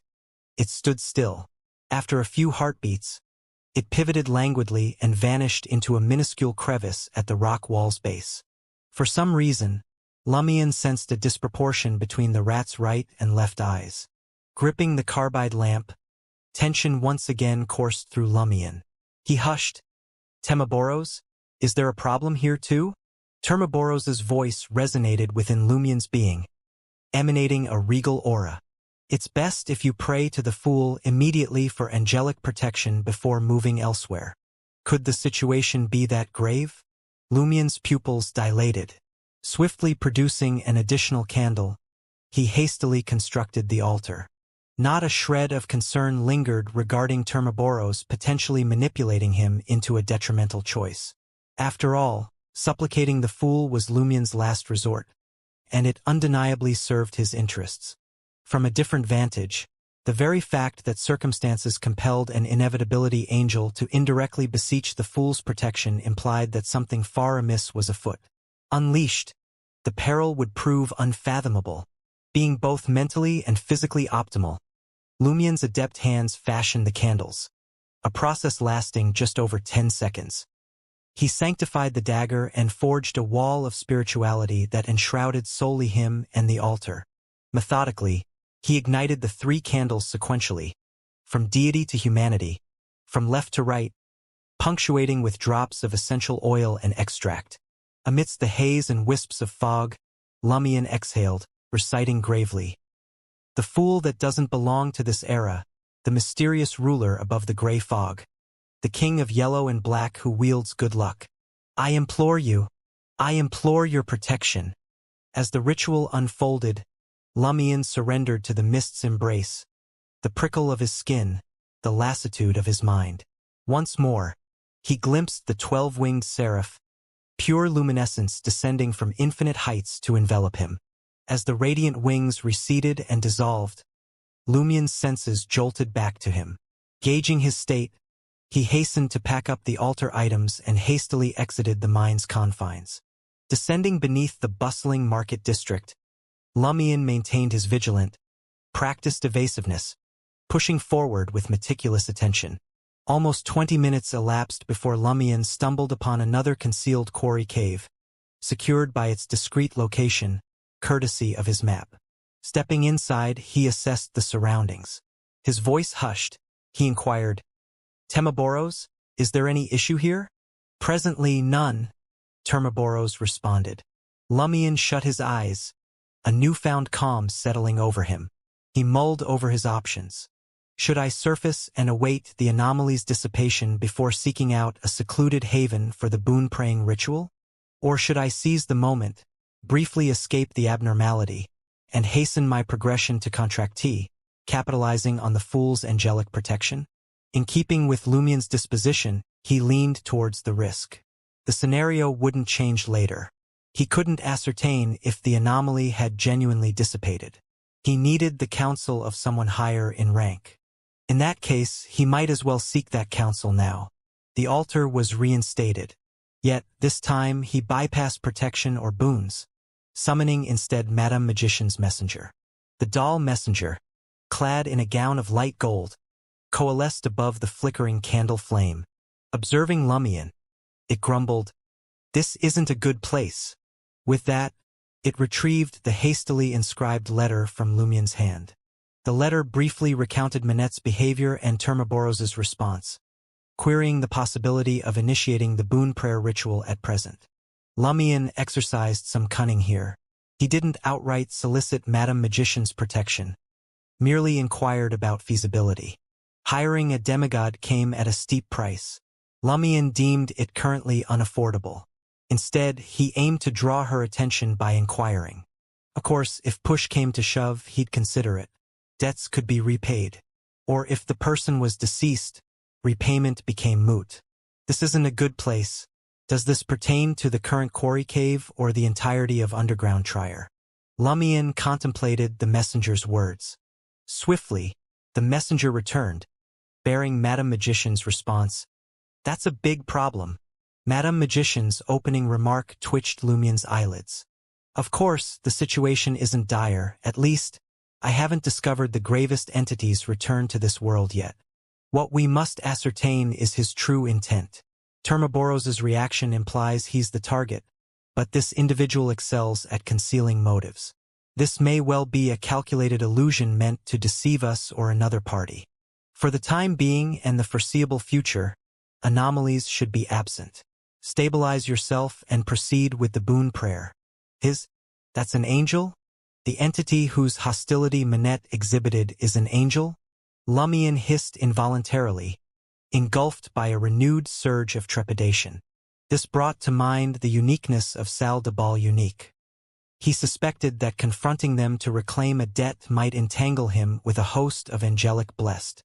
Seeing Madame Magician's assessment align with Termaboros's, Lumien composed himself and reconfigured the altar. Before long, he focused on the pair of gray-white candles symbolizing inevitability's power and himself. Amidst the intricate fragrance of gray-amber perfume, he retreated slightly and intoned deeply, "Power of inevitability. You are the past, the present, and the future. You are the cause, the effect, and the process." In a repetition of events, the silver-black candle flame once again solidified into a beam of light, striking Lumien's left chest, already racked with agony and turmoil. Amidst the pervading gray fog and the unsettling black wind, a silvery-black illusionary liquid began to trickle out. At some elusive point in time, Lumien's pain and vertigo faded into insignificance. He felt as though he had transformed into an entirely different entity. Standing in the wilderness, he gripped a wooden bough in his hand and released an arrow that gleamed with a blue radiance toward his aerial target. Lumien vaguely remembered who he was, but he felt that everything was extremely real and he was experiencing it. The keen, spectral blue arrow cut through the sky, finding its mark in the belly of a dusky vulture.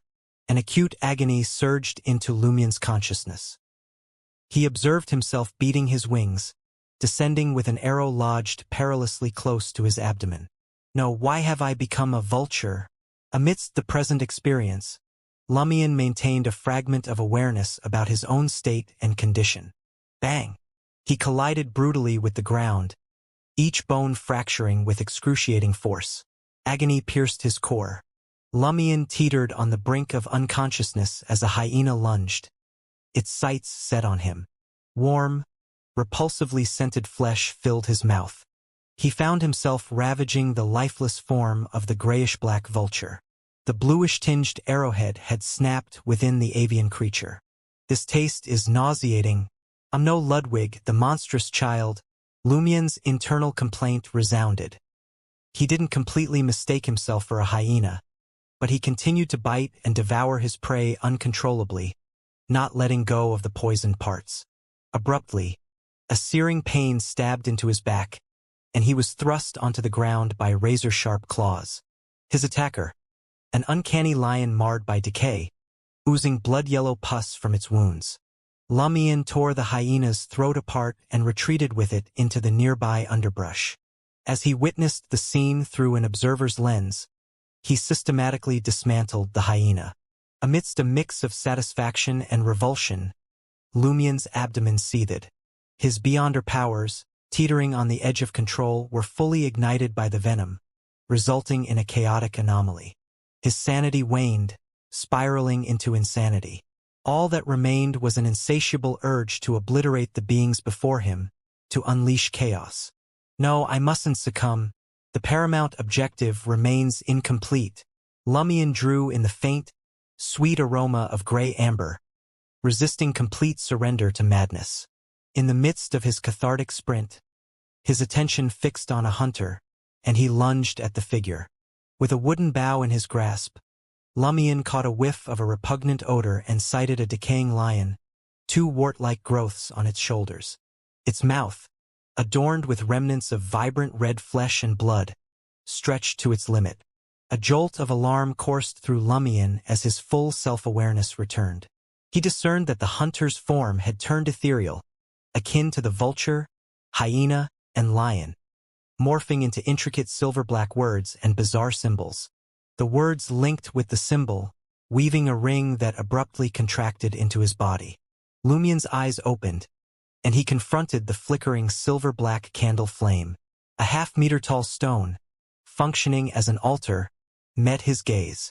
The encounter felt tangibly authentic, as if I had been the vulture, the hyena, the lion, and another human. Lumien massaged his throbbing head and gradually rose to his feet. Reflecting on his prior experiences, he assimilated the newfound knowledge within his mind. He couldn't remember when he rolled on the ground in pain. Phew! Exhaling deeply, Lumien affirmed that he had acquired a fresh boon and transformed into a contractee. He swiftly tidied up the altar, dismantled the wall of spirituality, and grabbed the carbide lamp, ready to leave the quarry cave at any moment. Simultaneously, Lumien assessed his transformation and the contractee's abilities. His spirituality had seen a marked increase. His dancer flexibility and the alms monk's endurance in harsh environments had shown modest improvement, though not substantial. His intuitive sense for luck had also seen a slight upgrade. However, upon recognizing that Termaboros could sway his fate and judgment, he refrained from frequently relying on this ability for protection. Summoning dance now exerted a broader sphere of influence, and his ability to forcefully possess the bizarre creatures had extended further. The contractee status bestowed upon him just a single fresh ability, the power to enter into a contract with a summoned creature, directly borrowing a distinctive characteristic skill. Contrary to Lumien's anticipations, this unique contract had merged with his body and soul during his advancement. This transfer to others was impossible. In essence, he had become an indivisible part of the contract, the most pivotal aspect. In time, he would need to rely on this element to compose the remaining sections of the contract and offer them to the target creature for signing. After musing for a time, Lumien had a rudimentary understanding of the specifics of the contract ability. The agreement could solely be formed with the consent of the target creature. Once the contract was sealed, he could handpick the traits he desired, guided by his volition. With each ratified contract, not only would he acquire a skill, but he'd also assimilate a measure of influence from the contracted being. The higher its rank, the greater the adverse impact. The count of contracts inked depended on his resilience. Perhaps he could endure just one high-level or exceedingly potent attribute. Several ordinary traits might be born, keeping pace with his standing. Particularly feeble ones could be pursued more liberally. Upon signing a contract, a cost was entailed. Part was a tribute to the contracted entity, and the remainder was a tribute to the witness. The cost could encompass life, limbs, kin, loved ones, offerings, one's spirituality maximum, a fraction of reason, and so on. The precise demand hinged on the desires of the contracted creature. Hence, much of the intelligence Lumion gleaned from this boon concerned the corresponding creature. This encompassed specific abilities and the compensation the counterpart sought. Nevertheless, most of these odd creatures were sinister and uncanny, and the price he'd need to pay was consistent. Lumion didn't wish to select from their ranks. Of course, this wasn't the prime rationale. Conceivably, these creatures harboring the mystical knowledge interwoven with the power of inevitability had ties to the entity known as inevitability. Lumion dreaded that forging a contract with them might covertly manipulate him, propelling his destiny into the abyss. Consequently, Lumion had no intention of designating the entity as the object of prayer and witness while entering into a pact. A superior choice was at hand. Mr. Fool. According to the sermons in the Fool's Cathedral that Lumion had heard, this great entity reigned over the spirit world. The angel of the Holy Spirit by his throne presided over the spirit world on his behalf. Even if embellished, this testified to Mr. Fool's considerable sway in the spirit world. In such a situation, Lumion, marked by the Fool's seal and enlisting the Fool as an intermediary and pact witness, could potentially yield substantial advantages and concealed benefits when attempting to forge a pact with a spirit world creature. It was just like other contractees signing contracts with strange creatures that came with knowledge. Lumion promptly sorted through the recently acquired knowledge and discerned that certain aspects remained quite ambiguous, as if they encompassed myriad possibilities. For instance, the stipulation of obtaining the target creature's consent before signing a contract did not specify the methodology of obtaining consent. Securing agreement through offerings as a bribe constituted consent, but so did beating them into unreserved submission. Similarly, the compensation demanded by the latter should be negotiable. Additionally, the deleterious impacts that the acquired knowledge from contracted creatures brought along with the limits of one's endurance, precluded the prospect of Lumion circumventing the system to forge a pact with a high-ranking creature and attaining godlike power at a reasonable price via Mr. Fool's seal, the sovereign of the spirit world. Nonetheless, the liberty to cherry-pick any amalgamation of skills within a defined spectrum imposed a considerable upper boundary on the potential of a contractee. Naturally, the floor was equally low. Opting for an ill-suited skill and exacting an erroneous price could render one subpar even in comparison to an elite non-beyonder individual's aptitudes. Lumion steadied himself and murmured with a sense of contentment, "Temaboros, do you have anything to add?" To be candid, Lumion's foremost apprehension upon descending into the underground was whether Termaboros would exploit the boon-seeking ritual to instigate harm. After all, the potency of the boon he was acquiring was escalating, posing a genuine threat to the angel of inevitability. Even if securely sealed, he would unearth a method to stir up discord. It was improbable for him to remain inert, permitting his strength to wane. Furthermore, during the boon ritual, the seal would inevitably crack slightly, permitting the essence of inevitability to trickle out. This would afford Termaboros a distinct opportunity. Initially, Lumion had intended to solicit safeguards before officially beseeching a boon. Unexpectedly, Monet's bizarre appearance and the angel backing him had expedited the need for a blessing. Termaboros had turned more tractable, abstaining from conspicuous interference. Termaboros's voice resounded with his response, "The mine entrance. The mine entrance. What does that imply?" Lumion clutched the carbide lamp and advanced toward the entrance of the quarry cave, mired in bewilderment. A bluish-yellow luminescence cast light over the debris-strewn expanse, revealing a meticulously trimmed piece of stiff paper. "It wasn't present when I entered." Lumion tensed and cautiously drew closer. On the ebony paper, a monocle had been meticulously drawn, almost replicating reality. For lines of bold, vibrant red incision words graced the page. Salle de bal unique. Night of lovers. 7 p.m. On the last night of every month. You're invited. Salle de bal unique. Monocle. Night of lovers. Lumion's thoughts instantly summoned an image of Manette donning a monocle in his right eye socket. He had earnestly invoked the fool's angelic safeguard and expended considerable effort to elude detection. Yet he had failed to shake off the enigmatic trickster? No, Mr. Fool's angelic blessing exudes a high-tier anti-divination and anti-prophecy influence. Unless Manette has been lurking in my vicinity without being thrown off, it's implausible for him to regain proximity. Lumien's heart skipped a beat as he instinctively surveyed the surroundings. Silence reigned within the obscurity bordering the quarry cave. Yet, Lumien's skin prickled, as though an abundance of eyes remained concealed within the air. In the courte days, Lumien might have snatched up that invitation and made his way to the Salle de Bal Unique by month's end, all to unleash a prank to return the shock. However, this time around, Lumien's grip on the mystical world was firmer, a result of his brush with countless otherworldly aberrations. He conjured a flicker with the snap of his fingers, sending forth a crimson spark that alighted on the ebony paper before him. Amidst the swiftly burgeoning flames, Lumien departed the quarry cavern, his carbide lamp casting its light, guiding him towards the nearest exit of the underground trier. Yet, on this journey, an unshakable paranoia seized him.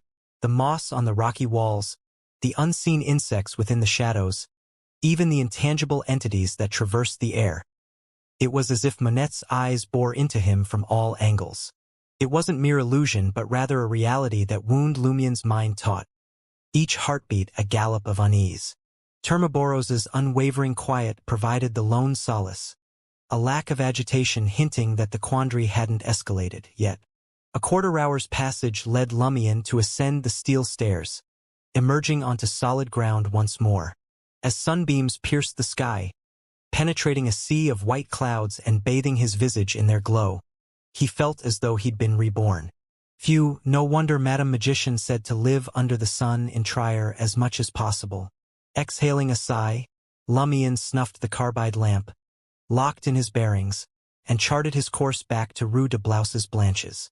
Upon re-entering the safe house, he immediately summoned Madame Magician's messenger, apprising the holder of the major arcana card of the developments that unfolded.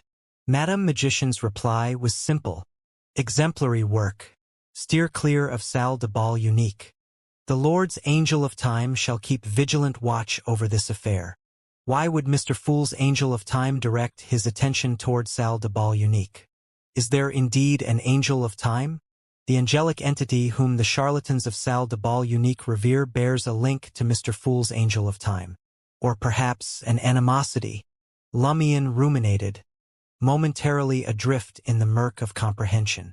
With a measure of relief prevailing, he reclined upon the bed, surrendering himself to sleep's embrace, an interlude wherein his mental fortitude and vitality underwent reinvigoration. At noon, Lumien ate 2 savory meat pies and drank a glass of apple whiskey sour. Seated at the table, he engaged in earnest perusal of the bestiary chronicling the spirit world creatures. As he raced through the pages, a sleek black fountain pen danced in his hand, crafting purposeful circles on the paper to accentuate potential candidates. After over an hour of intense scrutiny, Lumien distilled a preliminary list of 50 to 60 spirit world entities boasting suitable attributes and modest threat levels. Following the breadcrumbs of indicated page numbers, he retrieved the source manuscripts and embarked on meticulous research. Intermittent breaks punctuated his reading.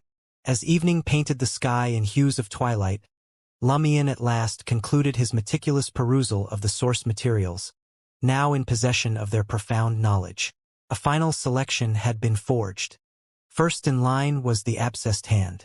This enigmatic spirit, once shrouded in legend across the southern and central parts of the world, had been conjured by aficionados of mysticism, leaving a trail of lifeless bodies in its wake. From crime scene accounts, the fallen were strewn across the forest expanse. With the exception of those initially claimed within a hunter's lodge, the remaining deaths occurred nearly simultaneously. This revelation hinted at the abscessed hand's swift transitions between victims, throttling one soul and in a heartbeat, lunging towards its next quarry. Dream divinations unveiled a bluish-black, gangrenous hand, swollen and oozing with putrescence. Its appearance was always abrupt, snapping a victim's neck within 2 to 3 seconds before vanishing to assail another, irrespective of the distance. Based on the hand's traits, Lumion inferred its considerable aptitude for traversing the spirit world. As for its danger level, Madame Magician's accounts deemed it commonplace, bound by the constraints of the summoning ritual. Nevertheless, a significant detail stood out from the major arcana card holder. It's suspected to be a fragment of something greater. Severed hand? Could its kindred comprise severed legs, heads, torsos, and innards? What would happen when these fragments converge?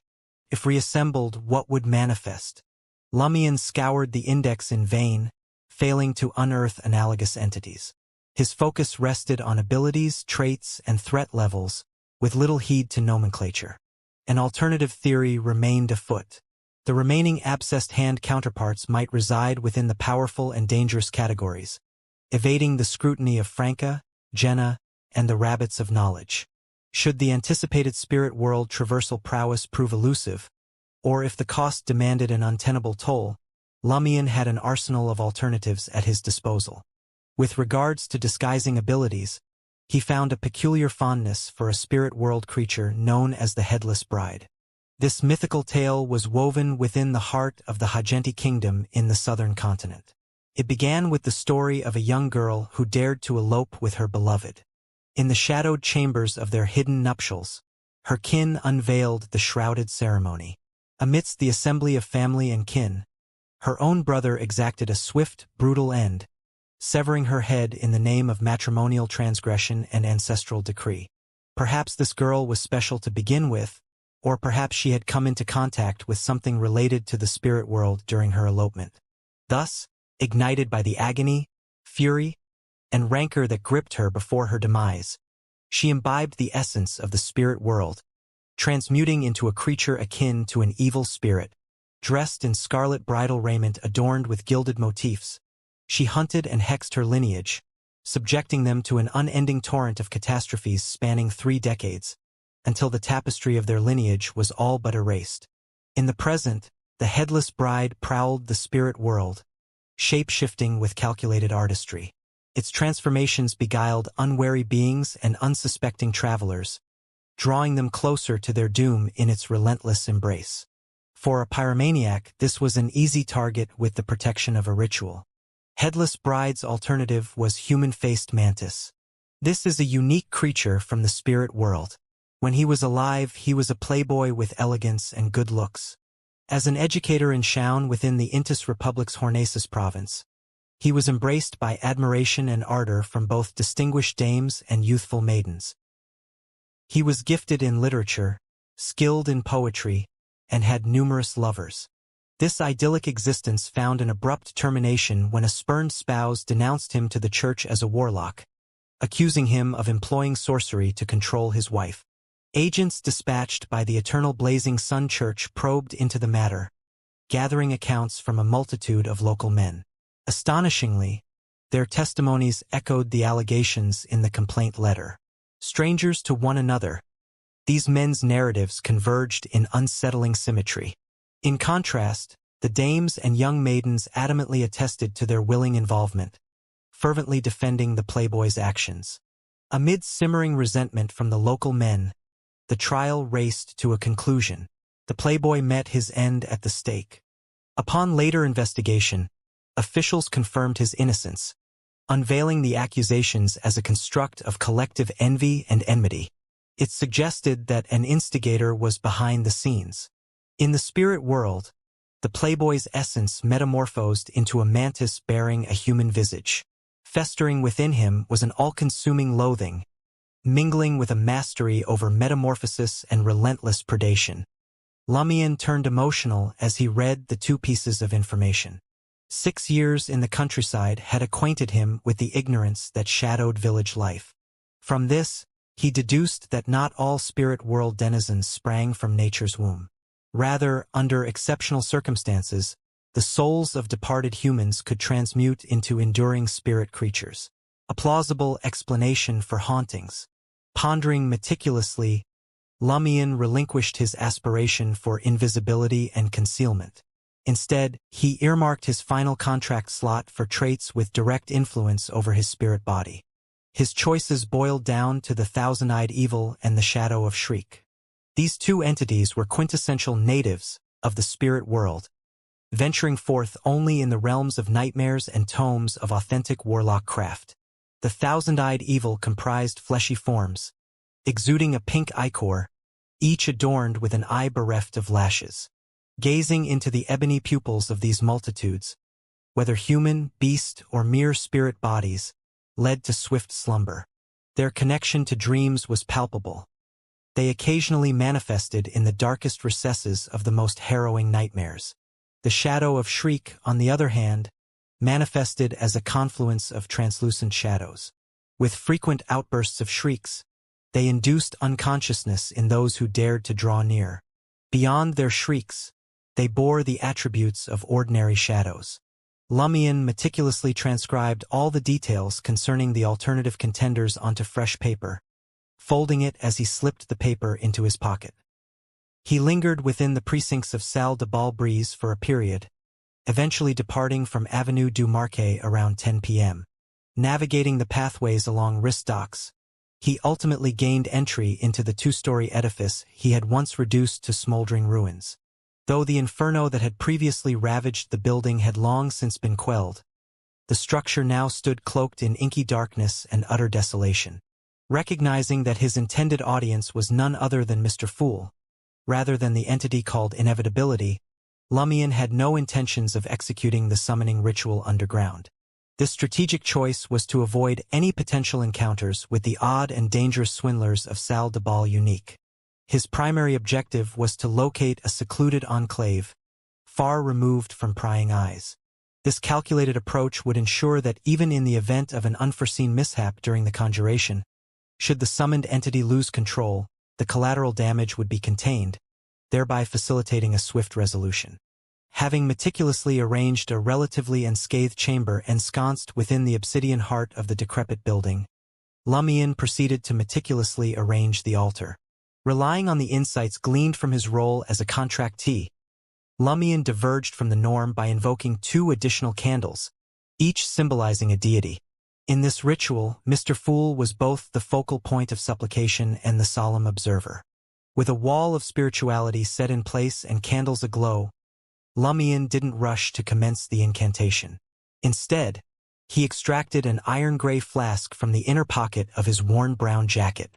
Within this flask, Lumion had ingeniously affixed a slender thread, its counterpart connected to the decency brooch that lay submerged within a pool of absinthe. This ingenious design facilitated Lumion's swift and precise retrieval of the sealed artifact. No clumsy maneuvering was required. A simple hook of his index finger and the Scotch broom brooch was within his grasp. As he tugged at the brooch, a burst of crimson sparks erupted, severing the knot binding the sealed artifact. Without a moment's hesitation, Lumion adorned the resplendent decency brooch upon his chest. He harbored the belief that brokering a contract with a denizen of the spirit world carried an inherent cost, akin to a form of bribery. In this context, Lumion hoped the decency brooch would assume a role of significance. Securely fastening the brooch, Lumion's gaze shifted to the trio of candles, silently ablaze before him. Drawing a deep breath, he steeled himself for the upcoming ritual. Lumion recited in ancient Hermes, following the precise summoning ritual as described in Aurora's grimoire and the mystical knowledge of contractees. The fool that doesn't belong to this era. You are the ruler above the gray fog. You are the king of yellow and black who wields good luck. I beseech your shelter. I pray for your attention. In the name of the fool, I summon a peculiar creature that roams the upper realm, the enigmatic severed hand, the bluish-black throat crusher. Lumion crafted this summoning incantation based on insights from the abscessed hand's data. As the ritual afforded some degree of protection to the subject of the invocation, and since the abscessed hand was not deemed perilous, he omitted the terms weak and friendly, infusing it instead with other phrases that would effectively pinpoint the target creature. The bluish-black candle flames surged, intertwining to shape an ethereal doorway adorned with cryptic symbols. A faint gray mist filled the surroundings, instilling an eerie atmosphere. Gradually, the door creaked open, and a decaying bluish-black severed hand emerged. It loomed twice the size of Lumien's palm, with the potential to crush a human skull. The afflicted severed hand hovered before the enigmatic illusory entrance. Its fingers extended toward Lumien's throat, yet it abstained from aggression. Lumien retrieved a flask of military-grade alcohol, differing in hue, unscrewed the cap, and drizzled a few drops towards the altar where the abscessed hand stood. The liquid struck the ground midway, but with a glint from the Scotch broom-shaped brooch, the bribe was discreetly consummated. Only then did Lumien speak. His voice resonated within his throat and chest as he enunciated alien syllables. These were words he had never encountered, sourced from the mystical knowledge of contractees, empowering him to master their pronunciation and essence. They fell under the mystical language of fate, an integral part of this arcane tongue. Lumien's vocal resonance coalesced into silvery black glyphs, akin to symbols, materializing from thin air. They descended upon the faux goatskin resting on the altar, melding into a brief yet uncanny covenant.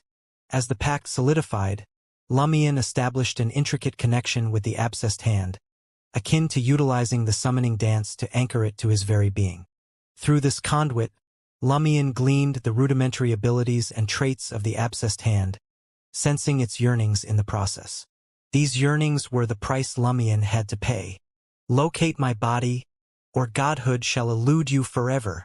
An advance payment and a debt to be settled later. Could this be the unfolding of the bribe? No, that's not it. Upon sealing a contract, the price is promptly remitted, manifesting as my inexorable fate of ascending to demigodhood. Once I uncover the remaining segments of the abscessed hand, the reward shall naturally replace the price. Presently, it's akin to providing ample collateral. Lumien's musings raced as he gleaned the crux of the pact. Concurrently, he found the coveted spirit world traversal ability from the abscessed hand's attributes and qualities, inclusive of its anti-divination, quasi-invincibility, and the skill to snap the necks of those without godhood. A trait intrinsic to the abscessed hand, not a mere ability. Its effects marginally deviated from Lumien's expectations, yet remained within tolerable thresholds. With decency's utilization window limited to 15 minutes, the cost was bearable, and its attributes neared sufficiency. Lumien squandered no time, summoning the other candidates and vowing in ancient Hermes, I shall aid you in finding your body. Until then, godhood shall elude me. These words fused with the surroundings, morphing into wisps of bluish-black mist that seeped into the faux goatskin parchment. The abscessed hand descended, leaving a tincture of yellow-tinged, sanguineous pus within the contract's vacant space. Spontaneously, the covenant ignited, yielding myriad silvery black symbols and words. They interlinked, configuring an intricate and enigmatic pattern, abruptly condensing onto Lumien's shoulder. Though concealed beneath his attire, Lumien's psyche conjured an image of his right shoulder. A curious black seal-like emblem materialized there. Instinctively, Lumien apprehended that upon activating the contract sigil, he could harness the abscessed hand's attributes to traverse the spirit world. Dissolution of the contract was only conceivable upon the demise of either party, a destiny preordained. Without bothering to experiment with spirit world traversal, Lumien terminated the summoning and embarked on a fresh ritual. In the name of the fool, I summon the vengeful spirit that wanders the void, the headless bride in her eternal plight, and the wellspring of a bloodline's malevolence. Once again, the enigmatic illusory portal manifested, enshrouded in bluish-black flames interweaving. A frigid wind swept forth, transforming the summer night into a wintry chill. Lumien observed a form materialize from within the illusory entrance. Adorned in a vibrant red festive gown, meticulously threaded with gold, the figure stood before him. Without question, the figure lacked a head, exuding an aura of deep-seated malice and resentment. Lumien meticulously followed the prescribed procedure, utilizing the liquor as a bribe, reciting the contractual pledge. He discerned the price demanded by the headless bride. Sacrifice a kin or friend. Thank you for your presence, Lumien murmured with a sardonic smile, concluding the summoning. From this seemingly fruitless summoning, he gleaned valuable insights. He confirmed that bribe wielded a degree of influence. The original demand from the headless bride entailed a kin's sacrifice. However, bribe had managed to expand the scope to encompass friends. Lumien's sights next shifted to the human-faced mantis. He had formulated a summoning phrase, the vindictive spirit that wanders the void, a hunter adopting mantis guise, a shapeshifter adept at donning human semblance. Amidst a peculiar swooshing sound, an immense, translucent cyan mantis emerged from beyond the illusory door. Its head bore the visage of youth, handsome and radiant, inadvertently lowering one's guard. Sensing the summoner's presence and gender, the mantis swiftly transformed into a resplendent woman attired in a black evening gown. Internally scoffing, Lumien meticulously fulfilled the entire sequence. Bribe, recitation, and perception. The human-faced mantis delineated 3 categories of offerings, requiring solely one to be met: contractor's reproductive organs, contractor's capacity for lying, contractor's immolation at the stake. Post-bribe, the stipulations underwent some relaxation, affording an additional choice or two. This entity seeks but a single thing, human anguish. The first aligns with his malevolence towards men. If I were of the female gender, this option likely wouldn't surface. The second corresponds to slanderers and false accusers, while the third aligns with the stake he himself endured. Lumien swiftly concluded. As a pyromaniac, the third demand posed no grave challenge. On one hand, he exhibited formidable resistance to flames, and on the other, enduring agony was his forte. Were this choice absent, Lumien intended to forfeit and subsequently summon several comparable spirit world beings later. Depriving him of the power to lie would markedly undermine his capabilities, rendering survival in a place like Trier implausible. He also wasn't certain if his reproductive organs would return at 6 a.m. After sacrificing them, he didn't want to take the risk. Without delay, he found the Knees face he sought from the arsenal of the human-faced mantis's abilities. Knees had been the name of the human-faced mantis during its living days. The essence of this ability leaned more toward illusion than corporeal transformation. Nevertheless, absent the means to nullify it or godhood, piercing through the illusion remained beyond reach. This occasion saw the black insignia affixed to Lumien's left shoulder, accompanied by surges of crimson flames welling from his feet. Unperturbed by Lumien's actions, they ignited his attire and charred his flesh. Sensations reminiscent yet distinct from his encounter with Susanna Mattis enveloped him. An amalgamation of familiar and unfamiliar torment coursed through his consciousness, assailing his senses. Swiftly forsaking his cherished belongings, Lumien clutched the decency brooch in his palm. The conflagration endured for a full 3 minutes. Lumien's skin charred, his clothes imprinting scorched marks onto his body. For a pyromaniac, such wounds posed no mortal peril. They scarcely even qualified as severe. He maintained the vitality to prepare for the ensuing summoning. The enigmatic entity that roams the upper realm, a mass of flesh bedecked with myriad eyes, a participant in the abyssal realms of nightmares. As the chant resonated, a creature of flesh and sinew rolled forth through the illusory door. Each flesh fragment sported a white eye, its pupil veiled in obsidian. Clasping the aluminum-white military flask, Lumien's grip faltered, and he abruptly descended into a profound slumber, ensnared by the myriad gazes. After an indeterminate stretch, he snapped back to consciousness, realization dawning that the ritual had concluded on its own accord. The thousand-eyed evil had retreated to the spirit world, forgoing a genuine assault. I was lulled to sleep by mere sight. Communication is impossible. Also, this level of influence lies beyond the ritual's inherent protection. Lumien exhaled, seizing the Salle de Balbreeze pocket watch to ascertain the time. Thankfully, I only slept for a few minutes. There's still about 3 minutes left. Lumien focused, initiating afresh, summoning forth the shadow of Shriek. The spirit that wanders in the void, a confluence of myriad silhouettes, the progenitor of incapacitating shrieks. Once more, the mysterious, illusory entrance swung ajar.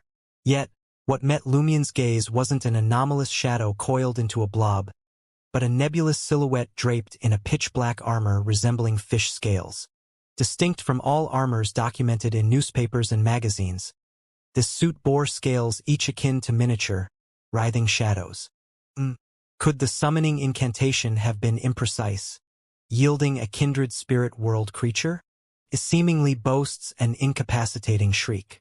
Let's first gauge the prospects of cementing a pact. Lumien fathomed the situation and embarked upon another cycle of bribe, utterance, and apprehension. The armored shadow stipulated an offering, a blood tribute of 10 or more lives or gold amounting to 100,000 Vril d'Or. Courtesy of bribe, the prerequisites exhibited leniency, demanding the sacrifices be rendered within 3 months.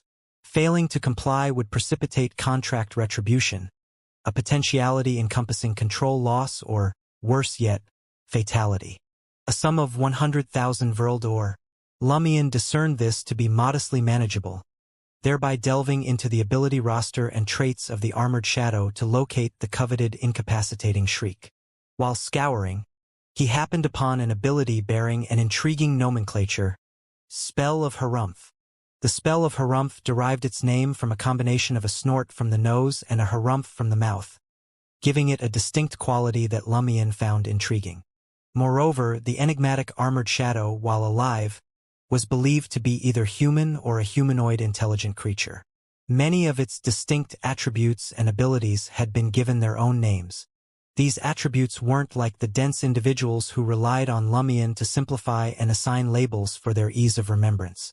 Information channeled through the unique connection revealed to Lumien that the Spell of Harumph was a spell-like ability capable of affecting a spirit body. Through the dual sounds, it stirred one's consciousness to induce a mystical transformation, generating a unique fluctuation that surged towards its designated target.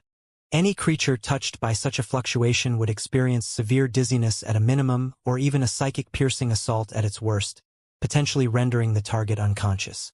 This ability would grow in potency as the user advanced in levels. In essence, it possessed the potential to influence divine entities, provided Lumien also ascended to sequence 4 or temporarily elevated his level in some fashion. Impressive. It's on par with the incapacitating shriek. Moreover, harumphing seems more dignified than indiscriminate shouting.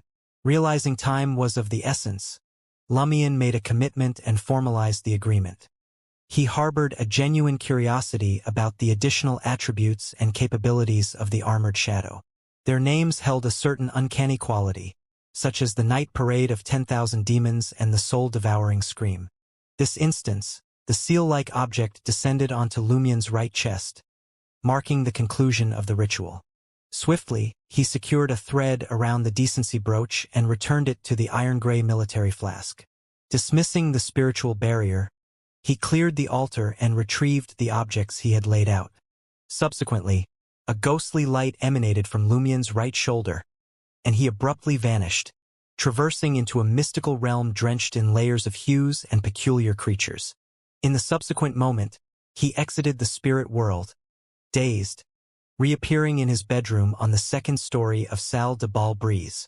As Lumien massaged his throbbing head, he surveyed his surroundings and nodded approvingly. It's indeed true spirit world traversal.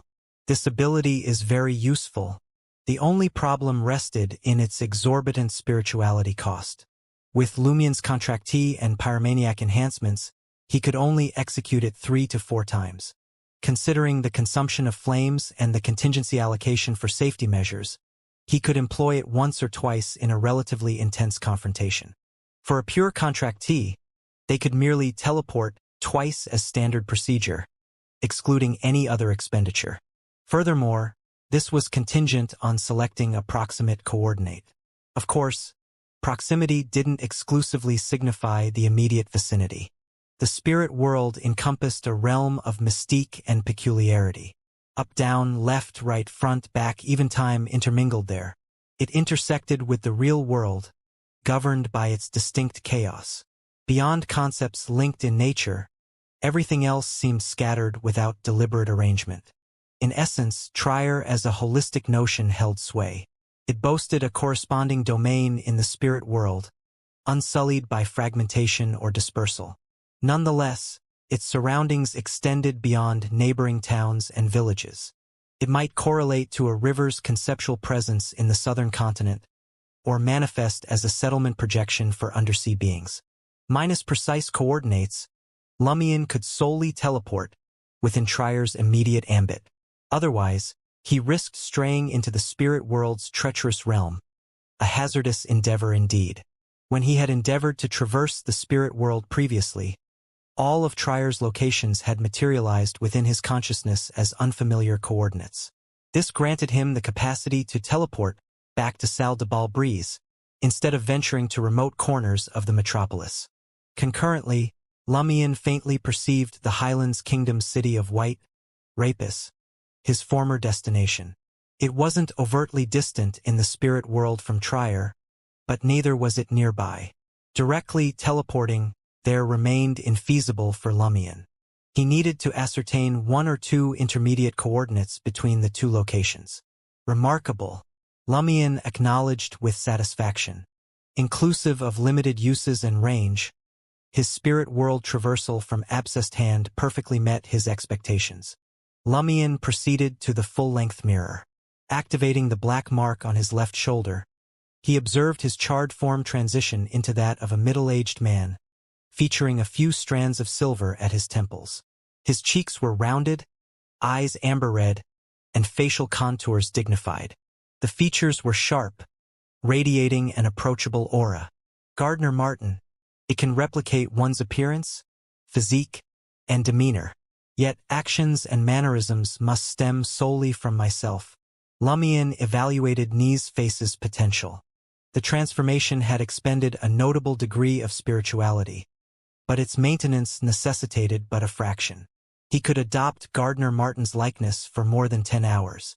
Dispelling Nee's face, Lumion retreated a few paces.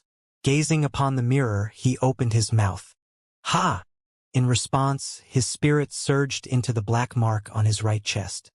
His spirit body quivered, releasing an almost imperceptible yellow light from his mouth. The radiance penetrated the mirror, traversing the wall, vanishing after a span of nearly 10 meters. Effective solely at close quarters, consuming less spirituality than spirit world traversal yet surpassing Nee's face in expenditure. Applicable 4 or 5 times within combat. Lumion, his body marred by burns, exhaled leisurely. He donned his attire, settled onto the bed, and surrendered to sleep. Temporarily shelving thoughts of the gold, he owed the armored shadow and the commitment to locate Abscessed Hand's body. Lumion had ample time for these matters. Current requisites centered on recuperation and rest, alongside allowing the repugnant aura accompanying the decency brooch to dissipate. The next morning, Lumion, clad in a black felt hat, shirt, sweater, and sturdy jacket, pressed the doorbell of apartment 601 at 3 Rue de Blouses Blanches. Franca greeted him with a downcast countenance, seemingly taken aback by Lumion's outfit. "Is your sense of temperature playing tricks on you?" Lumion inquired. "Have you gotten your hands on genuine mummy ashes? Didn't you ask that very question just yesterday?" Franca snapped. The answer was no. A smile tugged at Lumion's lips. "I'll take you to find a real mummy." "Where?" Franca was puzzled and curious. Lumion stepped into the room and replied nonchalantly, "The southern continent's Star Highlands." "How will we get there?" Franca glanced toward the washroom before lowering her voice. "Are you suggesting we bother your Major Arcana card holder?" "I've merely penned a letter to inquire about a transit junction," Lumion responded with a smile. Transit junction. Franca combined her understanding of the mystical arts and swiftly formulated a hypothesis. "Have you obtained a mystical artifact capable of teleportation?" Lumion shook his head and elaborated succinctly. "Through my contracted creature." "What sort of contract yields such extraordinary results?" Franca exclaimed, genuine surprise tinging her words. She had been wondering over Lumion's haste in filtering contracted creatures. Typically, those amenable to a Sequence 7 contract were fairly commonplace. Moreover, their summoning typically necessitated a ritual, rendering them rather impractical for most confrontations. Lumion let out a chuckle. A unique kind of contract. Ah! Franca studied Lumion carefully, circling around him. The pants-wearing, shirt-clad which cleared her throat and remarked, "Are we considered brothers?" "Not quite," Lumion answered promptly. "We hold different beliefs." Franca lowered her voice again. "Isn't it just superficially steamed? But actually, it's Mr. Fool?" Lumion replied piously, "I still maintain some faith in the eternal blazing Sunday." After all, he had upheld this faith for nearly 6 years. Franca found herself momentarily speechless. After a few seconds, she inquired, "Could we be considered friends?" "Yes." Lumion now spoke in accordance with his true feelings. Franca's brows eased. "Could you teach me that unique contract? Name the price." She made her request straightforwardly. Lumion shook his head again. "I can only employ that contract due to unique circumstances." "All right." Franca refrained from pressing further, though a tinge of disappointment lingered. At that moment, Jenna emerged from the washroom. Lumion asked half-teasingly, "Are you interested in journeying to the southern continent? Travel? Why would I want to travel?" Jenna appeared perplexed.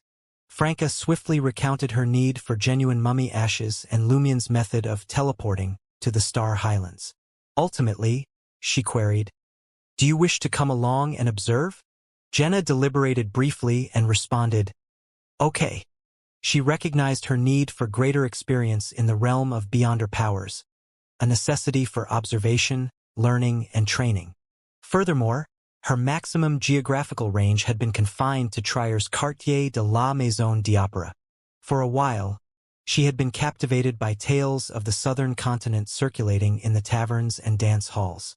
Lumion assessed his two companions and offered a gentle reminder with a smile. "I'd advise you to don thicker garments. The altitude is considerable, and it's currently winter there." "Oh!" Franca looked at Lumion and understood why he had bundled up for winter. Before long, Franca changed into a black coat resembling leather armor and donned dark knee-length pants with plush interiors, adopting the guise of a female mercenary or bounty hunter. Jenna hadn't yet transported her thick clothes, thus she borrowed Franca's clothing. Though their appearances matched, Jenna was shorter, necessitating a tightened belt, secured sleeves, and rolled-up pant legs to prevent impeded mobility. Lumion reached out and grabbed their shoulders, activating the contract mark on his right shoulder. A spectral light danced along the seams of his clothing, enveloping Jenna and Franca in a surreal realm, awash with vibrant overlapping hues and enigmatic creatures retreating in every direction. In an instant, they departed the spirit world, materializing on a desolate island. Before Jenna and Franca could fully adjust, Lumion initiated spirit world traversal once more. Upon their return to reality, the assassins found themselves facing a distant snow-clad mountain peak and an adjacent foreign city dominated by a white edifice. Jenna soon regained her composure and involuntarily exclaimed, "How magical!" If she were compelled to encapsulate the magic and articulate her sentiments, a choice of expletives might have been used. Although not certain if this location was indeed the southern continent's Star Highlands, the fact that she could translocate swiftly from Rue de Blouses Blanches to this wilderness underscored the mystical potential of teleportation. Lumion endured the pulsing headache and the substantial drain on his spiritual energy as he pointed toward the City of White, seemingly unperturbed. "Proceed inside." Franca and Jenna couldn't tear their eyes away from the grazing herd of cows, sheep, and horses. The swarthy men donned felt hats and thick blue or red robes, while the local women flaunted their colorful, multi-layered gowns. Numerous white buildings and shops peddling leather products dotted the scene. It was a captivating and unfamiliar sight. Franca stepped aside as a wooden carriage, drawn by a long-haired bull, trundled by in the biting wind. She glanced at Lumion and Jenna before speaking up. "Why the silence? Let's engage with the locals." After all, what was the point of wandering without interacting? Lumion fell momentarily quiet before responding, I lack sufficient information. Jenna felt a pang of embarrassment. I don't know enough either. All she was acquainted with were tales of romantic exploits featuring pharaoh queens and adventurers unearthing treasures within rainforests. Ah! Franca gestured dismissively with her right hand. I'm not much better. How much is not much? Lumion didn't pry further. He ushered his companions into a shop named Highland Mystic Potion. The proprietor, Salent Empaya, an Intision dressed in a blue coat adorned with gold accents, recognized Lumion right away. After all, his distinctive hair color and appearance set him apart. Moreover, only a few days had passed since their last encounter. Salent assessed Franca and Jenna, extending a warm smile to Lumion. What brings you here this time? Lumion, struggling with a headache from expending too much spirituality, got straight to the point. Real mummy's ashes. I want to see the mummy. Salent's eyes flickered briefly, but he refrained from probing. Very well, I'll show you. Being a seasoned purveyor of mummy ashes, he knew these products didn't bestow virility. They were combined with genuinely efficacious medicine before hitting the shelves. However, since the clients didn't inquire about the practicality of real mummy ashes, he saw no need to divulge that information. Furthermore, he suspected Lumion and the two women intended to purchase a mummy for resale and profit. This was a substantial transaction. Salent temporarily closed his shop and guided Lumion, Franca, and Jenna to the rear warehouse, where ordinary herbs were stored. They descended a narrow staircase, reaching the basement door. Turning to face Lumion and the others, he sought confirmation. Do you really want to see it? It wasn't so much a guilty conscience as a cautionary note. Absolutely, Lumion responded without a moment's hesitation. In the midst of his words, his gaze fixated on the basement's pitch-black wooden door. It bore a mystical symbol, its form a distortion of dark green and pale white hues. Within, a mix of rudimentary skulls, intertwined arms and vines, and inverted triangles melded to create an enigmatic pattern. Threads of the same hues radiated outward from these symbols, infiltrating walls, floor, and ceiling alike. Salent brought forth a golden key, advancing toward the door. Franca's voice dipped to a hush as she addressed Lumion and Jenna. Those arcane symbols appear rooted in the domain of death. Jenna furrowed her brow. What significance do they hold? Franca's head shook gently as she replied, I'm uncertain. Generally, these would play a pivotal role in ritualistic magic. Yet, without a wellspring of power, such magic can falter. As I understand, the cathedrals of Orthodox churches feature akin arrangements. The devout believers who pray daily lend their spirits and spirituality to sustain the ritualistic magic. While individual contributions may seem modest, their accumulation wields ample strength. Perhaps this location holds the power necessary for sustaining ritualistic magic. Lumion grinned at Franca. You might have a reason to rejoice. This perspective heightens the likelihood of finding a genuine mummy. A relieved sigh escaped Franca's lips. Hopefully, counterfeits aren't as rampant here as in Trier. Perplexed, she inquired, but why the need to bring us here to see a real mummy? My divination could discern the authenticity of the ashes. To broaden your horizons, Lumion replied confidently. Before Franca could curse, he added, directly requesting mummy's ashes might tempt him to provide counterfeits. When your divination results manifest on the spot, should I then smash his cabinet or engage in a scuffle? Such violence is hardly ideal. Lumion drew on an adage often uttered by Aurora. Of course, he left out the adverse effects of the 3 contracts. The abscessed hand stoked a yearning to snap a target's neck. The human-faced mantis fueled a heightened disdain for those who unjustly maligned the innocent. The armored shadow goaded him to break free from the shackles of life's confines. Perhaps Mr. Fool's witness or the boon of bribe rendered these effects relatively manageable. They were detriments he could subdue with focus, yet their collective might occasionally spark such impulses. Simultaneously, Franca and Jenna scoffed, unified in their disdain. Only hunters harbored an affection for violence. At that juncture, after a brief struggle with the lock, Salent triumphantly swung open the pitch-black wooden door, its surface adorned with a cryptic symbol. Within the basement passageway, Lumien's eyes landed on wall-embedded oil lamps, forever alight.